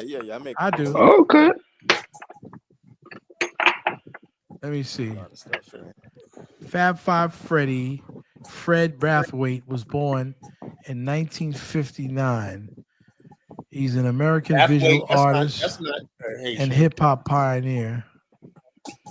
I know what's his name's got some the guy that sings I Get High. What what's that other rapper? He's got let me see. Basquiat. Does he have Basquiat, not Basquiat. Basquiat's not a rapper. He's an artist. He tried. Yeah, well, we know how that went. He tried and failed. We know how that shit went. Told him, get back on that art and cut the bullshit out. Hey, Kofi, I meant to ask you about this video, right? I saw you post on Facebook. Let me ask you a question. What is the purpose of look, and it's no against the indigenous people. Like, why are we glorifying them all of a sudden? You know, I mean, because Carter, what did you say? No, I'm not. I knew you guys were mad when I said that. You know, wow. He made a whole video about why are we glorifying the indigenous people. No, what I'm saying is this. So he goes, no, I'm not. Look. Let me say something. I don't want to be disrespectful or anything like that because I know everybody have their place and everything like that. But as an African American, why do you feel like it's necessary to? Why can't they basically make an AI for themselves about this? Why do you got to do it? Because when I'm arguing and debating on Liberia, no one seems to know anything about the indigenous rulers. Well, sure, that's my point. Hope that's my point. It shouldn't be the indigenous people say this is who we are and stuff like that, and tell their own story. Why is it got to be us? Why do we feel it's like this guilt thing we have? Kyla, white people. We be arguing with a lot of white people pretending that they're Liberians. That's the truth. But white people are Liberians now. No, they're not. Ain't no white people in Liberia. Ain't no white people in Liberia. One thing about Liberia you'll see is despite everything, when you will not see no white people, Liberians in Liberia. I mean, you got them there, but the bottom line, they're migrants, whatnot. But ain't no white person could call himself a Liberian. That's in the Constitution. When you mention the indigenous, that's in the Constitution. When you we gotta educate people. Man, them African Americans, Article that set that shit up of the Constitution of Liberia. Only people of black Negro descent can be citizens of that country. That's in the Constitution, and they want to get rid of that. You know, dumbasses. They want to get rid of it. You can't them dumbasses. The slave trade. It's the truth, though. Hey, that's why Liberia. They want to get rid of it. Countries in Africa, they probably got the best future. We want white people to live amongst us. They love white people. Jonathan, is that your Liberian accent? They love. See, why you white people that live amongst us? Let me just say this. His mother's Liberian, and when you grow up around your mother, okay, you're gonna get your mother's accent. Why is the guy gotta be so disqualified? Like, yo, what? Let's Yo, thank you for this video, Kofi. This is a beautiful video. I appreciate it, brother. What's so beautiful about it? It's gorgeous, Kyla. The song, you know, the different rulers. You see women rulers there, the great rulers. Did you put Swat Coco in there too, or you didn't put Swat Coco there? Yeah, Kofi, did you put Swat Coco there? So we can see the video. Kyla, pause the video for a second, please. What? It's only a 58-second video. You're not finna see. Can we enjoy Kyla, the video? please pause. Yeah, it's done. I was asking you, Kofi, did you put Swat Coco in there? Yeah. Okay. I was looking for it. I couldn't see it. Can we see it, Elvis? Can we enjoy it?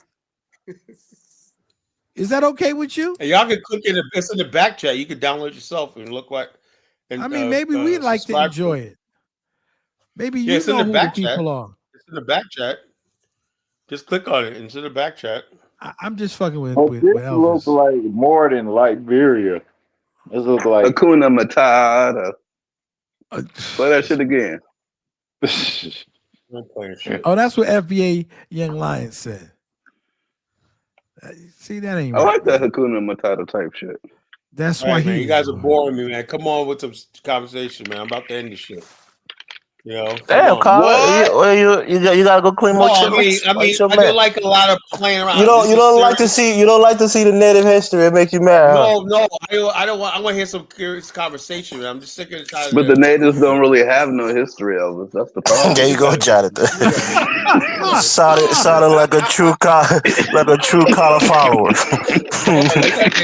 They don't have no history. Listen, my point is, it should be the we'll get a natives that tell beautician their own in story. and ask him when did the natives lose their hairline. they never had it. Now you go back and you look at Charles come on, folks. I don't want to hear all this stuff, man. Come on. What do you want to hear? What do you want to hear about Kyla? I don't like divisiveness, You don't like divisiveness. Kyla, Frenchie wants you to play her video. She wants you to play that Rotimi video. I don't have a video. What video is she talking about? The master Frenchie, did you post it in the back? No, she doesn't want to see no Vlad video, man. Yeah, because Vlad will probably flag it. We can't play the video, Frenchie. Vlad will flag it. The video Vlad gonna flag it like a motherfucker. That don't mean shit. This is fair. Play the whole damn video. No, I can't look. It's listed in the back chat. I can't click on it. You know, Frenchie. You can't click on listen. Yeah, you got to put it. You got to. Frenchie, bring your ass up. So what you do is you press share or copy, and then you post it in the back, and then Colin can put it up. And then we can also take it ourselves and use it. Blag be flagging. I don't know why y'all even trying this shit. Because I saw it in the last one. Colin, have you got a warning from YouTube about a possible suspension? Of course he has. Not yet, because the whole not thing yet. Is, okay. Maybe if they sent it to me, I didn't read it yet. You know, you don't check your emails because sometimes they'll warn you. Like the next time you do it, it might be a 2 weeks. No streaming for 2 weeks. Yeah, don't do it. They did that to our Focus on Liberia channel before. That shit was whack. So my whole thing is. You got a channel called Focus on Liberia? Well, I'm a part of that network. I appear there. Okay. Let me go check that shit out. You'll see him. He's on there on the last one. Not the last one. Ain't know they're talking about last. eating people. It's good. What are we gonna do about that? All right, Jonathan. I'm not trying to be scared afterwards. Listen, Elvis got me scared to go to Minnesota. He doesn't eat people unless he has kosher. If you talk about Tim Waltz, it's over for you. Just know that. Folks, we're fixing and supporting for the 2028 race. That nigga ain't that motherfucker ain't winning. Before you go, give your last thought. But Colin, why you going, bro? We just started the show. I want to have a conversation. Yeah. Okay, steer the conversation wherever you want to steer. We'll follow you. I'm trying to talk about the point of this thing. We was talking about Kofi and what he's doing and whatnot. Then we got stirred up this stupid stuff, with everybody's talking. Colin, you came in and changed the topic. I was asking Kofi what was going on in Ghana. Colin got hurt when he saw those great native chiefs in that video with I have nothing wrong with that. I was talking about how Kofi is putting that out there. I said, why can't somebody native take the time and do AI and tell their story? That's we're too dumb for it, Carter. They don't know how to do that, Carla. Why you want to burden the natives with shit that they don't know how to do? They need to learn. When the bottom line is, we're gonna learn today by fire, by force. We don't know how to do it, but we gonna learn. Come on, Carla. My whole thing is, y'all gotta quit laughing. Carla on the screen, man. People get upset when I basically showcase Black America and our culture in Liberia, America, whatnot. And I have no problem, and people get upset with that, but I have no problem with, let's say, Antnam, what is he, Yoruba or Igbo? Somebody say, you play this Igbo. He's British. Like this, or whatever, British. He's British. Frenchie's he gave up that on the panel. But what I don't like is when people don't have any pride in their own group and everything like that, and they want me to sit back and be all friggin' like they want. Like misery loves company. You know? Kyler, you just butthurt, bro. I can't believe this. You're so turned. You know what, Kyler? I think what we should do in Liberia is get a nice museum for the native people in Liberia. Look, they have the Liberia's museum is nice. It shows the native culture and the whole entire culture. Their museum is nice. You don't love it when you see it. It's a nice museum they got there. Kyle, they show a whole bunch of Hakuna Matata. Hey, Jonathan, man, you gotta go, man. No, Jonathan off, Kyler. Why you keep making the foul mood, man? Don't kick him off. I give people warnings. I'm not in the mood. Stop playing with me. You know, I give people warnings. I'm not here to play around. You know, I do a serious show. Let's have discussions and everything like that. I don't like people joking. You don't know me personally like that. You know, so I like people that don't know me joke with me all the time. You know, I just don't. Talk to me seriously. Frenchie's on it. Frenchie's on it. Can I explain Frenchie, what do you got to say, sister? Bring him back up, Kyler. I ain't bringing him back. Fuck him. Yeah, I'm about to end the show. You know, let him have a cool enough for tonight. He wants to be a comedian. Let him go someplace else. You know, I'm not in the mood. You know, I'm just in a bad mood tonight. Yo, Frenchie, what's on your mind, sister? Kyler, can you post the link, please? Is that a DJ Vlad video?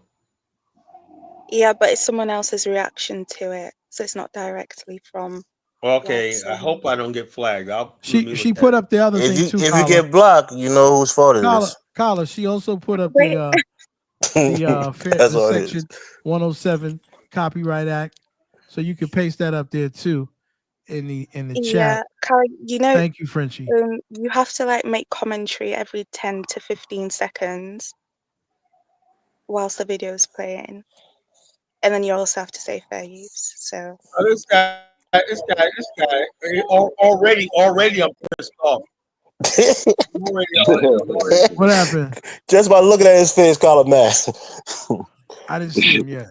No, I'm saying the guys already talk about it wasn't cool that nobody gives a fuck about Africans. What the hell? It wasn't cool. It's still not cool to be African. What's he talking about? You know? Oh my god! It wasn't cool to be African. It's still not cool to be African. Nobody says they're African. It's cool to be African, Colin. It's real cool. I say no, it's not.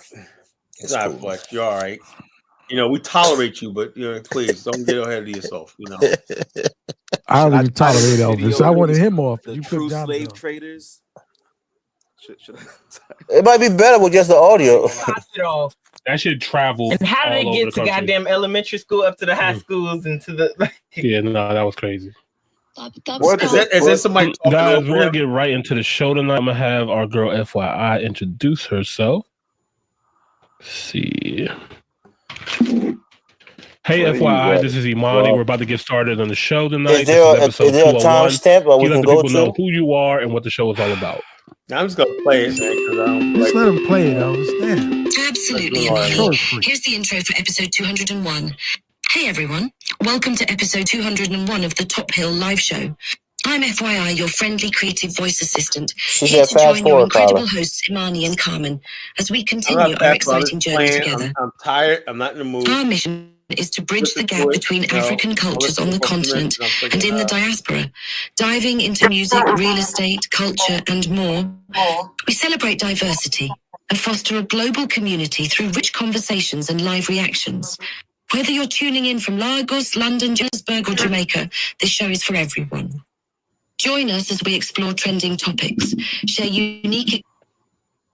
Oh, that's his name, Rotimi. All right. We're going to give you guys our opinions, you know, based off of what we see here. If you guys are new here, right. You know what I mean? We come in peace. You know what I mean? You guys already know what the show is all about, so you already know. But if you guys are new here, don't forget to like the video, subscribe to the channel. We greatly, greatly appreciate it. Let's dive in. Last question. Yes, brother. Your family comes from Nigeria, and you were going back and forth to Nigeria. So culturally, you're very Nigerian. You can tell, you're constantly referencing it. You do the accent sometimes. Yeah.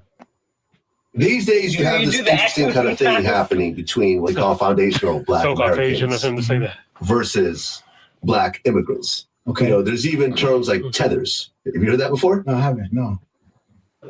A tether, and I actually looked it up, so I say it correctly, is a term used by foundational Black Americans to describe African or Caribbean immigrants who moved to America for economic opportunity using the benefits of the American civil rights struggle while simultaneously disparaging the history, legacy, and lineage of the Black American movement. Okay.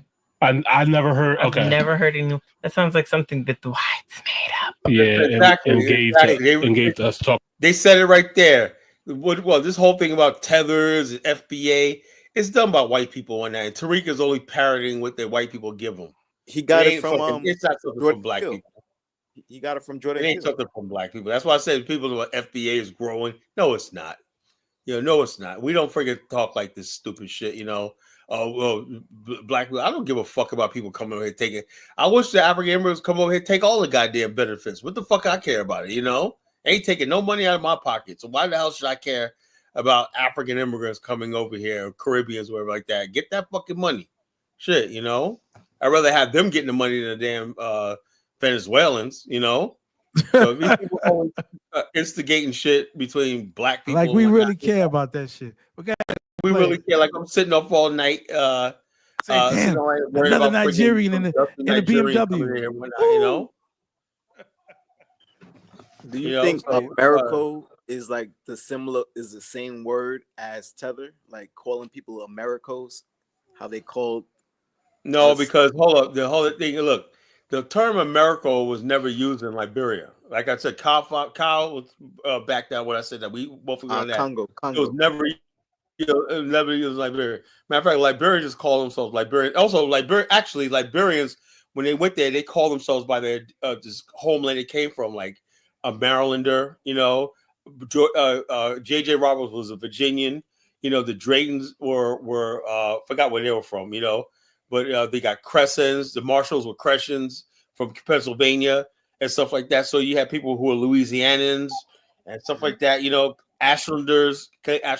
So wherever you came, also people identify themselves by their religion. You're Methodist, you're Baptist, you're Presbyterian, stuff like that. They were very religious people, and they're very people that had ties to the homeland, Marylanders and stuff like that, Mississippians, like in Sino.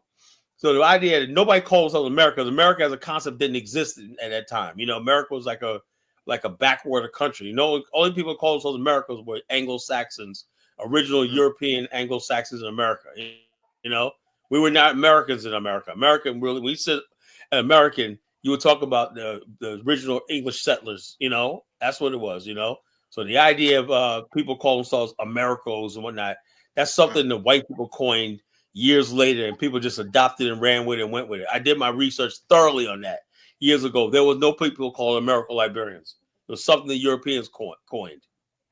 On YouTube, there's pretty much African Americans are the face of enslaving indigenous Liberians.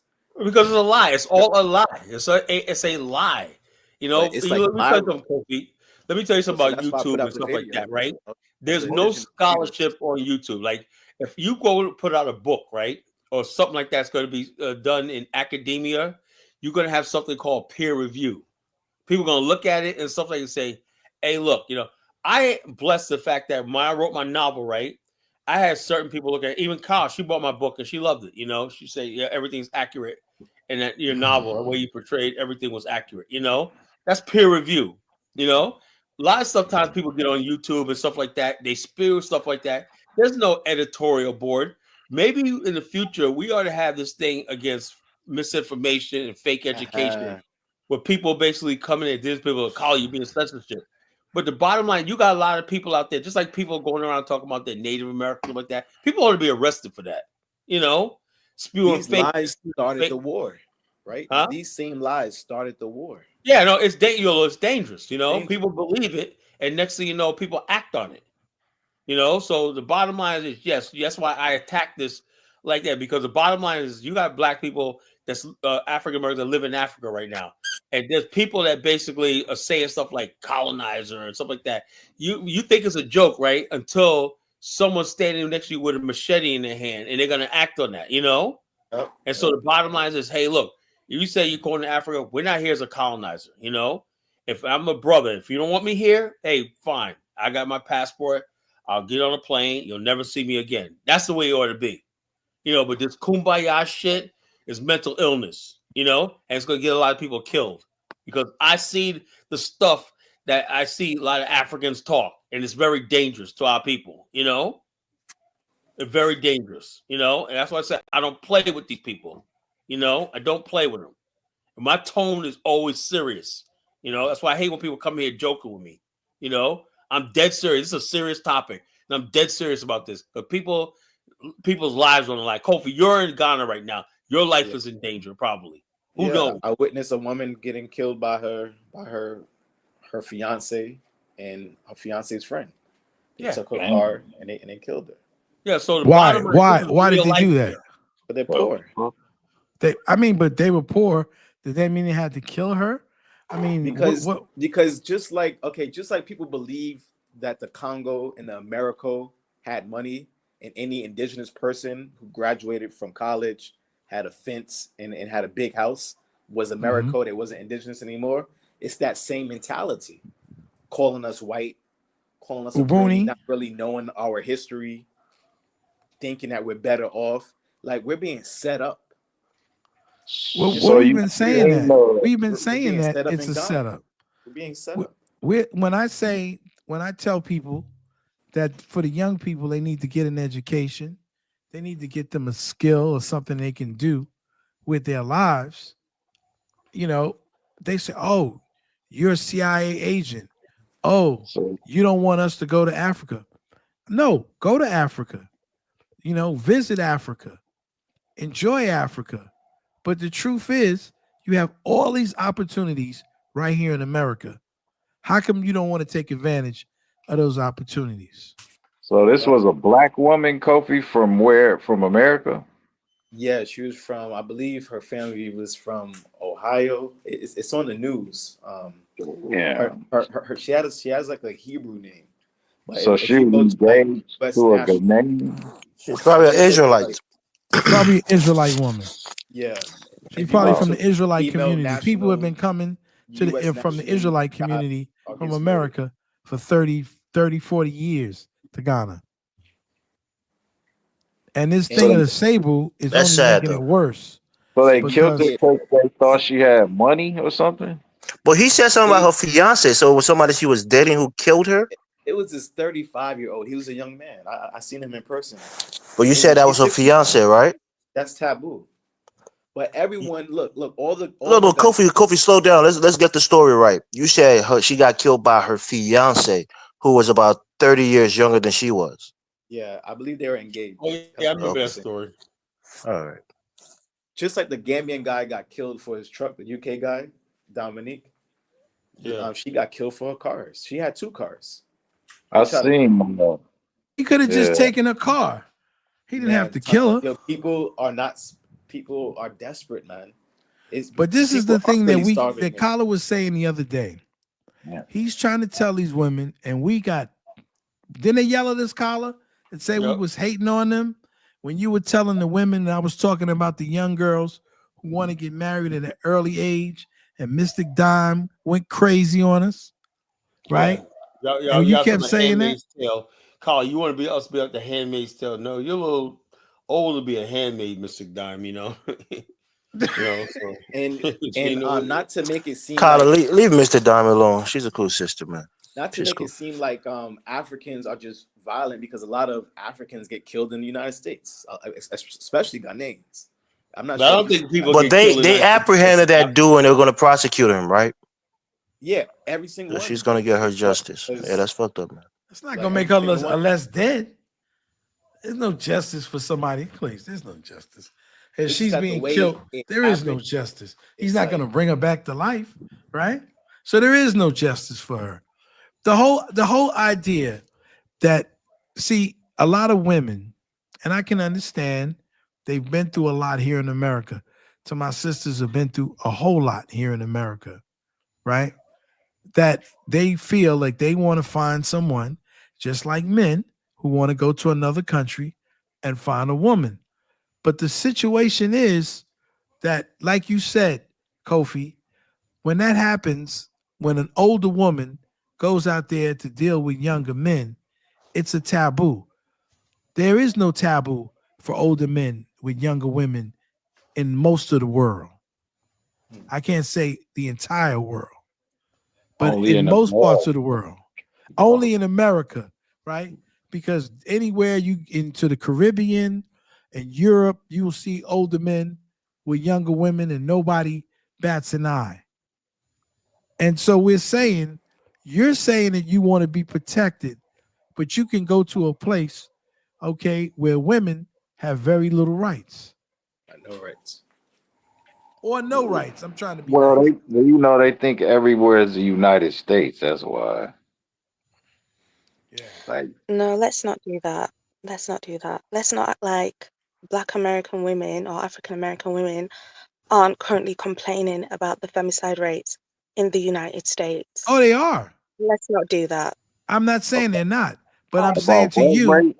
listen, one Femicide. second. They're femicide. They're saying that women are being killed. Absolutely. But the thing is, they're going to another place where they think that the same thing doesn't exist. Right? Where they have no rights at all. And some of these orders of protections in the United States are not worth the paper that it's printed on.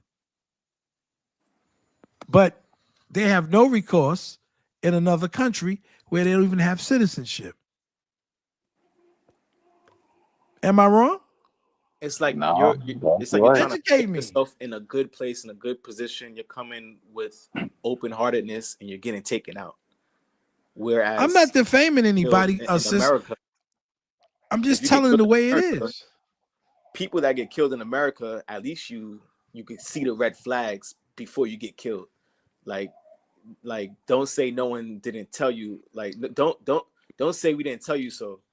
And you can hear you can hear people plotting on you. You can hear threats in your language. In Africa, you can't hear no threats. You can't hear people plotting on you because you don't speak the local language.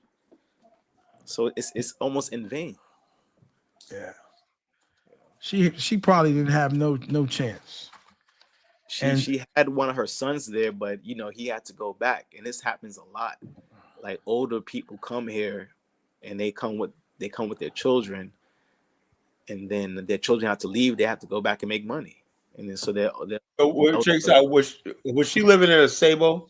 She was living in Cape Coast, Elmina, but she was living like an hour away from like where like the community is really at. Let me ask you a question. Those communities out there, how close is the nearest hospital? The nearest hospital, yeah, there was a hospital near her. Not even some little clinic. Where's the nearest hospital? Is it a hospital within 20 miles?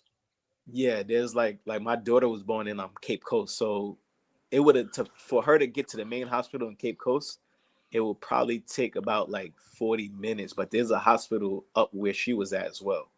I'm not familiar with it, but the main hospitals are in Takoradi, where Wodimai is from, and Accra, where they could do scans and they could look at your brains to see internal bleeding. Now, why do people move out to the rural areas like there when you're away from hospitals, ambulatory, police? Because the Pan Africans told them to go and move into the village and become part of the community. Yeah, me and Bantu had this conversation last night.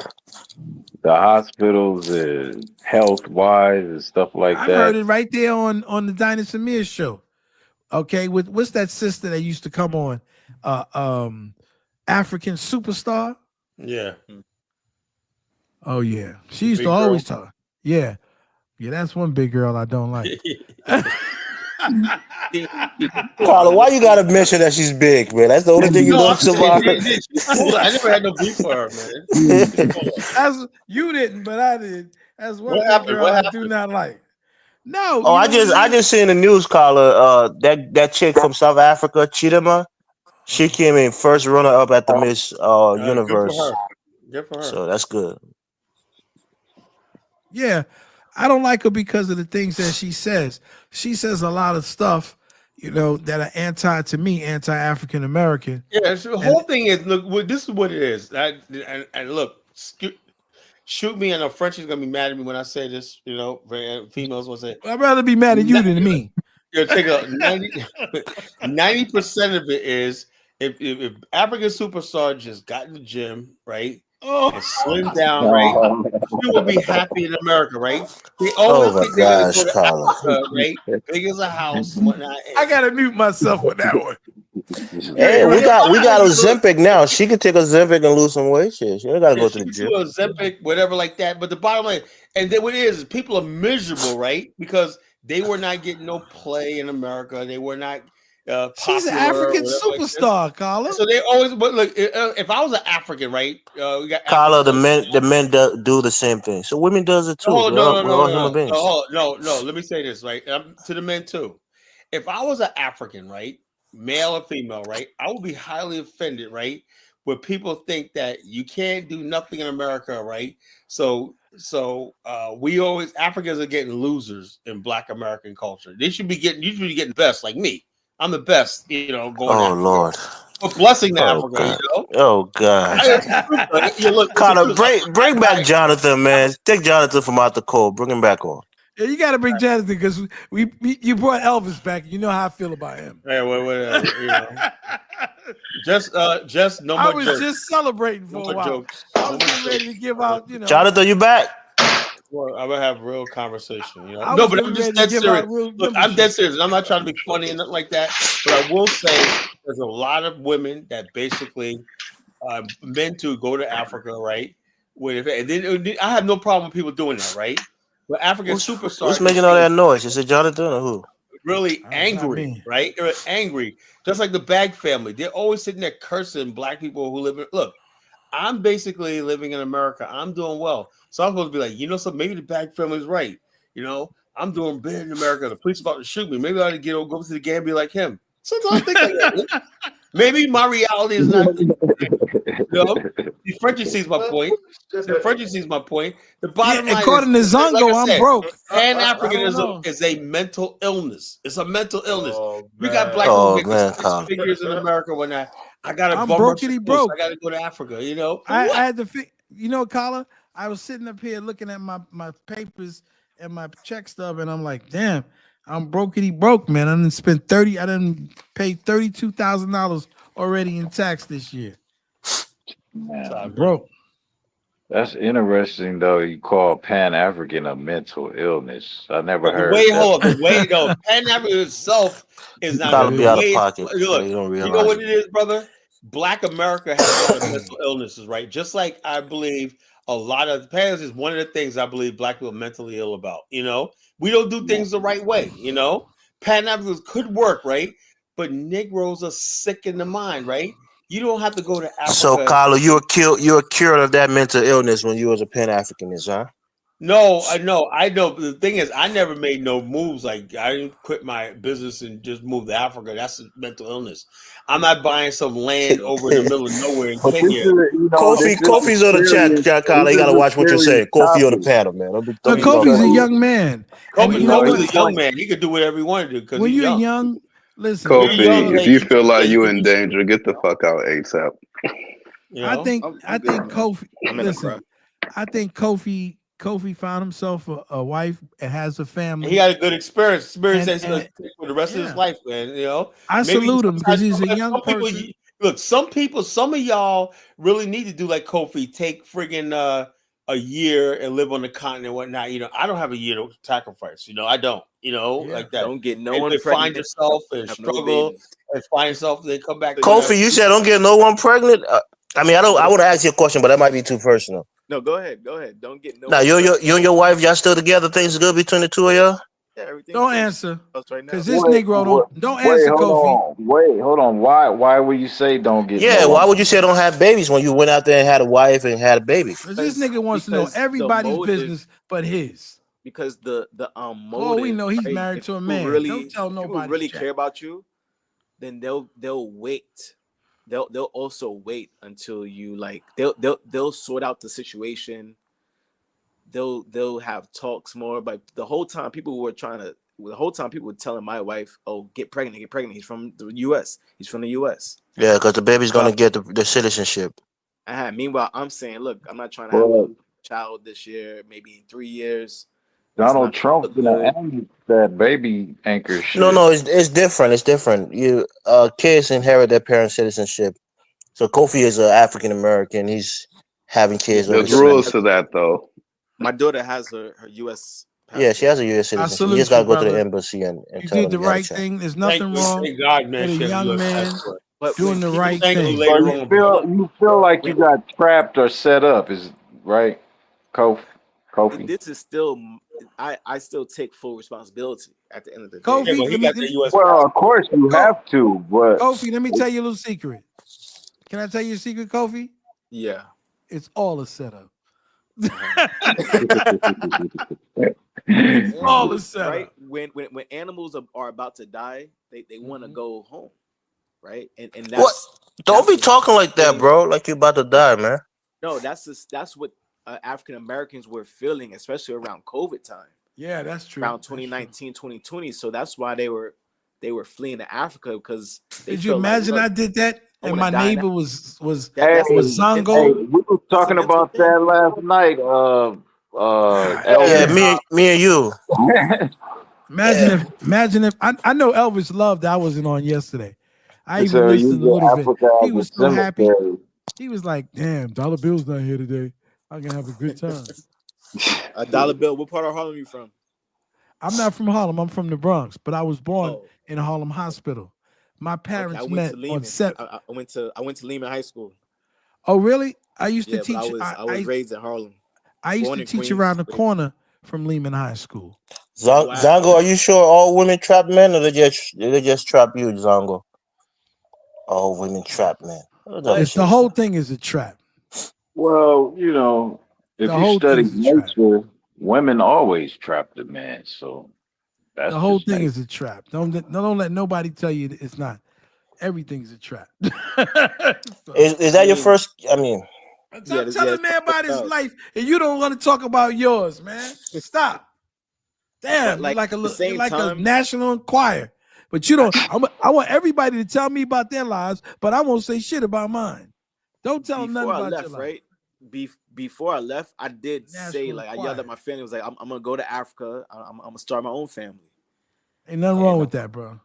I kind of jinxed myself, because I definitely, when I got here after 3 months, I'm like, hell no, I remember he was telling me he was gonna go. I said, he ain't going nowhere.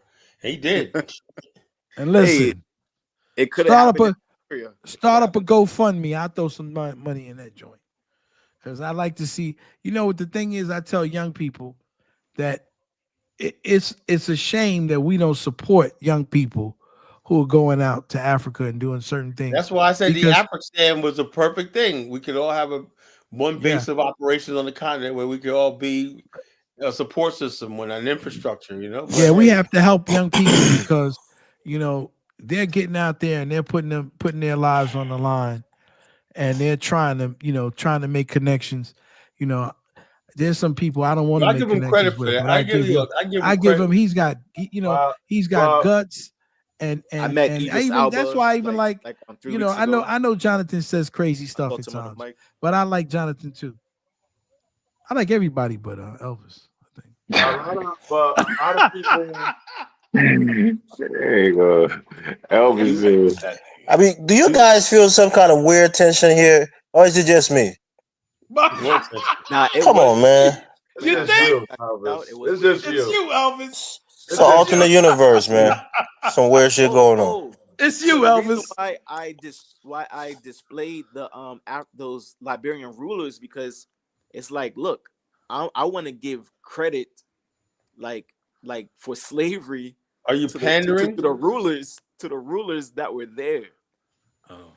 Not only were they slave owners, some of them also got caught into slavery.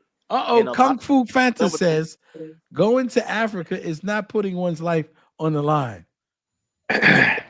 Well, I mean, going anywhere. As hell. Is that Fanta girl? Is that one that had a relationship with Nakmeezy? Oh yeah, the Fanta tribe. Oh yeah, that was funny, man. Nakmeezy, African Fang tribe, whatever. Yeah. Well, I will say most African Americans should fall back from moving to Africa. You're not prepared. Just go visit, man.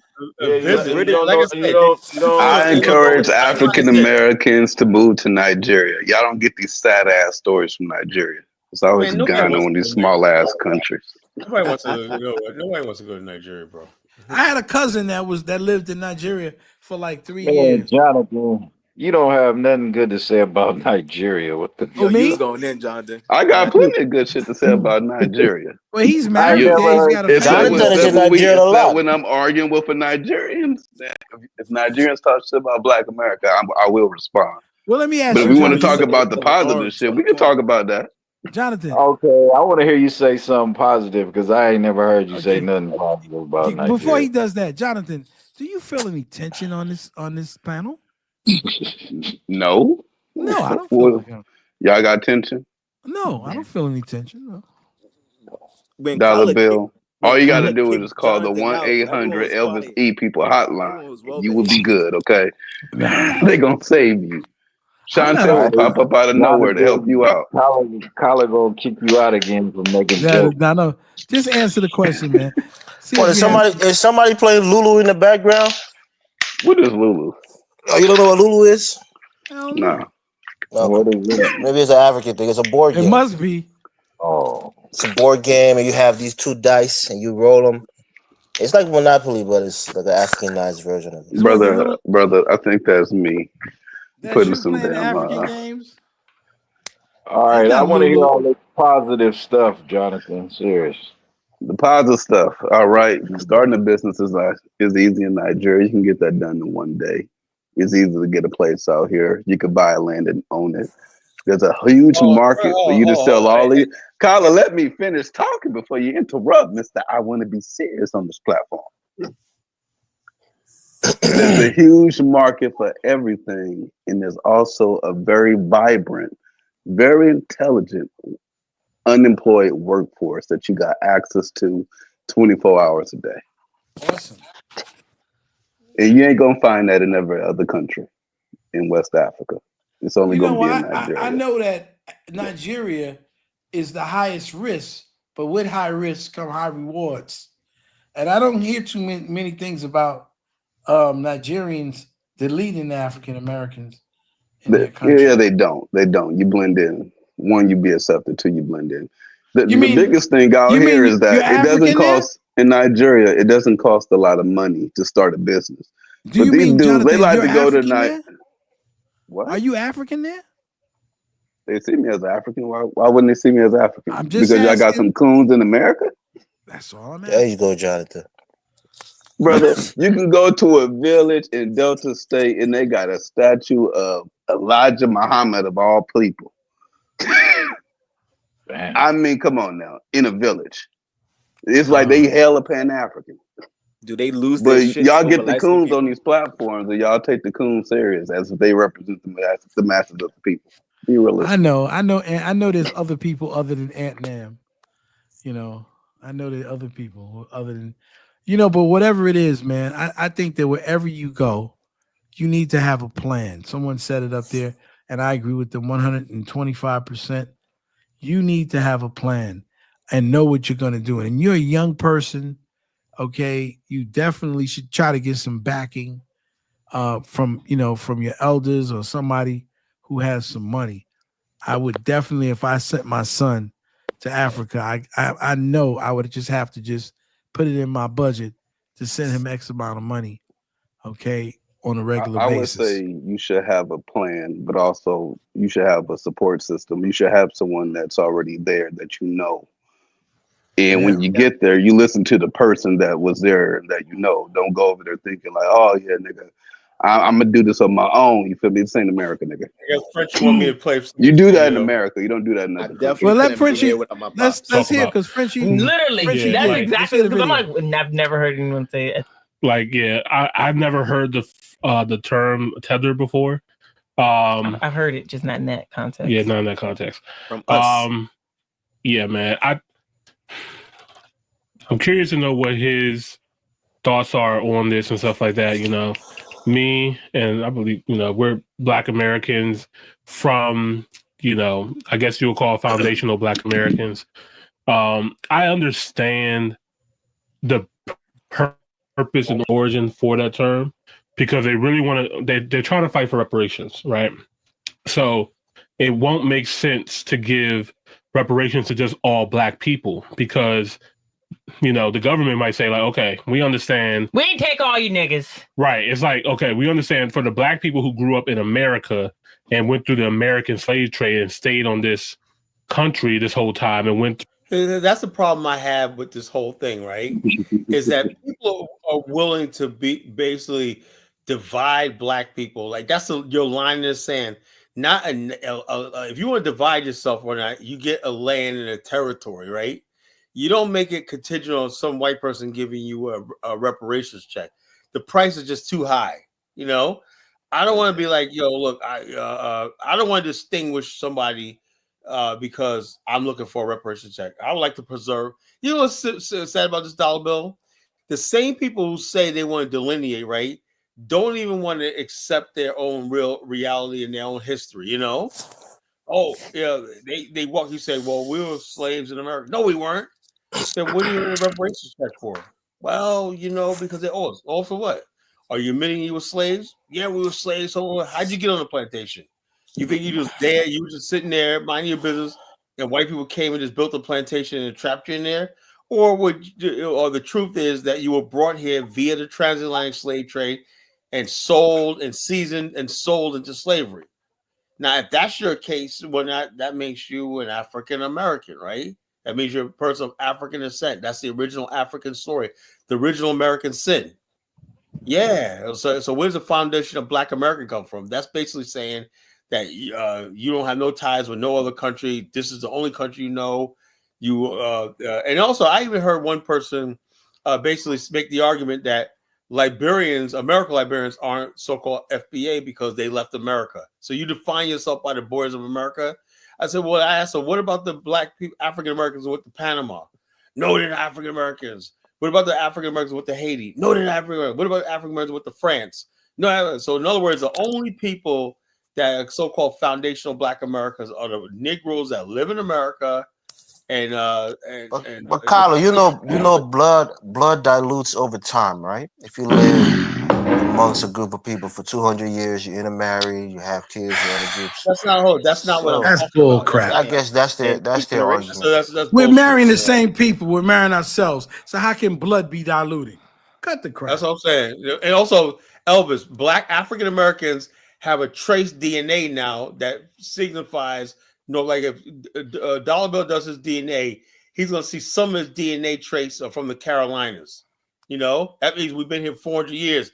That means all the people that's been marrying each other and whatnot, somehow or another, almost all African Americans are interrelated with each other because a distant relative of mine probably married one of Dollar Bill's distant relatives. Exactly. So our DNA is going to show up together, as a group. So I don't know what this dilution, there's that weird African crap that they believe in, that somehow we diluted, but after almost 500 years, we still have over 80% DNA. Yeah, that's remarkable, isn't it? Carla, I'm talking to you about the American Liberians who live in Liberia for over 2-3 years. No, hold on. Hold on. They intermarry with other groups. The American Liberians, right? They've only been there for 200 years, right? That's not 400 years. That's not enough. The American Liberians actually probably carry the same DNA as people from the South. Because it takes at least 400 years to basically have a trace DNA. It's their imagination, right? This is where they come up with this little garbage. See, this is why me and him don't get along. Because he acts like he's not like a lot of these people, but he is. He's a cultural supremacist also. And they have this little idea that, all of a sudden you stop being African because you've been in America for a while. And now you're just the blacks. And then American Liberians stop being African American because they're in Liberia. No, it don't work like that. Carla, what is the thing for African Americans? The FBAs here. What is the qualification? No, hold on. Let me this is how it is, right?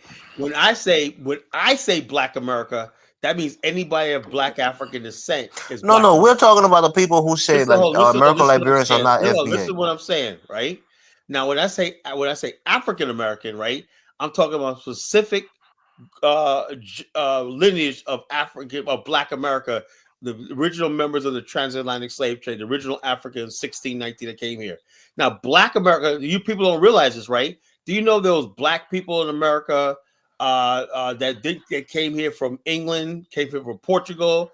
The explorers of the Hudson was a black Portuguese navigator. You know, the black people came from Spain and went to the settled Mississippi. Black people in New York. Carla, if your mother was a bossa woman, would you think that you're still African American, or would you think you're mixed? No, my DNA. Just ask him, why does he still carry an African American last name and first name? No, I don't even want to talk over there. But let me say this, brother. The whole thing is this. My ancestry, my DNA says that I came from the Congo, parts of Nigeria, Mali, and Europe, and some little bit of Native American. But the bottom line is my DNA in America, right, traces to North Carolina, South Carolina, and Georgia, right? That's my African American DNA. That's unique. You know, now same thing. American Liberian is going to have that same thing, right? Because it takes. But some of them have parents from half Native African. That's the point I'm trying to make. Hold up, that's true. You know, that's true. Right. Hold up, but if you're going to say somebody like Willa, that's a pure 100% American Liberian one. That she's the same thing as an African American woman. You know, but you know what they're not thinking about. She didn't tell you that. She said she was mixed with the white people. Look, I talk to Willa all the time, man. We were friends. I know her family. She had adopted people in her family that were Vi and Bassa and everything. But her family is from Louisiana and Clay Ashland. She's 100% American Liberian. Carla, it's not true. You're going to be hard. Hold on, listen to what I'm saying. Listen to what I'm saying. Look, yo, Dave, you're going to be hard pressed to find a pure American Liberian now. Charles Taylor, he's half Gola, half American Liberian. A lot of people are like that who are American Liberian. That's Charles Taylor. This lady Willa is 100%. She's one of the Coleman family. She goes way back to the founding. She said her mother married Coleman, so she's not from the Coleman family. That's her stepfather. She's not native, at all. She's not native Liberian. Whatever you say, I'm just telling you. If somebody's making a case, if Tariq is making this case that these people have been away from us for so many years, Tariq is not. They've intermarried with the native, and as such, Tariq is not a scientist. Tariq was somebody when that Liberian boy got shot the other a couple years ago because he went to the wrong house, right? There was a lot of people. Tariq was saying, "Why were you married?" Because he's not one of them. And then people say, "Wait, do you know that?" Even though no one even cared that he was probably native background, right? Someone made the comment that Liberians are actually African Americans. This, without even looking at his background, whether he's American or whatever like that. Tariq he's not a scientist. They're not scientists. Tariq was saying, no, they can be a foundational black. That's a fake because they left America. So basically, I'm just going by their definition, their criteria that they're using. To me, right? Let me tell you something. This is what I want everybody to understand. When you're talking to me on this platform, whatnot, please don't believe Tariq, because it offends me. No, Kakala, you listen to what I'm saying. You brought up the thing. You said, can you believe that these people say that American Liberians are not FBA?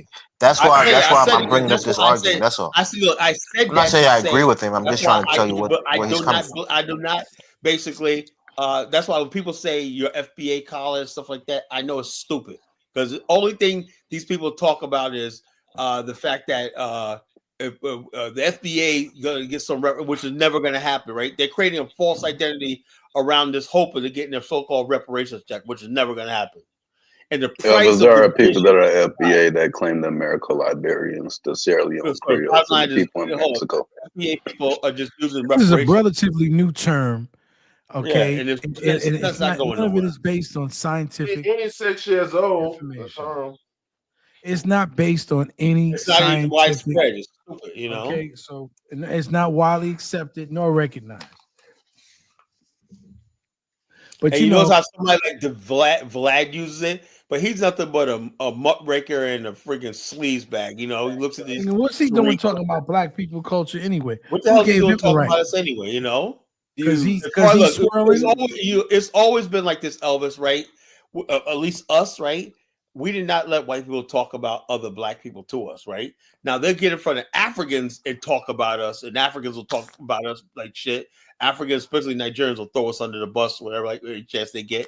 But to us, what's your beef with Nigerian, Colin? Hold on, if a white person, I gotta check them, because if a white person ever come to me and start talking about Nigerian, the conversation's over. You don't talk to them about me. I may call Nigerians dusty and everything like that, whatever it is, but you are not going to say that, because you're white.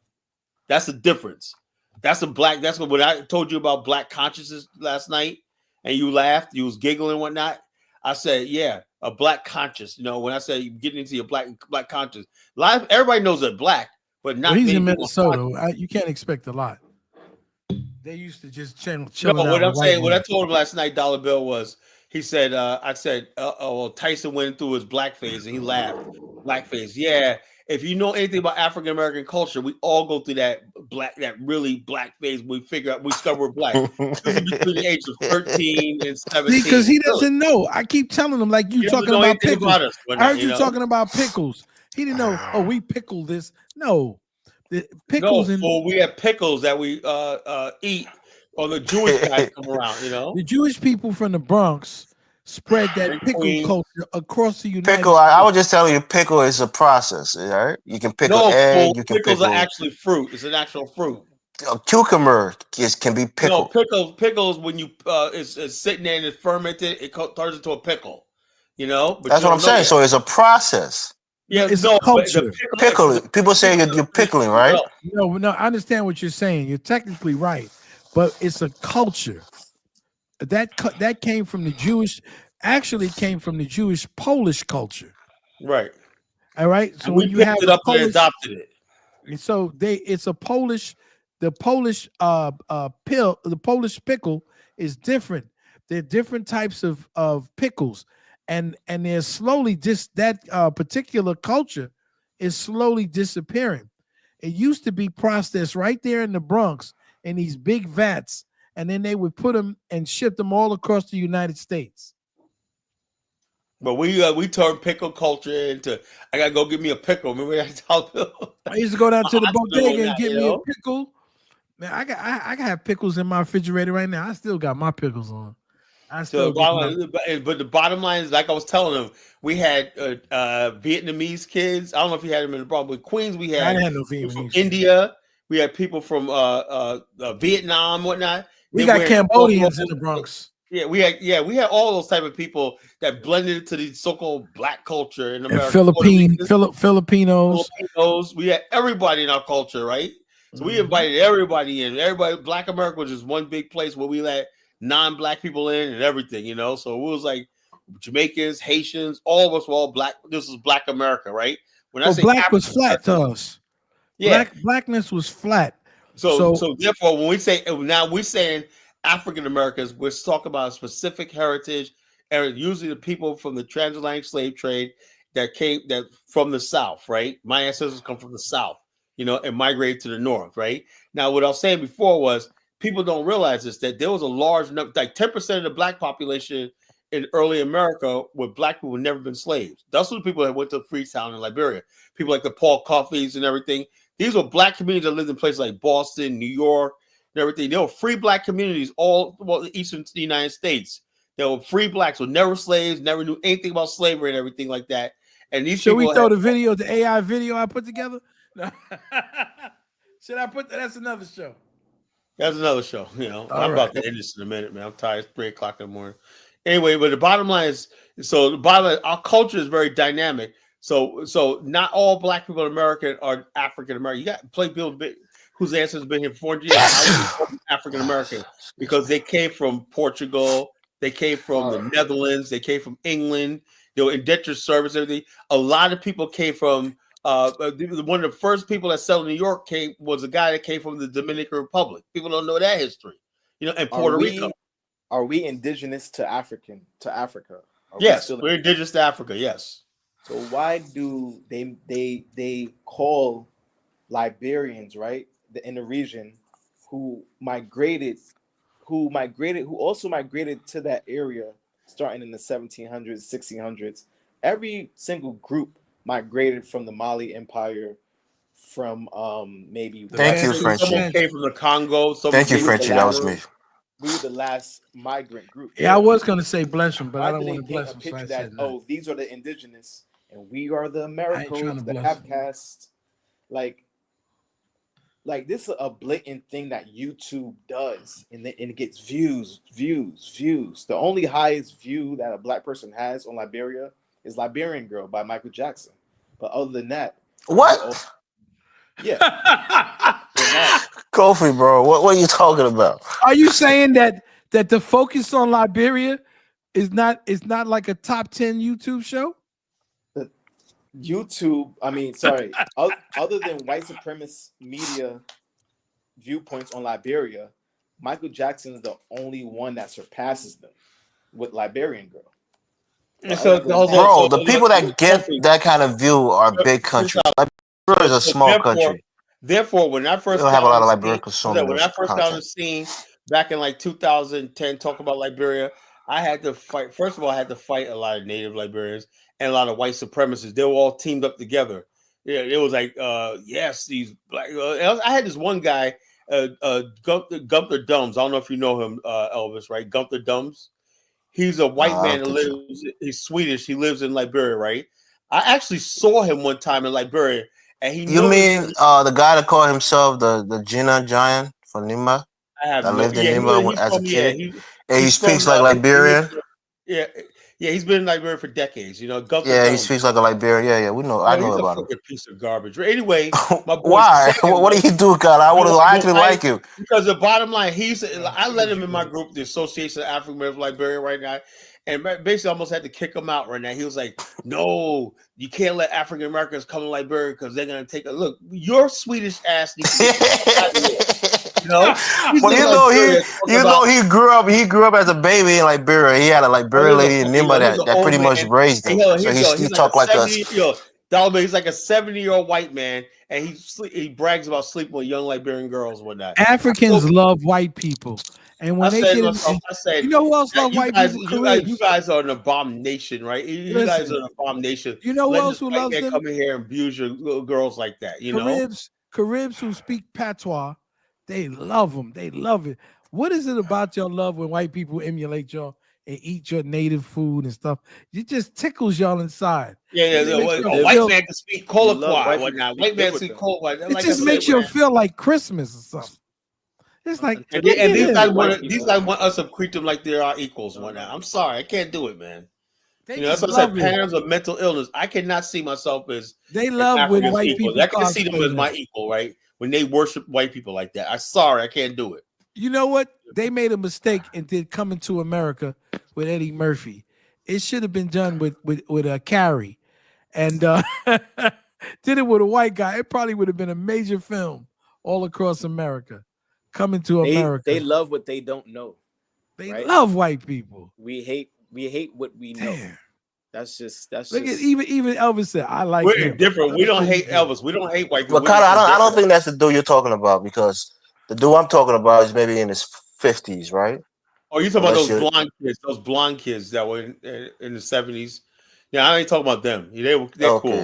They're cool because he partakes in Liberian culture. Those guys are cool. You see how they like it? They partake in Liberian culture. The bottom line is, look, I'd be like this. They have Dollar Bill. I will give them one thing. Those two young blonde white boys. Their parents came to Liberia. I don't know what, I guess it was a Peace Corps, and they pretty much are pretty cool. They kept a lot of photos and everything of Liberia of the 70s and everything. I know, and they probably CIA operatives in the basement. Oh, probably are. But the bottom line is, I have no problem with them, probably because they look like they have a genuine love of the country. I have no problem with them. This one guy, Gunther Dumbs, right? Yeah, I don't know the Gunther Dumbs guy. Maybe Gunther Dumbs is in the comedy circuit. He's in a comedy circuit.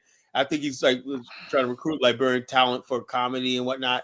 And I told Sam, I keep thinking, I think that's the guy, but then you keep calling a different guy. That just shows does he carry a cow tail? You know what a cow tail is, Kyla? I don't know, but the bottom line is I can't remember what he looks like. But the bottom line, he's an older white guy. He's an older, because I think he says he's from Switzerland or Germany. He's German and Sweden. Collective bargaining agreement. Our work. You see, this is the kind of ignorant stuff. Ed Nemesis, Dollar Bill, your benefits are from white people. Your union job, food stamps, Section 8. So the bottom line, no, it's not the fact that you work for an entity. Why do they always think that? How do you know your supervisor who hired you is not black? But you know the funny thing? Listen to me. I Mayor remember Adams is black. African American. But you listen. You know what's amazing to me? I remember growing up as a kid, and Caribs used to be the first one to say, "I'm not like these African Americans. I don't take food stamps. I don't eat at Chinese food stores. I don't do this. I don't live in the project." And what happened? As soon as they open up the doors to give them food stamps, you should see them. They're the number one online with food stamps. As soon as you go to a Chinese restaurant on a Friday, it's full of Jamaicans. As soon as you see them now, they're allowing them to be in public housing. Guess who's in public housing now? Caribs. All that. See, these are the head games that people play with African Americans. Just the head game. As soon as they get an opportunity to get some type of benefits, Nam is talking all that smack. If he could get a city job and get his pencil together and he knew how to pass the test, okay, he would certainly try to get in the union. That's who he is. But you won't shame us. I applied for the Directors Guild before I left. I took the test in Ghana. You will not shame us. Get in the union, young people. He's in the union. Get in the union. Get anything. Take your test. Get a trade. Get something and whatnot. Because like I said, we have a good future. The one thing is not going to happen is you cannot rely on the black church no more. Because I was just one video that's going around viral, right? I don't know if I'll play it because I'm really tired, right? You know, the black pastors who are going crazy over women and whatnot. And basically, like, oh my God, these guys are basically caping for the LGBTQ. Pastors in the church, talk about blah, blah, blah, they caring about more about Mexican immigrants and the gays and the LGBTQ than about teaching people the word of God, man. What the hell? If the church is corrupt, can you imagine what our youth are going to be like? If the church don't mean nothing. Are you a Christian, Carla? Basically.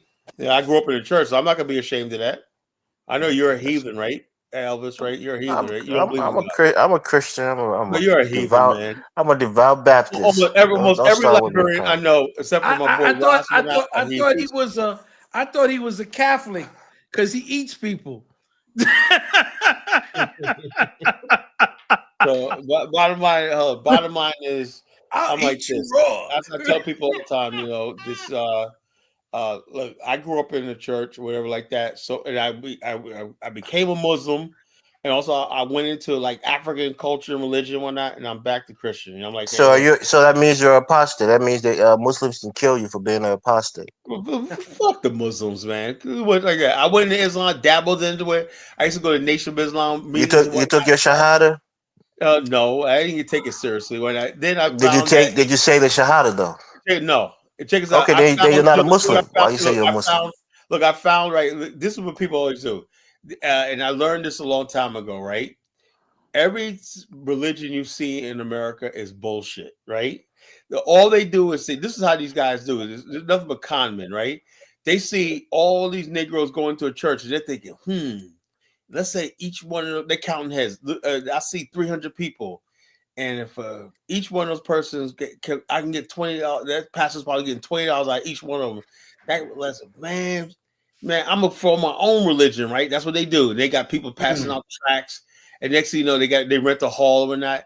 And they say once they get their numbers up and whatnot, they gonna tell you what you want to hear to keep you coming back and whatnot. They'll give you a title. Hey, brother Elvis, I now promote you to blah blah blah boom boom shakalaka. And the body is cycling.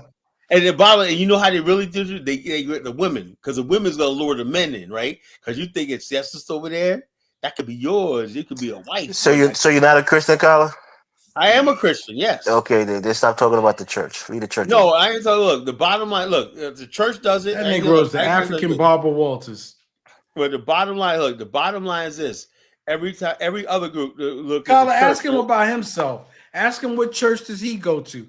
Ask him, does he have African Americans in his church, or he's in church with white folk? Ask him some questions. He always wants to ask everybody their business. Yeah, I know it's Elvis. Elvis, we don't know nothing about Elvis. Why we don't know nothing about Elvis's family, his life, what he does? Yeah, he want to talk about old people. He want to talk about everybody. Everybody Elvis got to talk about. Elvis Elvis is don't want to talk married and got about. a couple of kids. That's all He we has know. talked That's about I ain't his telling us. family plenty I of wonder how times. you know that, Jonathan. How do you know that, Jonathan? I've never heard him talk about I it. think that Negro said that on this platform. Yeah, when? Oh man. No, that ain't telling us much.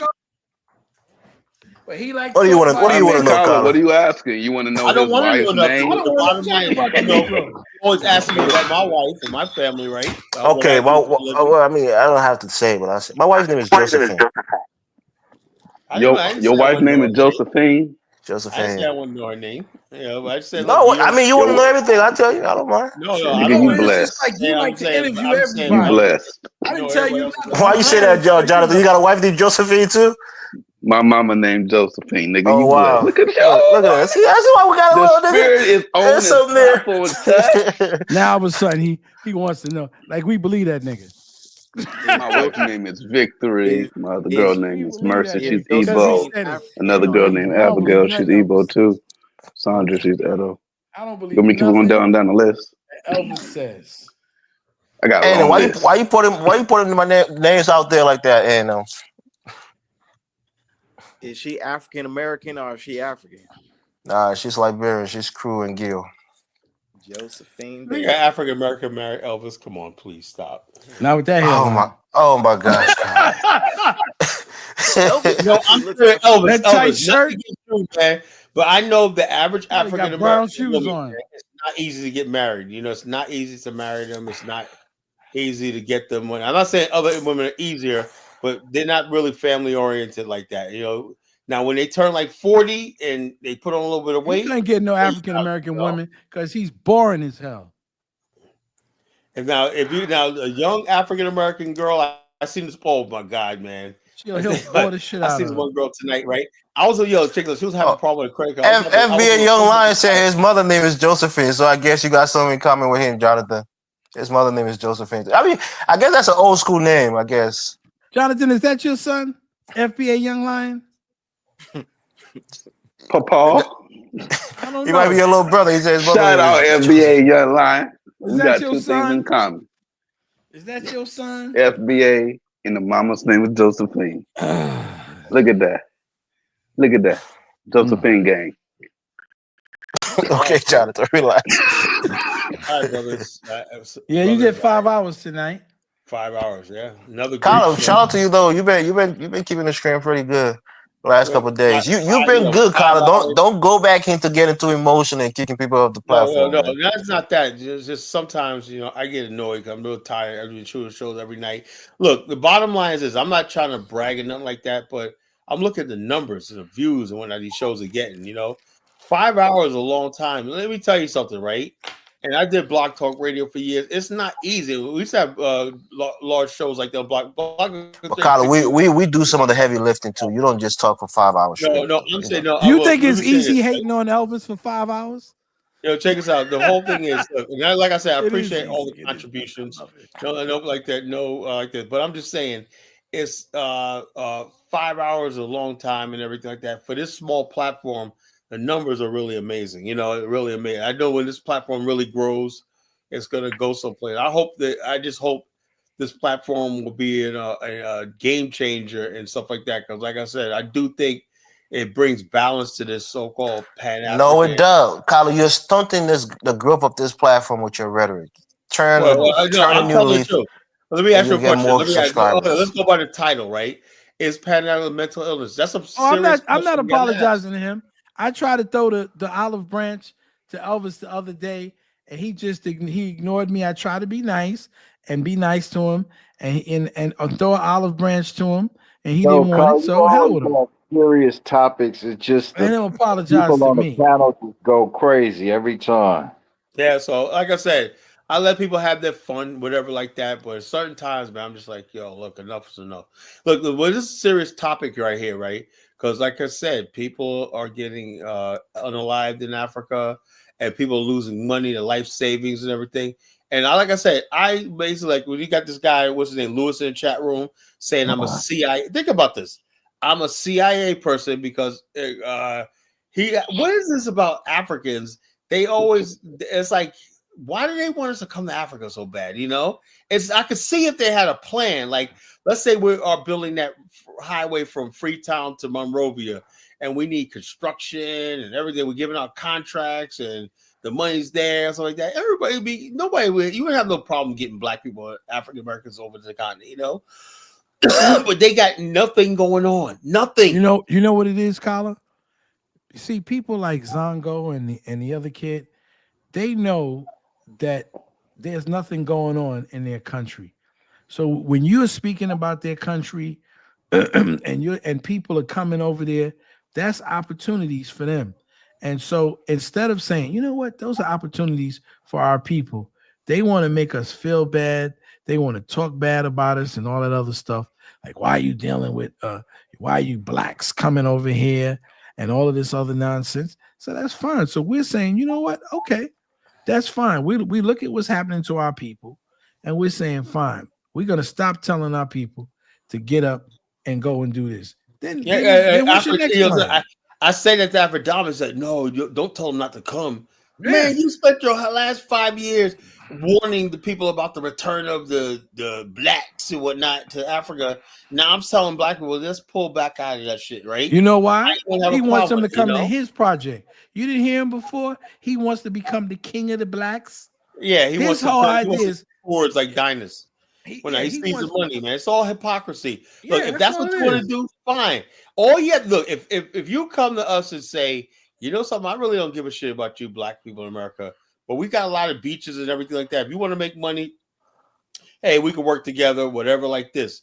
But don't sit here acting like that we're the worst things in the world and whatnot. But Kyla, right? Kyla, there are some people who really wants to be on the continent. They want to experience Africa. They want to go there and invest. I mean, there are some people who just want to visit.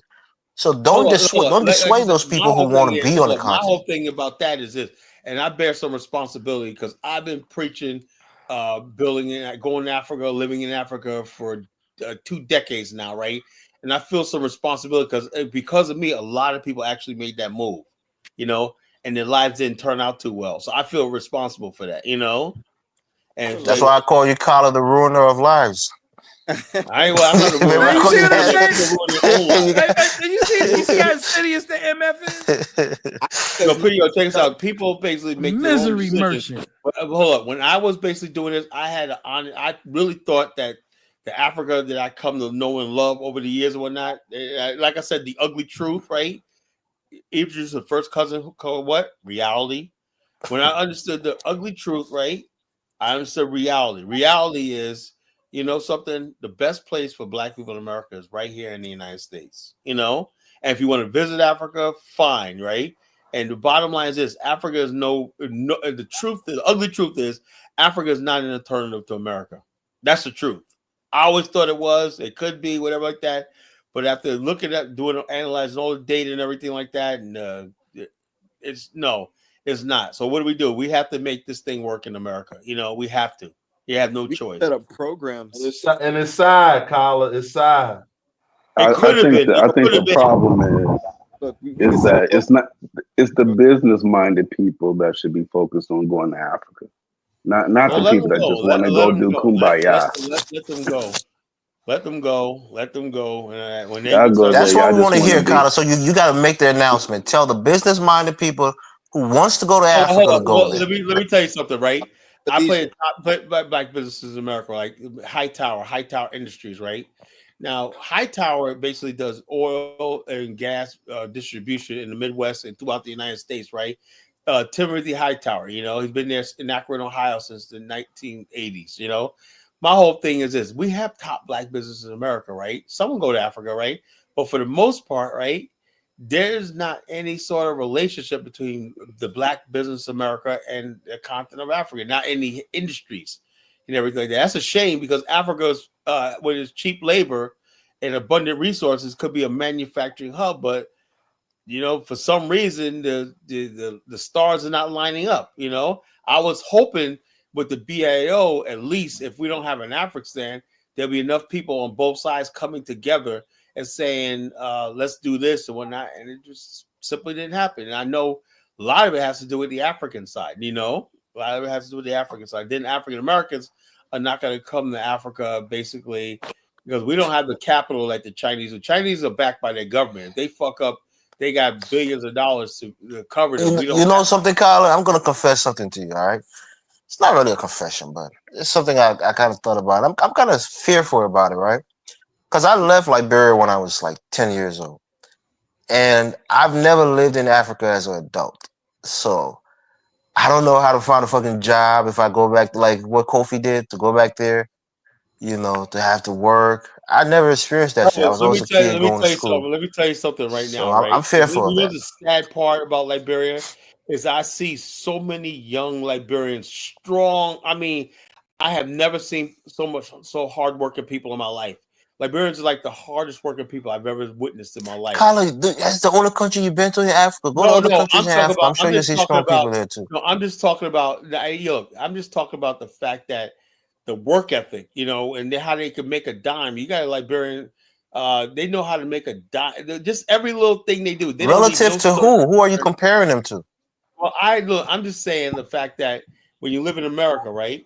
I know for a fact the average black person or white person in America is not going to do what a Liberian does. Just by what I'm just saying what people do to survive. Whether it's selling fruit, whether it's doing this or doing odd jobs. They got 5 odd jobs locked up one day, but they're pulling in the money and stuff like that. They get up the next day, do the same thing. But the bottom line is this: it's tough. It's not an easy life to live. And the bottom line is there's no one help, because the bottom line is, what angers me about Liberia is the same people who basically talk about the Congo people, right? They get in there and they're from so-called indigenous background, whatever like that. They're in government and they're in power or whatnot, and they could give a shit less about the masses of people, right? They're not trying to bring no businesses there to employ the people or empower the people and everything.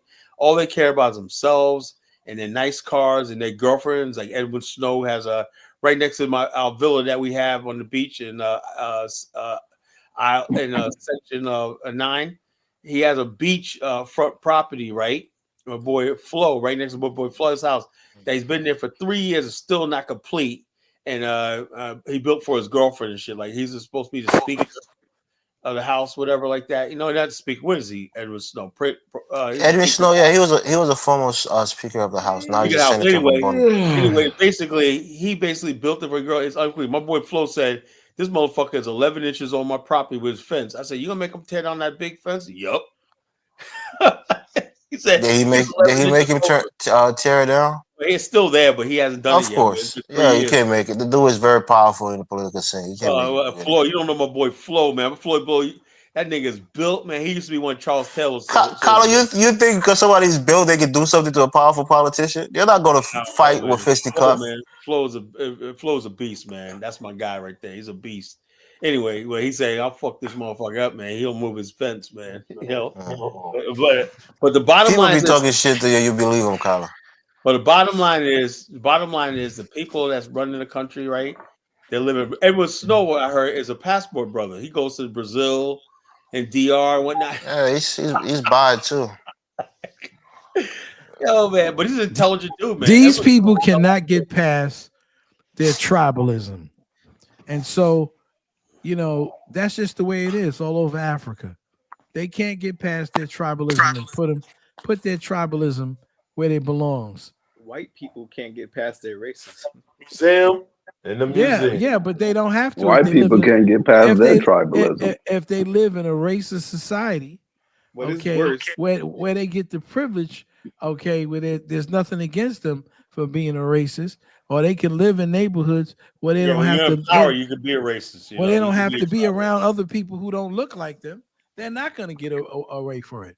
Absolutely. Absolutely. White people benefit from their racism and their power. They empower other white people with their racism. When you got nothing, man, the last thing you should be worried about is tribe. You should be trying to work together. All right, Kala, what are some of the failures that you encountered dealing with Liberia and Kofi? What are some of the failures? I don't have any failures. I have none. Now I got a white Zan. My father's black. My father's a black man. What the hell are you talking about, Dollar Bill? And man says I'm defending his white zaddy, as usual while bashing Africa. Just shout it. The failures. He was a sick sucker, man. The You failures. sick. People are. Kofi, I want to hear Kofi talk about the failures he experienced. People don't know you, and they don't know history whatsoever. They only know, what their people say about foreigners, in which you have a lot of money, and you're white. So there's a lot of assumptions. How could you be white as black as you are? Let this man finish talking. I'm just asking a question to the brother. How do they? I'm just trying to get to understand that.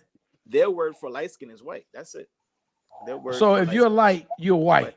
You're white, yeah. So what about this guy? He's Romy that we just finished looking at. Then they claim he wasn't bleached. He sure looked light skinned to me. But dollar bill, even if you dark, they will still call you white in Africa if you come from America. Culturally, that's what they're talking about. If you're culturally it's stupid. Westernized, just say it for what it is. It's stupid. They call each other. They call like their through slavery to segregation, Jim Crow, lynchings, and stuff like that. Okay, we probably do owe them. You know what I mean? Y'all do owe us. Which is a crazy statement. It's crazy. Especially you niggas. Especially if we already gave reparations to other groups of people who didn't go through as much as what our people have went through. If we ever get it. Yeah, but what they're probably concerned about is the African or black Kofi was talking and you started playing the video over him. Damn. Nigerian. That's what I'm saying. Okay. Kofi was talking, then Dollar Bill popped in and Colin played this video real quick. Like, if y'all don't come on. People have no hope here whatsoever. It's like you have to get out of here to make it. People have no hope. So I'm trying to point out all the AI stuff that they could use to build these systems with, and they're like, nope, the government's not gonna let you do this. There's always some like boogie invisible man above you. There's some boogie Ghanaian man that's not gonna let you do something. And I'm like, look, these technologies are boundaryless. They work without borders. You can't box up the internet. The internet is available as long as you have a smartphone. So I'm trying to explain this to people. But Kofi, you can get that shit set up without the help of the government. Just do it. Exactly. You don't need them. That's what I tell them. Also, it's like yes, this place is very tribal. People ask what tribe you from, and you mean Ghana, right? Identify, but like my name is Kofi, right?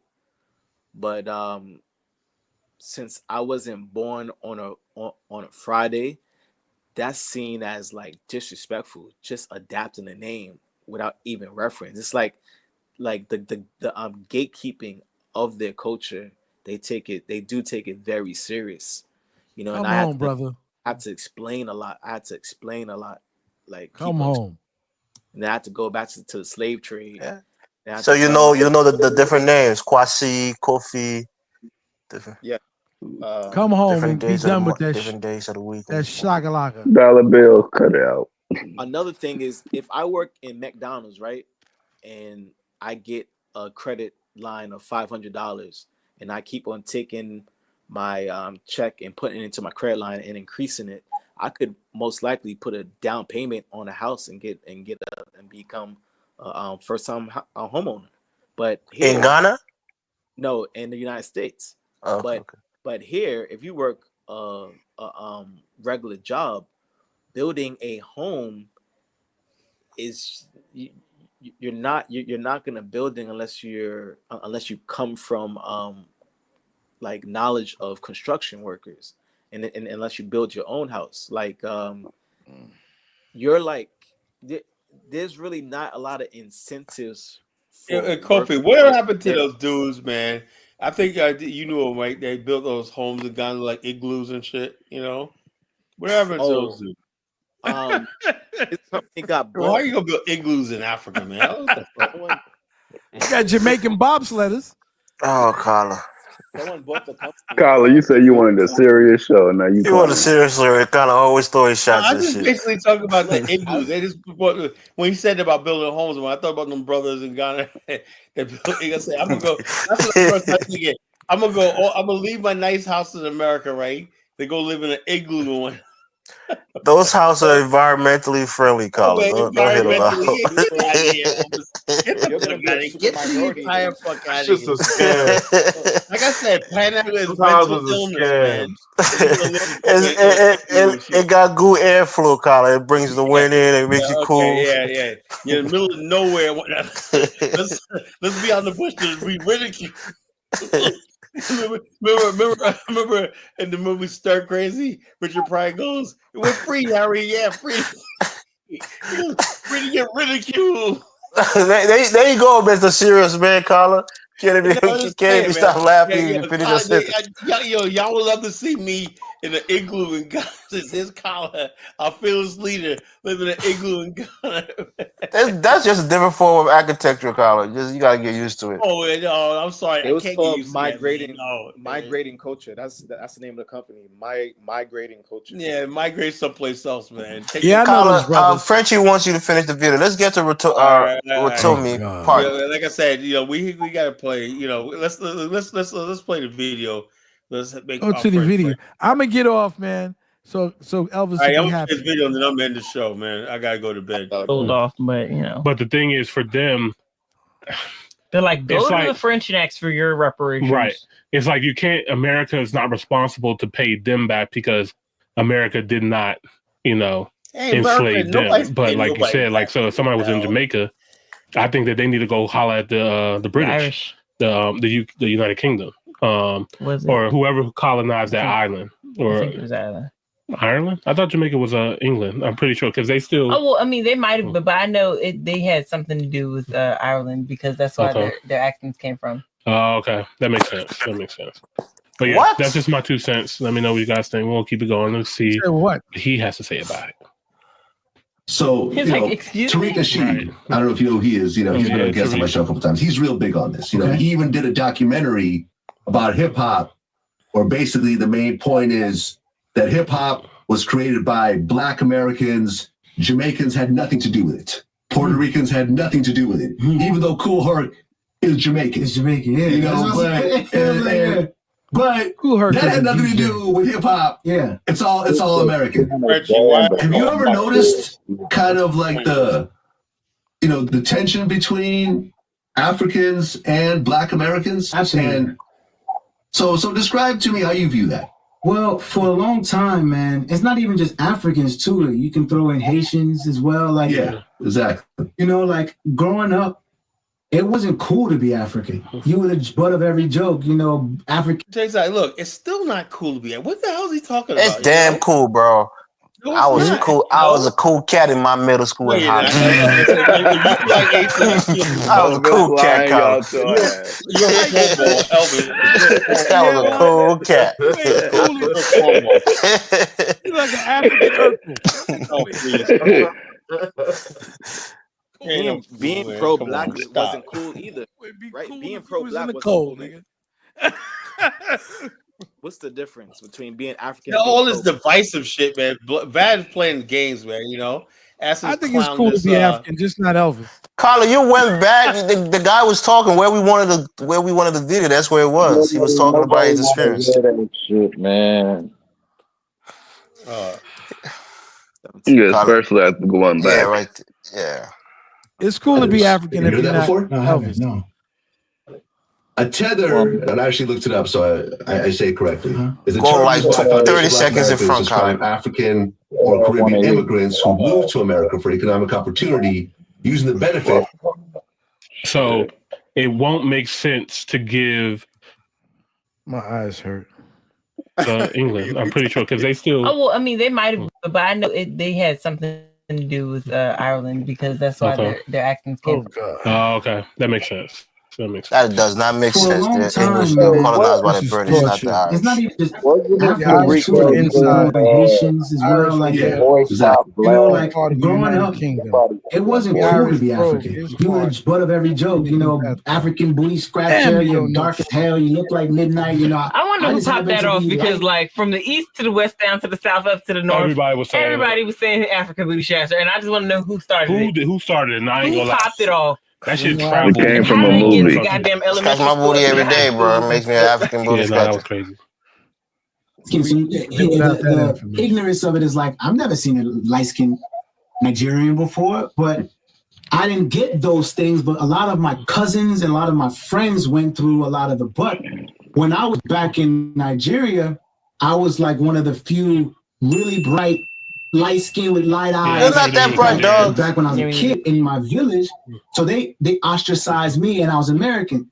So they were like, you're a white man, you're Oyibo, we don't want you now. You know what I mean? So I was left alone a lot when I was back in Nigeria, to be quite honest, until I got older, and then it became, oh, he's the cool American cousin. But both places didn't accept this side of this side of who I am, because it was just the outsider. So, and when I grew up, a lot of the Haitian, Jamaican,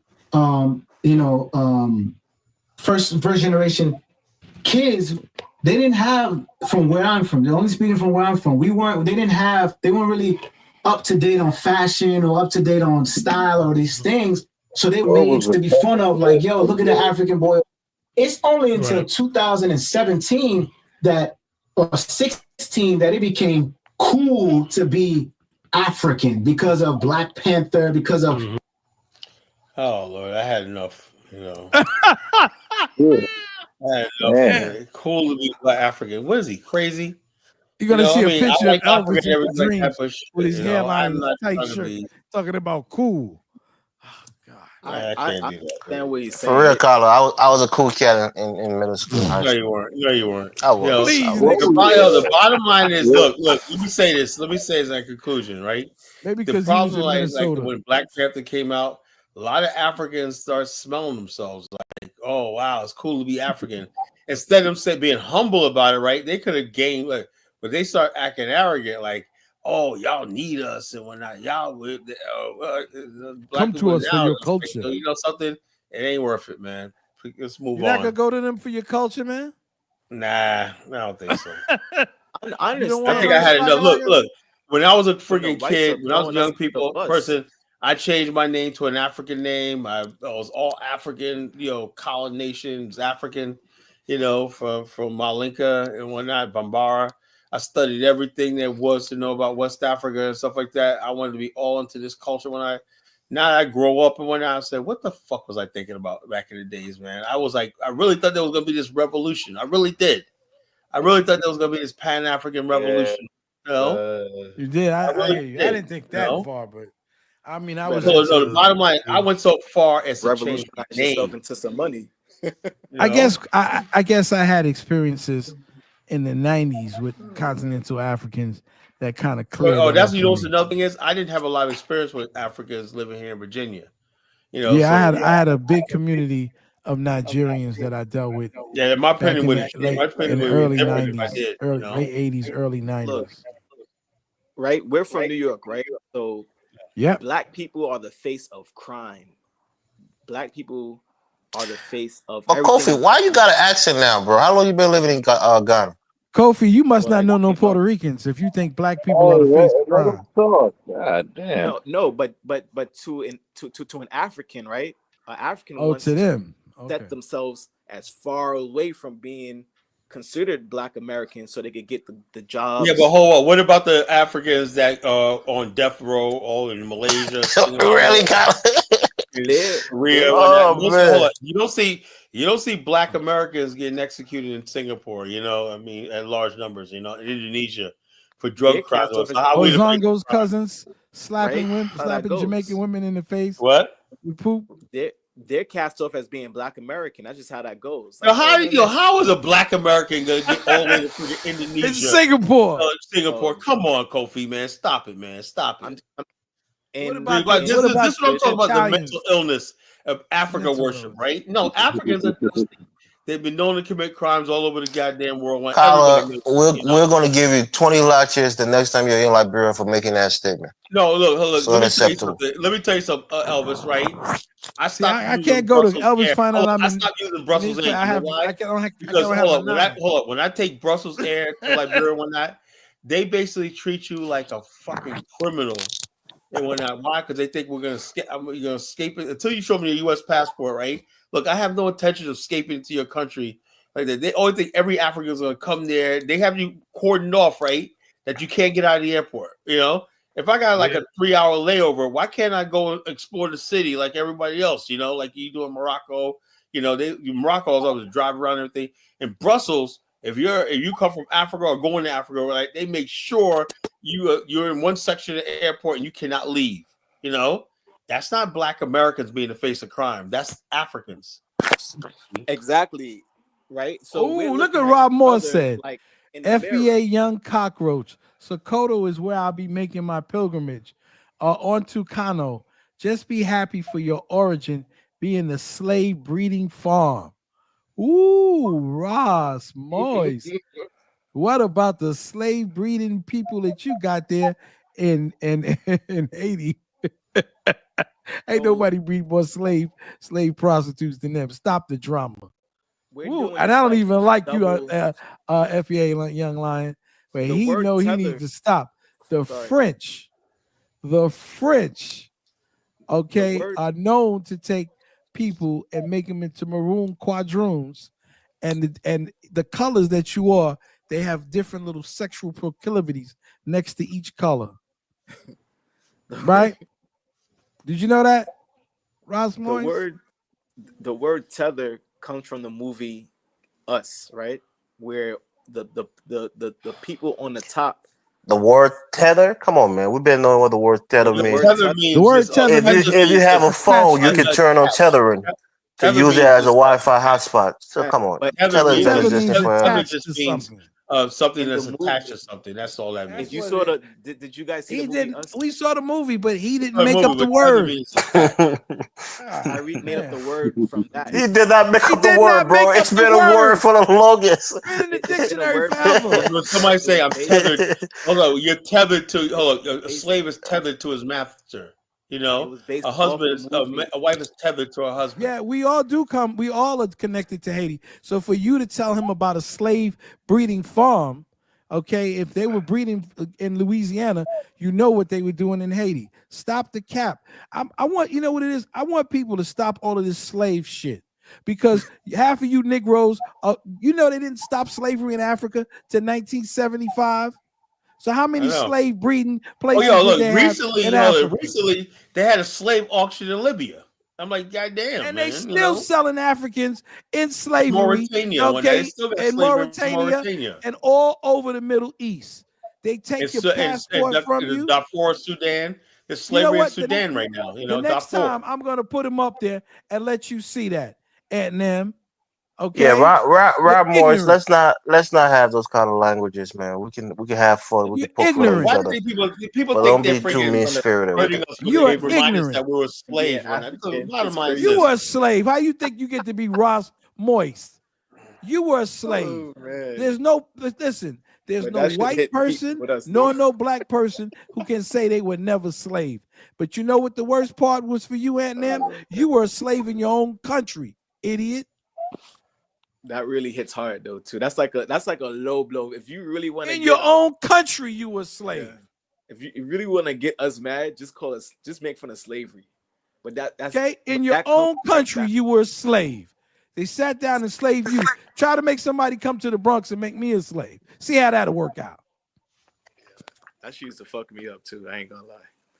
When an African be like, "Oh, you a slave." Well, a lot of times they don't. But Kofi, you had to know that they had slavery in Africa. The average, when Africans say that, they really don't know any better. They don't have manners. Just don't expect. They don't have proper manners. They're barely human. Almost, another black person to use that as like. Yeah, see, when I went off, and the cat called me a cotton picker, right? When the cat, you weren't here, Kofi. No, what I'm saying somebody saying that. Collar. Let me clarify that. What I'm saying is that you know how when you meet somebody, right? You're careful about what the words you say. You know how you say stuff and everything. You already basically. When I meet this person, I'm not going to mention this because blah blah blah. You know, the Africans don't do that, man. It's like.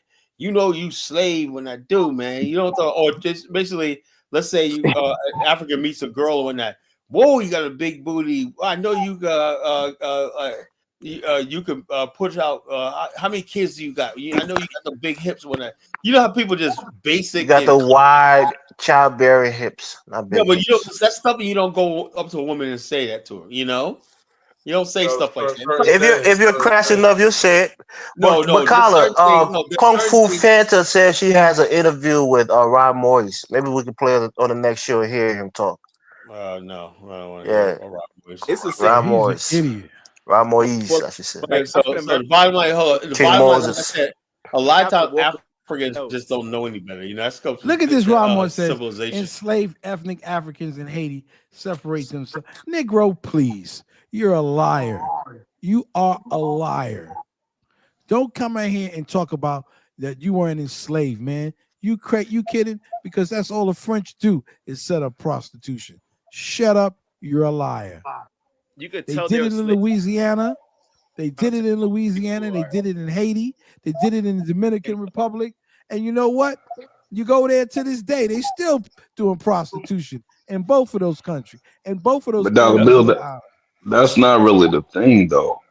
The Africans were enslaving each other long before the white people even showed up. Of course. They think white people showed up and just automatically went slaves. They were already enslaving people. So the Yorubas were enslaved they damn selves. The Igbos were enslaved. There's this documentation about this already. So to pretend like y'all wasn't enslaved in Africa is kind of what? So somebody is saying that Kung Fu Fanta is a white man. He had an interview with Rod Morris. That's crazy. So I guess we got a white person watching the channel right now. Like Afridamus, he keeps white people up there. Ain't no white person gonna get on this platform. Anyway, fellas, I'm really serious. I gotta go. If you guys want to stay on, I'll keep the line open. You got 5:30, so it's almost 6 hours. All right.